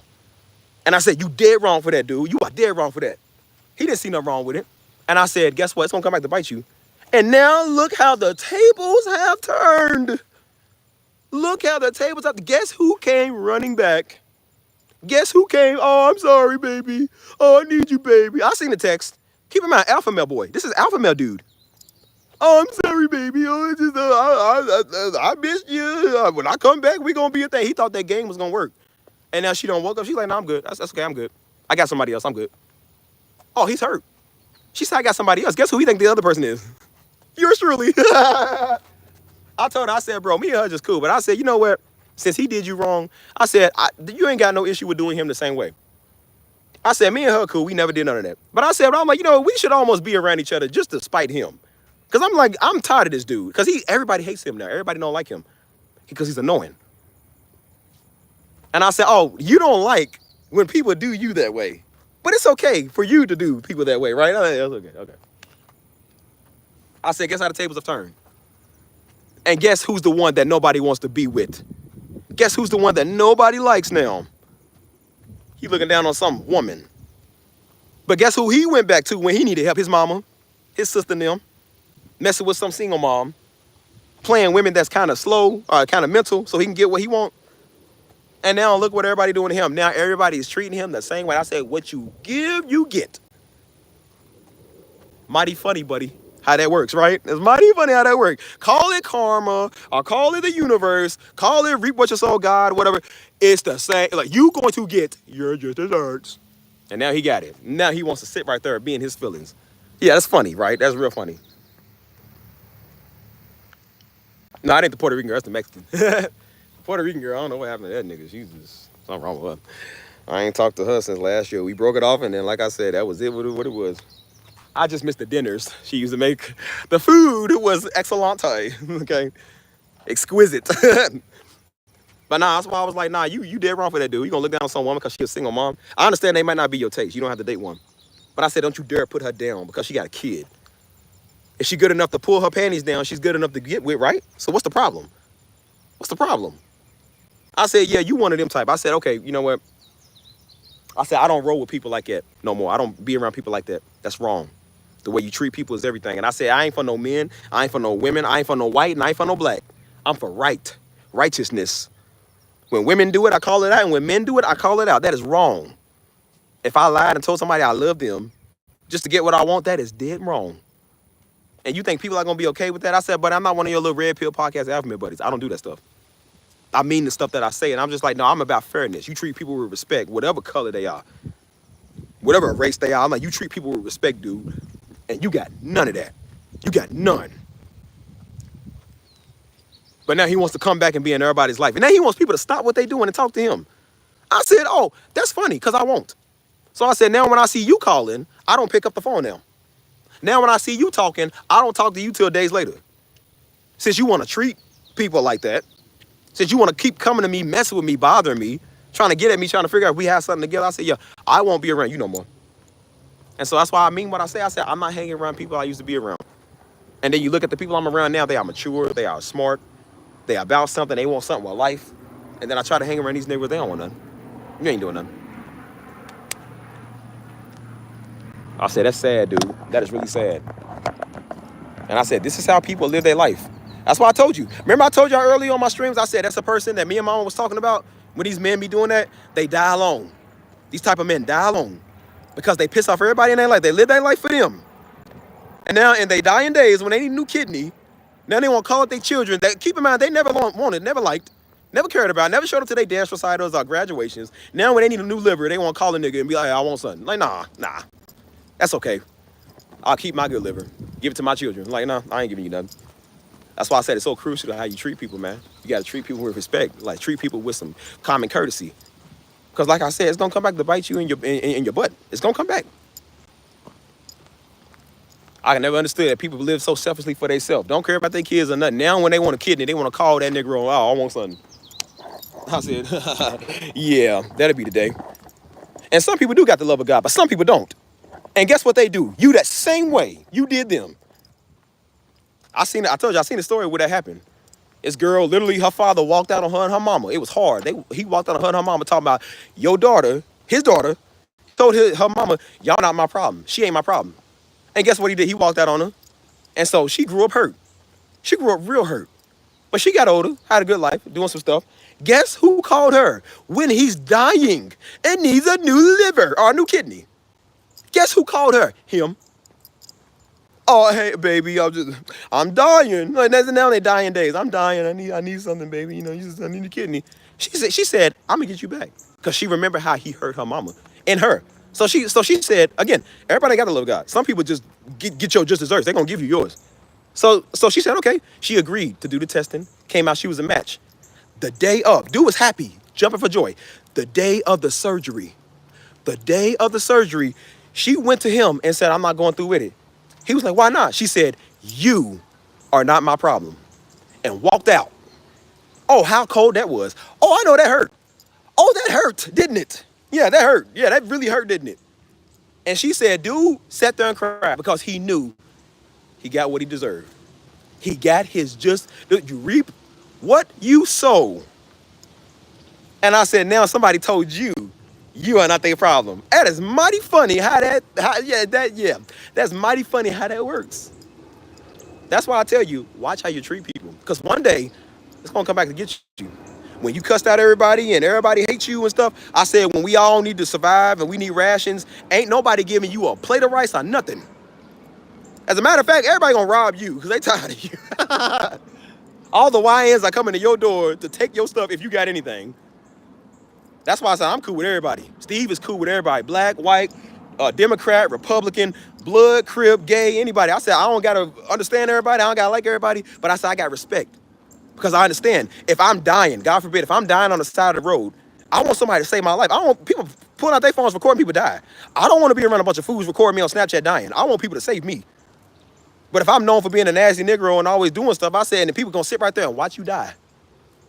Ain't nobody bringing flowers to your gravesite, showing up to your funeral, your wake, no nothing. Ain't nobody got no good words to say about you. And rightfully so. I want people, I said, what would happen, God forbid, if I ever left this earth? I want people to say, hey, man, Steve was always cool. Steve always loved us. Steve always did something good. Steve always was for the people. Daddy kept saying it. He said if he left this earth, he was like, he wants to leave a good name and a good legacy. And guess what? He sure did. And now everybody talking about Darby almost 8 years later.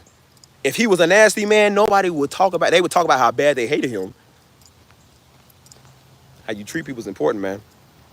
And I said, now buddy's getting his just desserts. And I said, but if you don't change your life, you're going to die alone. You're going to get old and die alone, boy. That's a miserable life. You already miserable now. You only 30. So think about what's going to happen when you 60, 70 years old by yourself. No kids, no wife, no nothing. You're going to be very miserable, dude. Very miserable. Rightfully so.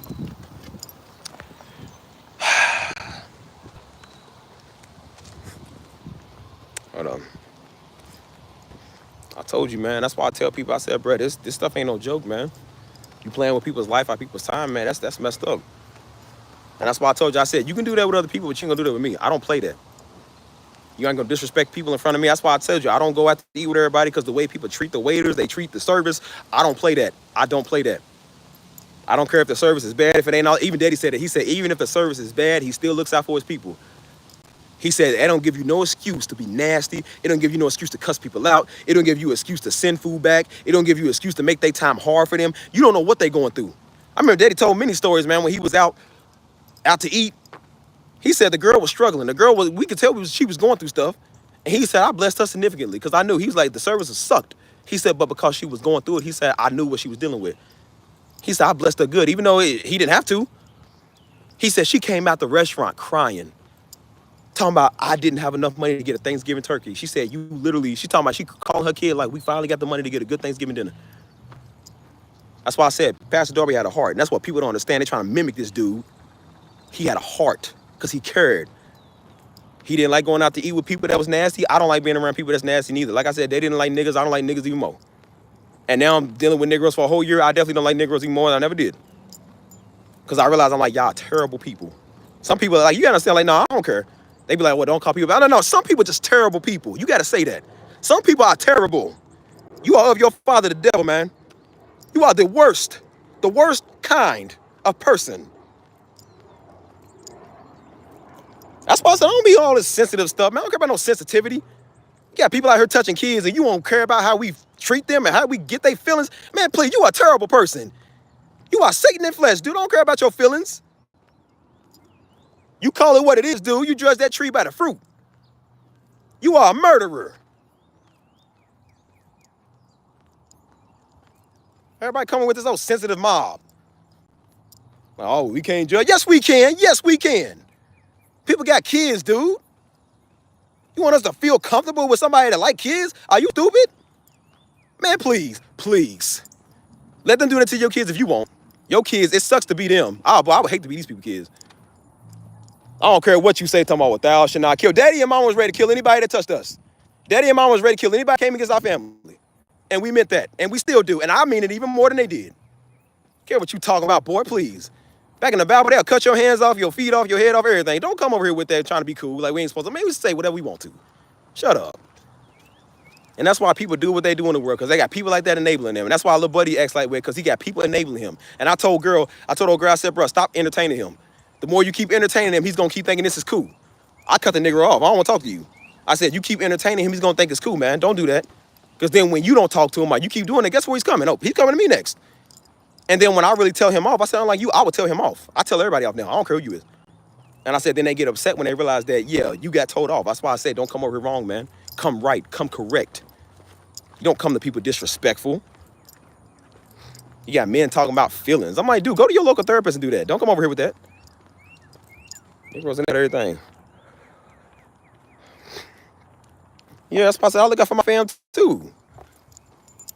Ain't no freeloaders, man. Somebody give you a ride, give them some gas money. Like, this is stuff that you do, man. You got people that's just selfish nowadays. That's what a common root of depression, man, is literally linked to selfishness, man. People always think about their stuff all day. That's why I said, I'm like, you know what? I used to hate the fact that, you know, I ain't where I want to be in life. But I said, but you know what? At least I'm further than a lot of people. Some people didn't even wake up this morning, man. Some people died in a tragic accident last night. God forbid, man. God bless their souls. But I said, but Jesus Christ, that could have been you. And I was laying on the ground with a bullet in my back. I said, it could have been your last breath you ever took. I said, so thank God that he didn't let you die right there. You got enough to be happy for whether you got $1 million or not. If God don't ever do nothing for you, he has saved your life more times than you can count. You are good. I want to be better, but you good. All people do is cry about their boyfriend and girlfriend all day, man. Negroes crying because a nigga don't want to talk to him. Like, dude, you are so lame, man. I'm just, oh my gosh, man. I don't know how y'all women do it. No, it seems like a heavenly place. It's beautiful. It's nature. That's why I said it's calm, it's cooling. This is what I do now. I just go on my walks. I'll go out and enjoy nature and life. You know what I'm saying? Traded from the hood. Went to something good. That's the way I see it. It's all good out here. I enjoy my time. I enjoy myself. I enjoy everything in life now. I love life. That's what I care about. So, again. Hold on. Stevie out here with the Hispanics. With the mamacito, yeah. See, papi. That's why I told myself, I live in San Antonio with all the mamacitas, all the Hispanics, the foreigners, the blacks. I like, bro, why do I want to be around a sweaty Negro with a beard? Like, boy, man, please. They be like, no, we choose a bro. I said, no, bro. I said the only reason I was hanging with y'all because I was single. The only reason a Negro hang with another Negro is because you ain't got that woman. When you get that woman, you go on about your list. Go on about your business, man. That's some white dude stuff. I knew white dudes used to say that. They was like, oh, well, you know, my bros are going to be mad at me because I ditched them for you. I was like, man, please. I told one girl I was with like 2 years ago. I told you we was in the car. She was crying because she was a teacher, so she didn't have a lot of time. And so she just started crying because she thought I was going to leave because she didn't have a lot of time. I was like, I ain't mad at that. And she was like, but your bros wanted to hang with you tonight. I was like, so? Because we was going to go hang with them. I said, well, no, I want to just be with you. And she was like, no, just go hang with them. And then she started crying because she was like, I don't want to split you with two. I said, man, forget them niggas. She was like, but they're going to be mad. I said, I could care less if they is. I said, girl, who cares? I am with a beautiful woman. I would rather be with you than them. And so I was like, I said, I'm going to show you how easily, because I thought dudes didn't do this stuff. So I showed her easily. I called them right in front of her. I was like, yeah, bro, I'm going to have to cancel tonight. I said, I'm with my girl. And they said, oh, yeah, go ahead, bro. They said, we understand. Go ahead, bro. We'll catch you later. She was like, they not mad. I said, no. Why would we be? Women do this stuff. Like, we don't do this. I said, I work with these Negroes. I don't care if I don't hang around them. I'm like, girl, please. And so she's like, oh, I just didn't want to. I said, I don't care. I said, I want to be around you. That's why I'm around you. Choosing no Negro over my woman, man, please, especially my wife. Man, please, I would cut off all the homies. I would cut off every last man that I know. If a Negro won't act like that, please, ain't nobody coming between me and my wife except Christ. Please.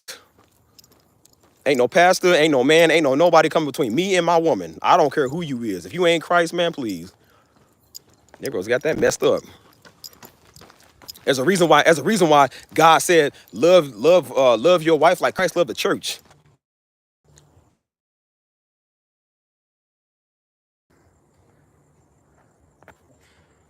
I could have swore I had do not disturb on. Can y'all hear me, y'all? Can you hear me? I thought I had do not disturb. That's one of my homies calling me now. That's the one that I actually talked to, man. He's cool. Like, he's cool. Can you hear me? Did you miss me? The Varna Hill Show. Shaboing boing. All the children. You hear me? Okay, cool. I was like, somebody was calling me. My screen went blank. I said, speaking of the homies, the devil.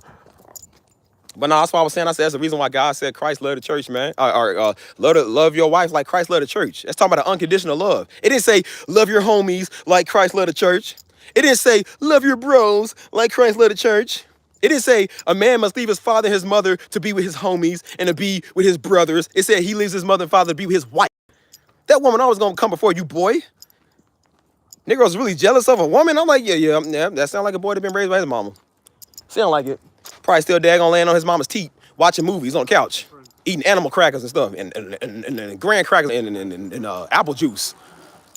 But he still like daggone fruit cocktail, cause his mommy makes it the way he likes it with extra syrup. Oh, weird fruitcake. Yep, he don't even like sweet potato pie. He like daggone fruitcake. he like the fruitcake or whatever that's called at Christmas time. The fruitcakes or whatever. That's what he like.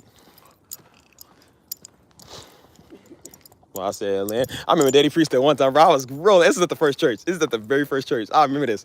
He said, he said, you know what? I'm tired of you Negroes.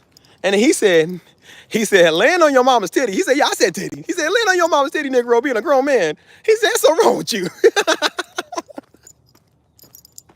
Oh my goodness, I was a kid at the time, but I was laughing because Daddy was raw, man. Daddy was more raw back then than he was before he died, man. He was so raw.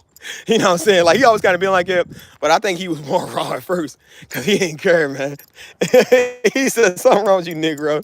You laying on your mama like that. And I said, no, you absolutely. I said, no, Daddy, ain't man out here doing that. Yes, there is. Yes, there is. Oh my gosh. Laying with your mama watching a movie. Your mama laying on you. Y'all cuddling. Nigga, what? Nigga, what? Oh my gosh. No wonder no woman can get through to you. Your mother's in the way. I was like, bro, imagine you even trying to get lucky with a woman. You bring her back to the house and your mama's in the other room. Don't no woman feel comfortable with that? I told one homeboy, I said, bro, even if you get a hot date and bring her back to the crib and you want to talk and you want to be all up on her, I said, bro, your mama is one of the type of women that's watching you. I said, dude, you ain't even got no privacy because your daggone mama's in the other room. She already over top of you. Think of what she gonna do when some girl is in your life besides her. She wants to be your girl. And that's why she got you as the man of the house, boy, because she don't got no nigga. Like, boy, you are her nigga. No, Jose, don't say that. No, don't say that, Jose. Jose, this is a family channel. Come on. This is biblical based. Nah, that's funny right there. Nigga, bro. Nigga talking about you, I ain't gonna repeat it. That's nasty. I seen that before, man. It happened not too long ago. It was a couple in New Mexico. It was a mother and a son. And they was talking about, oh, I'm attracted to you, mom. And she was like, I'm attracted to you too. Nigga was dating. They're dating. I was like, what type of losers do y'all both have to be? Y'all can't get no other man or woman but your mom. And that's what happens, fellas. When you're on your mother, that's what happens. Any boy that's on his mama, I tell women, leave him alone. He is not going to treat you like a woman because his woman is his mama. I'm telling you. No, you don't. But as a difference between a love for your mom and a love for, like I said, a lust. And that is, like, yo, nigga, what? Oh my gosh, man. Again, women, how do y'all do it? How do you do it? Oh my gosh. It's already bad enough seeing a girl that got daddy issues, but I expect a woman to kind of have that. I said, but a man that's on his mother, like, yo. Oh my gosh. Guys. And that's why I'm like, I don't think people understand. You not like that, bro. Like, every man don't act like you. There are men actually out here that won't put their hands on women. They love women. They ain't on the homies all day. They only around the homies because they single. Like, dude. Hey, but Jasmine, they already got an AI girlfriend. They already got that. It's called the phone. They already got these websites where they can make their own digital versions of they woman.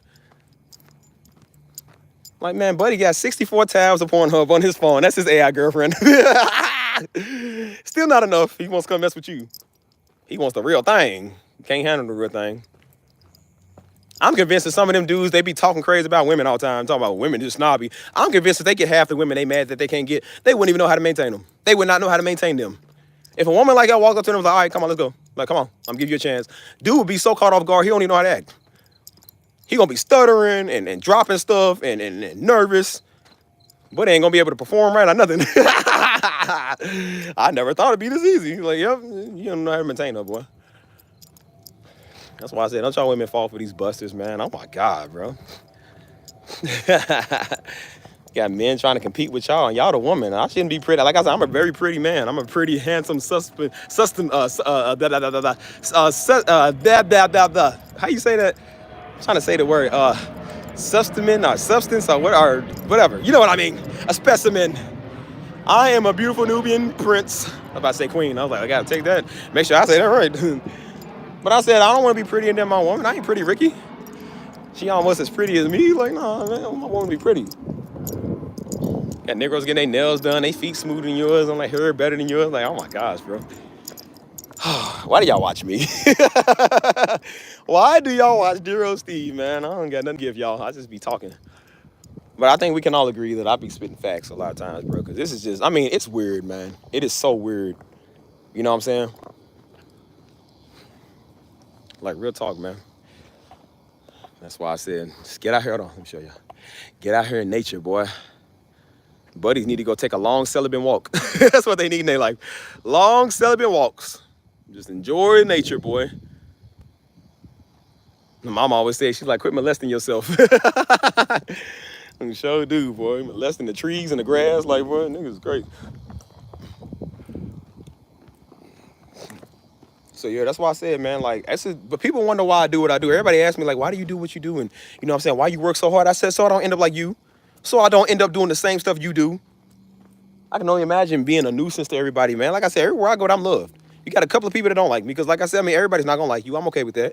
Some people you ain't never did nothing to, and some people you did something to. They still not over. Okay, whatever. But I said, but most people, they are cool with you. The ones that don't really like you is because they just mad about whatever.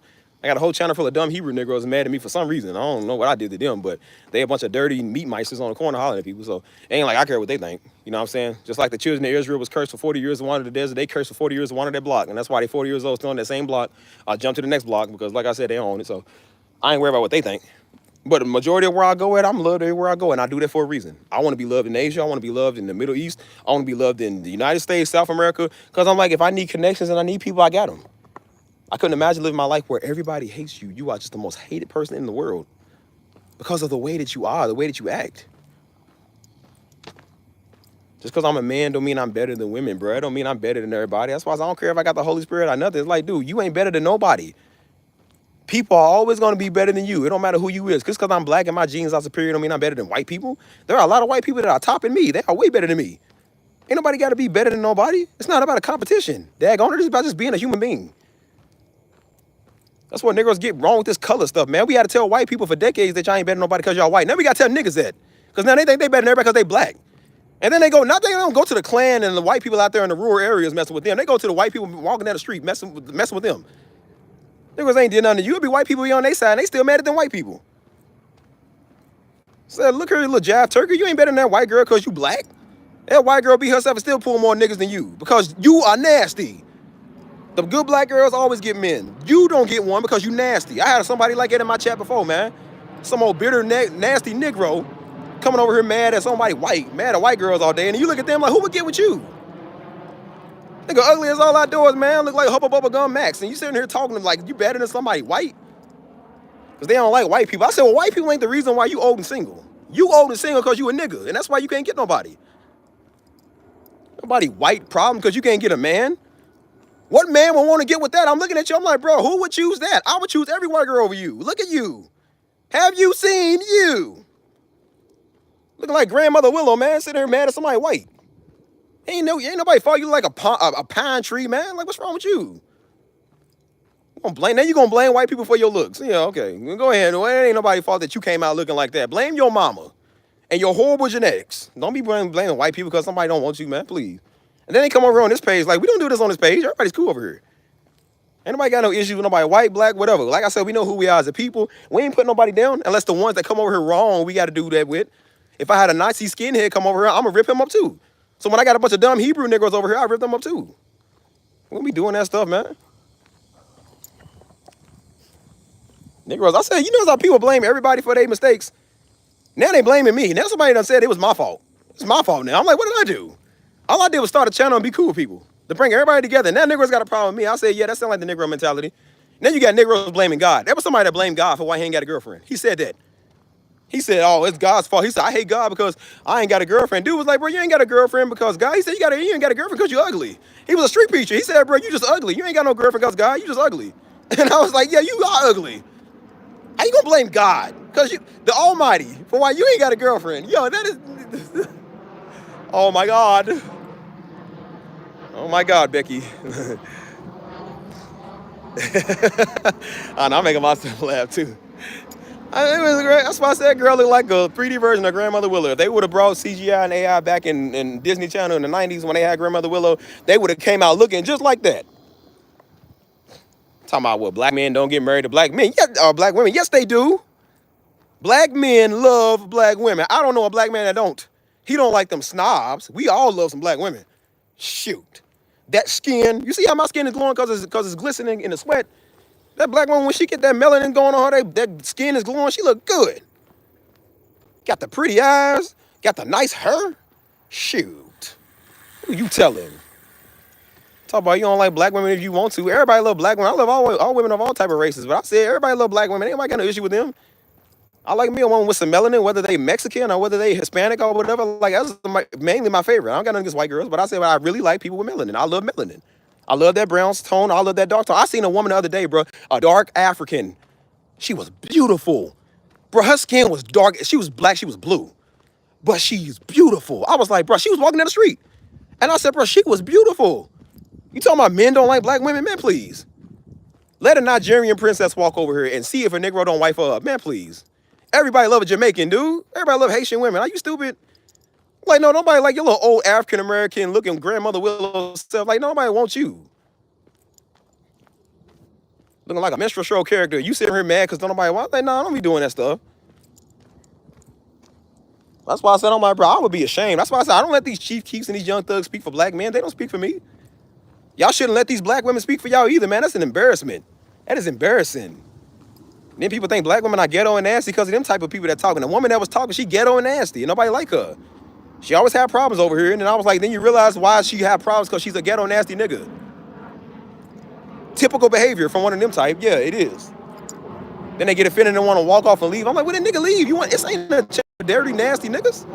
It's a channel for everybody. Daggone, like shoot.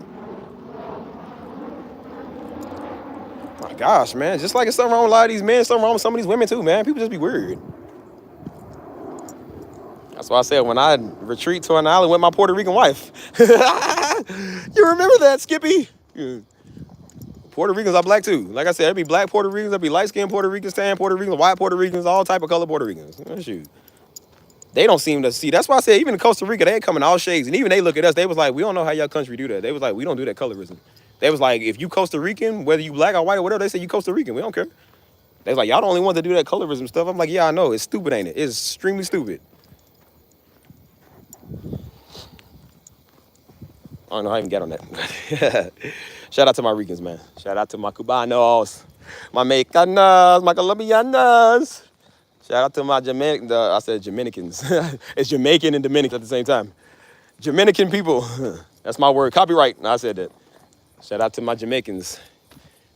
Me, I walk on. Me, I go here and say that to you, darn man. Me, I go here. I love my Jamaicans. Oh my gosh. Have you seen Shancy? I love my Jamaicans. Me, I leave. Me, I go. I love how they talk, man. She, I got a she. He, I got a he there, huh? Anyways, that's not racist. I'm black. Look at all these birds, man. This is creepy. All these birds up on this tower, dog. That's creepy. They be fighting. Like, look, they be up there fighting. Y'all see that? It's like a bunch of hungry niggas up there looking at people. Oh, man, that's how I feel. I got a bunch of Hebrew Israelites on my back watching me all the time. Like, look at these old dirty vultures, man, watching me all the time. They're among us. They pocket watching. Old pocket watching Negro. Oh. You know, it's funny. I had somebody say that, man. I had a Rican say that, the Puerto Rican I was with last year. Because I said, so they weren't even related to that. And she was already looking for a reason to kind of like stop or whatever. She was just weird. But she was like, she just went off. Or she was like going off through a text. She was saying something. I'm like, nigga, what are you talking about? She said, well, I did this and this and you counting my pockets and stuff. I'm like, what? I said, bro, I told her, I made a joke. I said, girl, you always trying to buy stuff.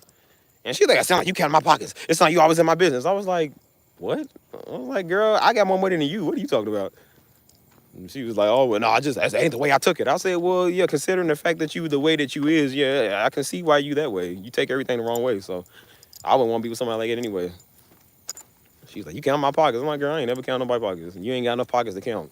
Again, you couch surfing off everybody. I don't. I live with my own self, and I pay my own rent and my own bills and insurance and renter's insurance and all that. I pay that. I do. You don't live with anybody. You don't live by yourself. You live off everybody. So how am I counting your pockets, Negro? I got more money than you. I'm doing pretty well for myself. You sit there talking about I'm cutting, girl, please. If I was counting my pockets, it wouldn't be yours. You ain't got much to count. So.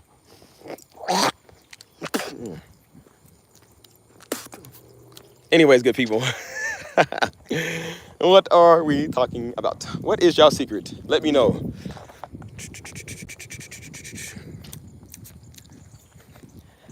Yeah, nigga.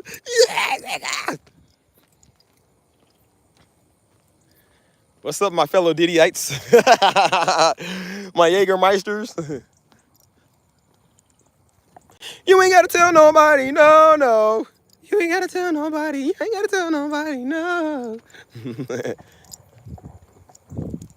I said you keep on picking me up, yeah. Whoa, whoa, whoa, whoa, whoa, whoa. Hey, hey, hey, hey.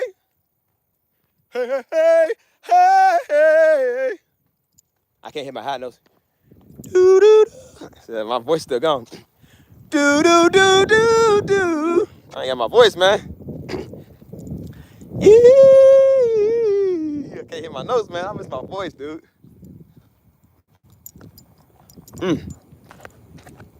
I said I'm blessed, blessed, blessed, blessed, blessed, blessed, blessed. I said I'm blessed, don't blessed. I'm blessed, don't blessed. Said that I'm blessed, don't blessed. I'm blessed. Pew. We're blessed in the city. We're blessed in the field. We're blessed when we come and when we go. I can't hear my notes, man. Dang, I can't hear my notes. We cast down every, you know what I'm saying. You know the vocals. Late night in the midnight hour, God's gonna turn it around. He's gonna work in your favor. Even though my voice is gone, I'm giving God my voice, boy. Said I'm blessed. I can sing Mrs. Jones. Thong, thong, thong, thong, thong. Bum, bow, bow, bow. Mrs. Jones, Mrs. Jones, Mrs. Jones.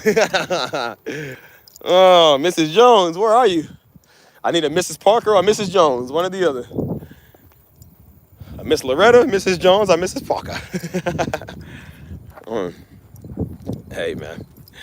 Jasmine, I like you. You seem like you're pretty nice. You seem like you're pretty cool, man. So I've seen you the other time I was in my chat. I don't know if you I got a Discord out if you want to join, but you better be a real person. I have somebody coming over that's an imposter among us. Oh, bro, that's a snake. Look at this. Hold on. Look at this. That's a snake, dog. Hey, y'all want to see an Indian trick? I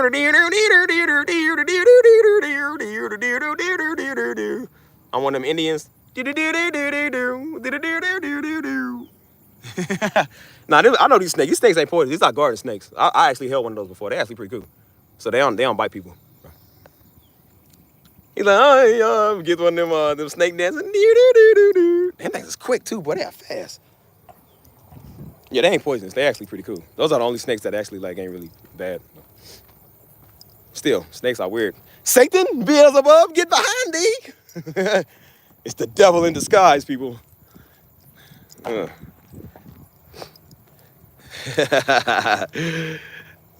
Oh, is that what that song's about, Mrs. Jones? Oh, I didn't even know that. Whoopsies. Oh, man, there's a lot of songs. We got to watch what we sing. Sing about adultery the whole time. I just like the song. Don't dear, dear, dear. Mrs. Jones, Mrs. Jones. I'm sorry, Miss Jackson. Ooh, I am for real. Never meant to make your daughter cry. Hey, I remember when that song came out. I was in first grade. I remember they used to play it all the time. That's before we had radios or MP3s or whatever. They had CD players and radios. So they used to play it all the time in class and stuff. My auntie used to play it too. And so Daddy told me, say, hey, man, don't you sing that song. Mom and Dad's like, hey, man, don't sing that song. I said, but my teacher's name was actually Miss Jackson. And so I was like, but maybe they're talking about my teacher, Mrs. Jackson. And so he was like, they was like, no, don't sing that song. And I was like, well, it's not a bad song. So I remember asking my auntie, I said, auntie, is this a bad song? She said, no. I said, well, Mom and Daddy said it was a bad song. Why is it not a bad song? And I was like, I don't even know what that song is about even still to this day. Never meant to make your daughter cry. Like, we couldn't sing none of that. Who let the dogs out? We couldn't sing Sorry, Miss Jackson. We couldn't sing Get your freaky on, get your freaky on. I remember that song was coming all the time. Daddy was like, don't you sing it. I said, but the beat was fire though. That beat is still fire though. Holla! Get your freaky on. What? Get your freaky on. Hey man, bring back the 2000s, bro. At least the music, it was terrible, but it was better terrible versus nowadays. We got niggas talking about Ken Carson and somebody called Destroy Lonely. We got Little Yachty. All type of weirdos. Like, I don't want to listen to that.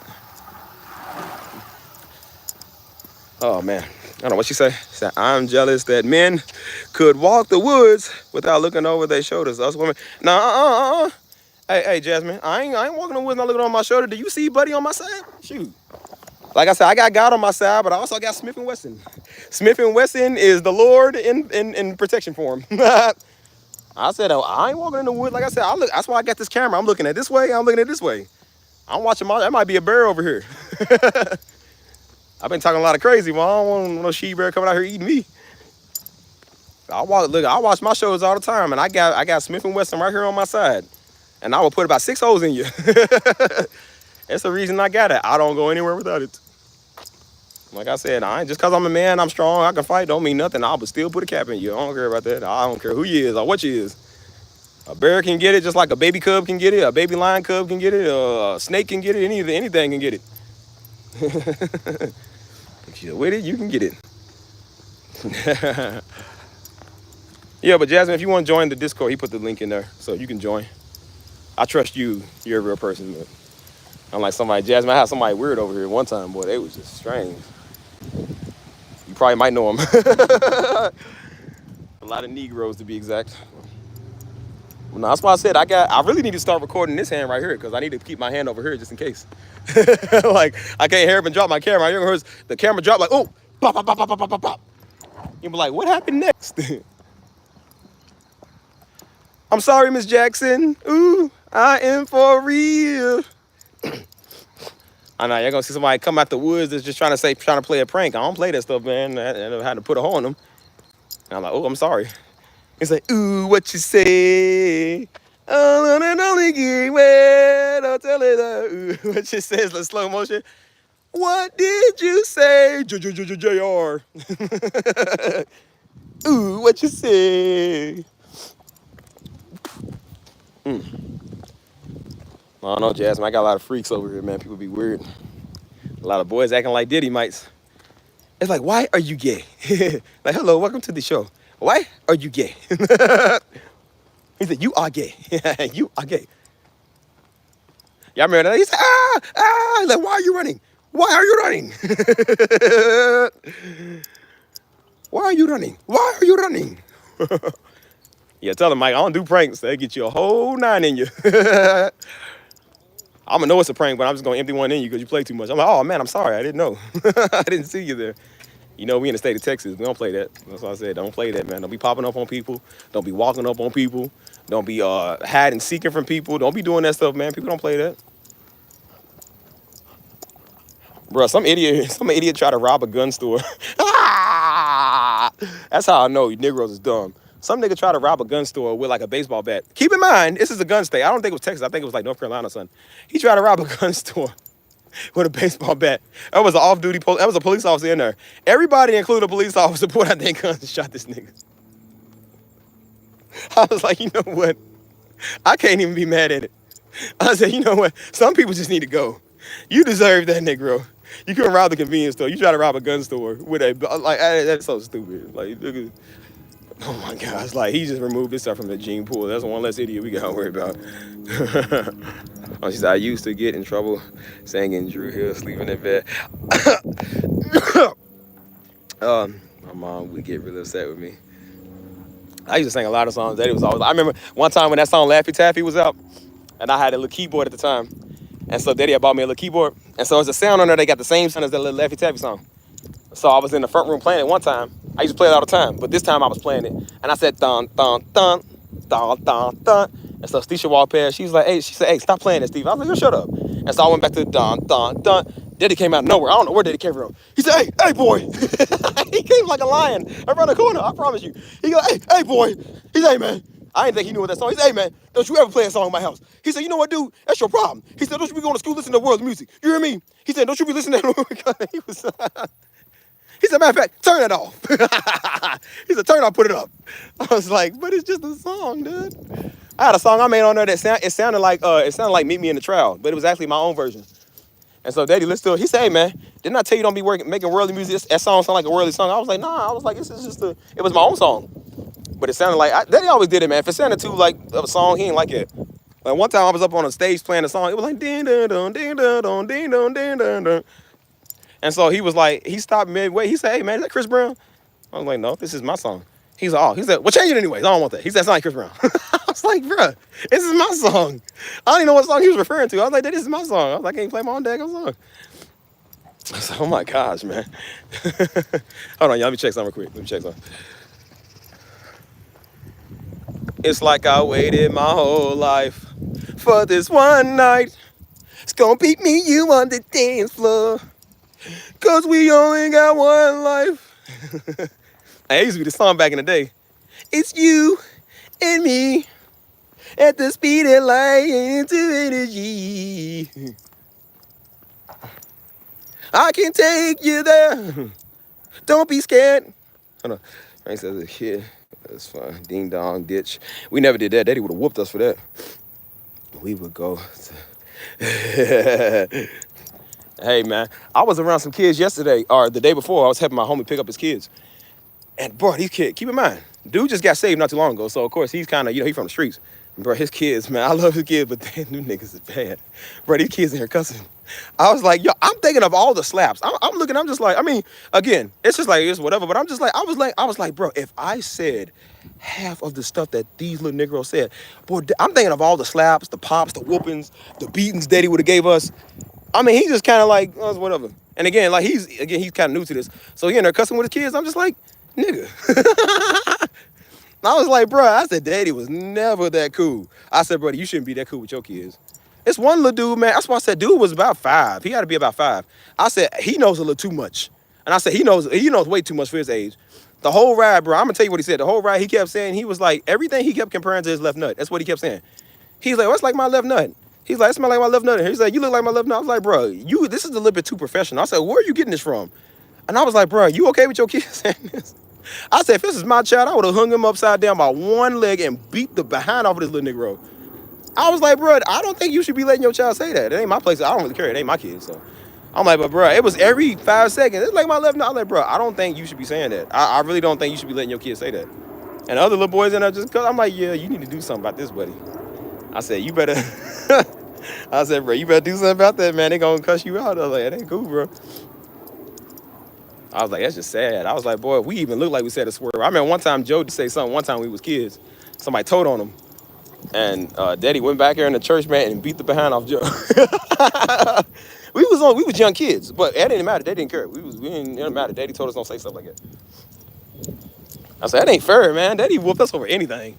He beat us over anything, dude. That's why I said, stuff we got whoopings over, and these kids just get away with it. I'm like, man, I just want to whoop them for fun. Like, I'm gonna whoop my kids for fun just because we got whooped. Yeah, I was like, bro, I would have been knocked unconscious talking about a nut. I'm like, man, Daddy would have did something to me.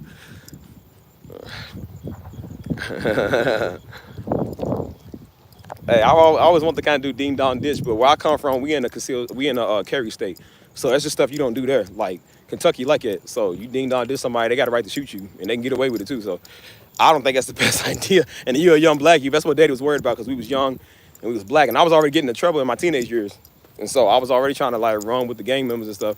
And so Daddy was like, he said, man, I can't lose my son. He said, I don't want my son out here getting in trouble, man. He said, that's how me and my brother got in trouble. You know what I'm saying? He's like, I don't want him out here like that. So he started doing everything he can, man. And then, not shortly after that, we moved around the white folk. That's where that lovely white woman came in. I said, oh, my perspective had changed. My dialogue, my dialect, my intelligence had changed. Oh, Lord in heaven have mercy. He blessed me with them little white people over there. I said, boy, I got around the white folks. That's the first time I was kind of getting around white girls like that. And then Daddy's like, no, I don't want my sons being around white girls. He said, I don't want my sons thinking they white. So he said that. He said, man, y'all ain't white. He said, I don't want my sons thinking. He said, I don't want my sons being on Uncle Tom's, man. He said, nah, man. He said, I'm moving back over to Louisville. And then we moved back over with the niggas. I was like, oh, you could have just kept it all lovely and right and white like it was. And Mama didn't like it at the time. Mama hated that because Mama already had an issue with white girls. So Mama hated that. She said, don't y'all be messing with these little white girls. She said, these little white hussies out here. I was like, Mama, you can't say that. She was like, we better than that. I was like, Mama, stop.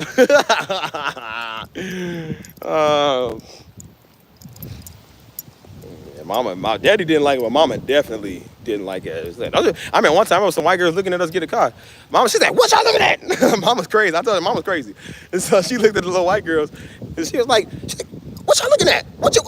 Because Mama get these big eyes when she get mad. And it's creepy. It's creepier than Daddy's, dude. I'm telling you, Mama's eyes are creepier than Daddy's. And so she get these big old eyes. She's like, what you looking at? What you looking at? And the girls, they heard me look over her. I said, Mama, no, you're scaring the white people. Stop. They're our friend.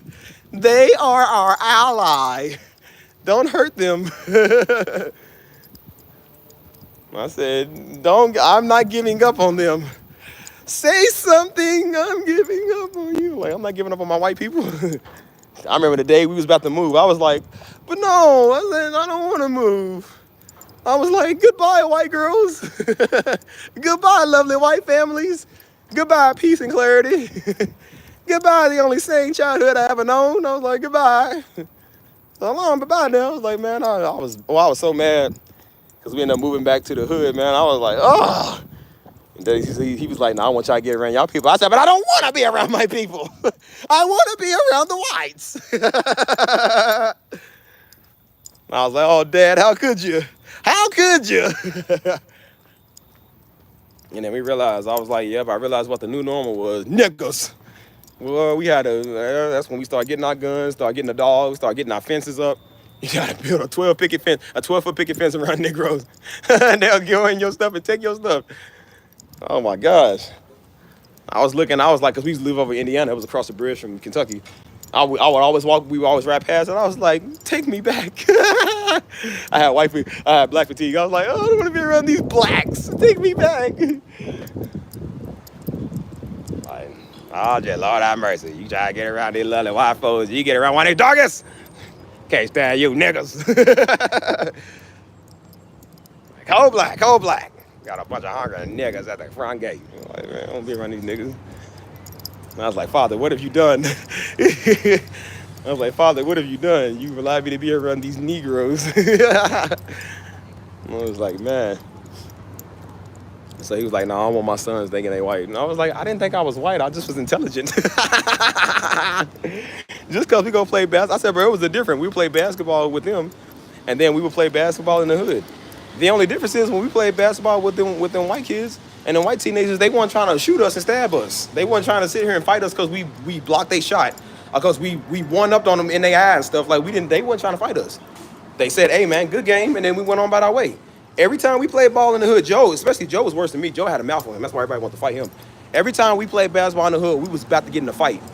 Yo, I almost shanked somebody. I remember that. My friend will still tell that story. I promise you, he tells that story to this day. That was back in 2010. He tells that story to this day. I remember Daddy gave me a little pocket knife, man. And so we in the hood. So little boy was getting mad because, like I said, little buddy and his crew was getting mad because we was shutting him down. We was good at ball. And so he went and need my brother. And so they was out there pretty much fighting. We was out there for a youth ministry thing, but they was out there fighting and whatever. And so he tried to get his crew. So I pulled up my knife. I said, bro, I said, you come over. I said, I'm gonna shank you where you stand at. I said, you come over, I'm gonna kill you where you stand at. And I took the knife out and I was pointing at dude. And so one of the brothers that's with us, he's like, nah, go back in the car, man. I said, no, man. I said, no, I'm gonna shake this nigga. He talking crazy. Hey, man, I was about to catch a body on the grounds. I said, no, man. I said, he need my brother. I said, I'm gonna shank him. I said, come here, man. I said, come here. I'm gonna shank you if you come over here. And I remember everybody found out. Buddy still tells that. I promise you, y'all. He tells that story to this day. He'll call me sometimes, like, bro, you remember? I said, bro, why you still tell this story? That story was old, man. Steve was with the business back then, dude. Steve was willing to die for the family. Still am. Oh my gosh, bro. I was like, man, I miss my white people, man. They was nice. So they was lovely to me. It was like, well, they were white devils. Like, yeah, but they were my white devils. They were lovely to me. Don't you understand?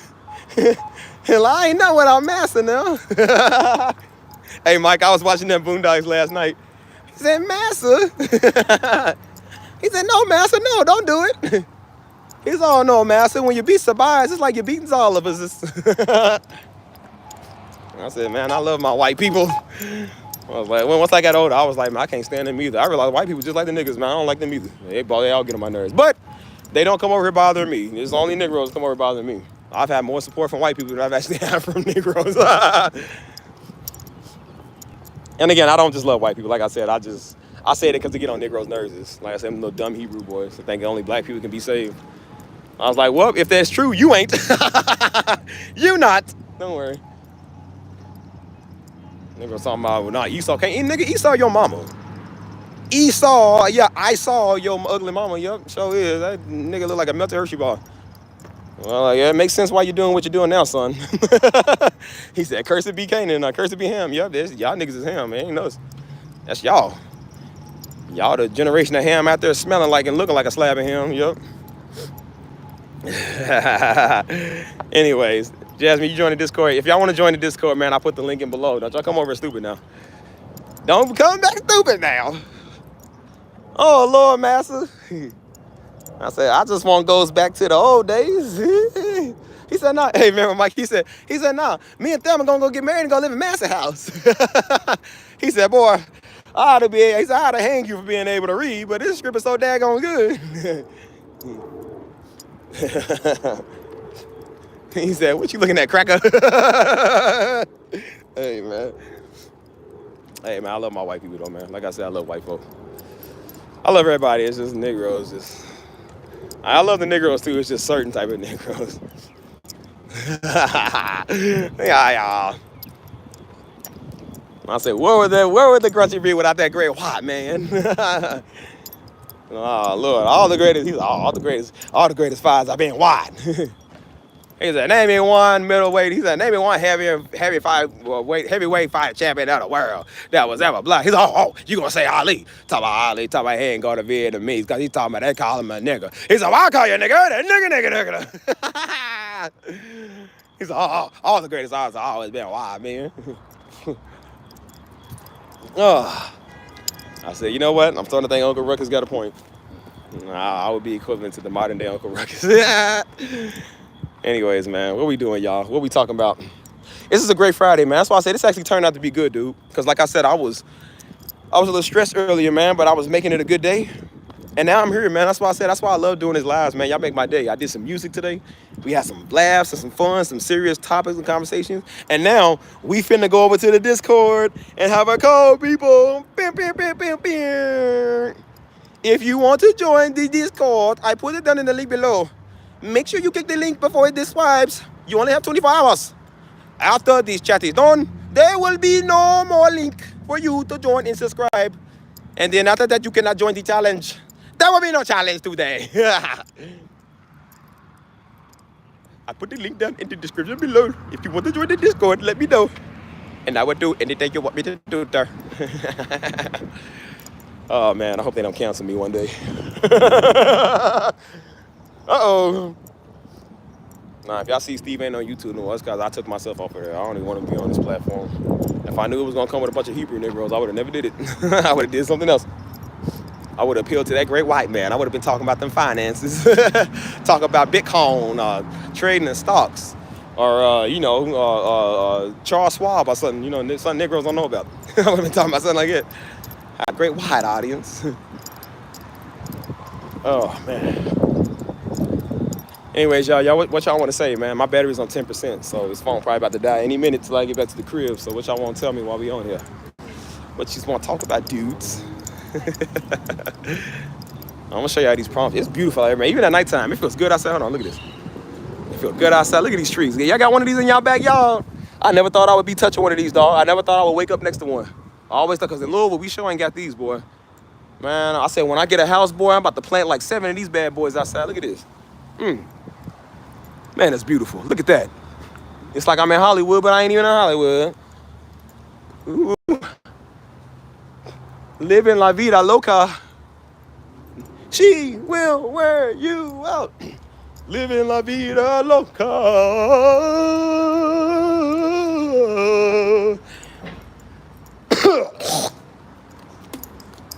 You know, it's funny. The whole time I was talking to you, I didn't even realize I was gone. I don't even know where I'm at now. I didn't realize where I was. I'll just be walking and talking, bro. I'll literally be walking and talking. I don't even know where I'd be going at. But yeah, join that Discord. If y'all ain't joined the Discord, hey, Mike, put the link in there again for me. Join the Discord, y'all, if y'all want to join it, because I ain't going to be here too much longer. I got 9%. So join the Discord before the 9% wears out. And then we can talk all day and all night, people. You can have a direct link to me, and we can be bestie of friends. We can be friends. No, I don't want your number, no. I don't want to give you mine, and no. I don't want no scrub. Scrub is a guy that can't get no love from me. Hanging on a passenger side of his best friend's ride, trying to holler at me. Hey, y'all, Buddy's a scrub. That's why he's trying to holler at me. Buddy, I don't want a scrub. I want a real man. No, I told him, I said, I need a hero. I need a hero. Hey, man. Why are we so goofy, y'all? What's wrong with us? What type of medicine did we take this morning? So we Everybody's out here with the peoples. Everybody's out here enjoying these relaxing restaurants on a Friday night. Look, everybody love me out here. Steve popular. So I said, Steve's popular with the ladies. Steve's popular with everybody. Everybody loves Stevie, and Stevie loves everybody. Look out, fellas. If you got a hot wife, look out. Look out now. Oh, man. Sometimes this popularity, I get so bored of it. I wish I was a normal person like you guys. What's it like to be normal, guys? Don't you all wish you could be like me? Don't you wish you could live in nice, fancy places and housing like I do? I'm sure you do, obviously. So yeah, we just out here, y'all. Out here living la vida loca. Oh, all this popularity is making me bored. I shall be a peasant like you. Did y'all drop the Discord in here? Oh yeah, join the Discord, y'all. Jasmine and who else is in there? Jose, all y'all, or whatever. Join the Discord if you want to be in. It's a limited time offer. I'm gonna start charging people to join the Discord. Oh man, y'all, it's a great night, man. It is so good. What is love? Baby, don't hurt me. Oh, don't hurt me no more. Ooh, what is love? Oh, y'all, what is love? Ooh. Ooh. Hold up, wait a minute, Mr. Postman. Oh yeah, wait a minute, Mr. Postman. Hey. What's up, Postman? We just out here living. I wonder what they be doing. They be doing something here on like the weekends, y'all. They be having like movie night. The other week they was playing Mamma Mia. That is the dumbest movie I ever seen in my life, bro. I was up on the balcony watching that. The Mamma Mia movie sucked. I was like, bro, all of this music. The only good song was Dancing Queen. That's the only song I like, man. All the other music sucked. I was like, ew, man, this is weird. Can I go through here? I don't think I can go through.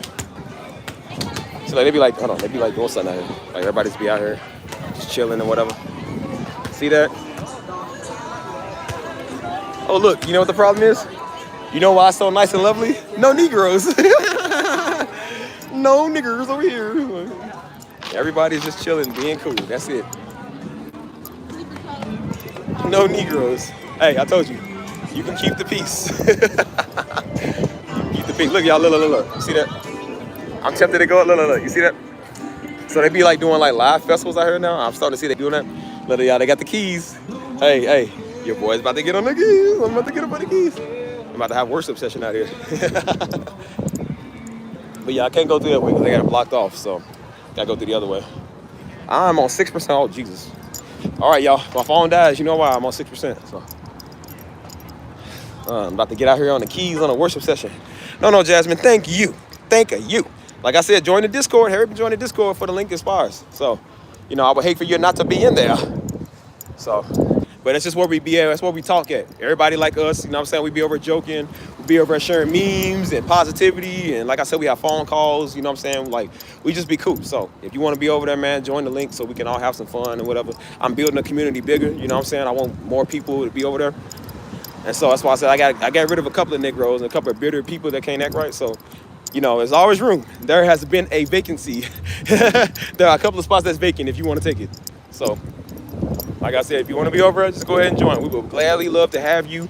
It will change your life for the good. A lot of people's lives have been getting changed by the Discord, man. That's why I said I didn't really realize that, man. Like I said, we got something good, man. And that's why I said, think about what you do, man, with one decision of your life.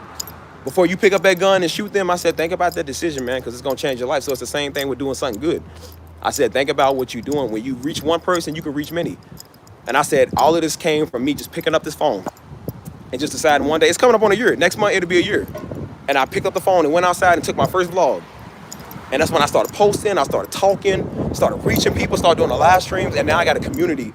Not even a year later. This is all within less than a year. And now I got a community where people's lives are getting changed and affected. People are talking about, yo, man, I don't even get in stuff like this. I don't even talk to people like this. I said, they was like, they enjoy what we have, man. So that's why I said I want to add to that, man. I was just doing it for fun. I was like, well, this is just a channel for fun. And I'm like, no, this ain't just for fun. This ain't just for fun. This is actually affecting people's lives, man. People actually love what we do here. And I said I want to add to that community, man. I want people like you. I want people like that bring that positive energy, man. That good God love and stuff like they bring that stuff, man. You know what I'm saying? So that's why I say if you like that, if you ain't a fake weirdo, you ain't one of them idiots, man. Like I said, you can definitely join, man. You know what I'm saying? I'm making the community bigger because at first I had people over there that couldn't act right. And, you know, I had to do a couple of spring cleanings. But like I said, there's a lot of spots open now. So if you want to be over there, man, and add to that energy, like I said, just come right, come correct, and you straight. You know what I'm saying? But I definitely want people there, man, that want to be there. You know what I'm saying? So if you want to be there, man, like I said, let's build the community. And let's do something big and good this year, y'all. You know what I'm saying? We on a up and up to come up, man. I promise you, this is our season, bro. Like, bro, listen. If you don't listen to nothing else I said tonight, I promise you, listen to me when I'm telling you this. All y'all, everybody in here, 16 or however many people in here, this is gonna be your year. And I'm not just saying that. This is literally your year of abundance, your year of prosperity, your year of coming up, being on a come up, all of that. I said, bro, I promise you, everybody is saying and feeling the same thing. So I promise you, man, if you do the right thing, and you believe God and you keep praying and you're doing what you're doing, this is going to be the year that you reap. I told you last year was the blueprint. I did a lot of work last year on my life. And now 2025 is the reaping season of all the work that I've done. And I'm starting to see it. All the work I've done, look at the good things that come from it now. Last year, I was living in a pretty okay apartment. I didn't really care about much. You know what I'm saying? I was around people that didn't really want to do nothing. I just got out of a relationship. I wasn't caring about nothing. And then I said, this year, I look at myself, I'm further. I got better people in my life.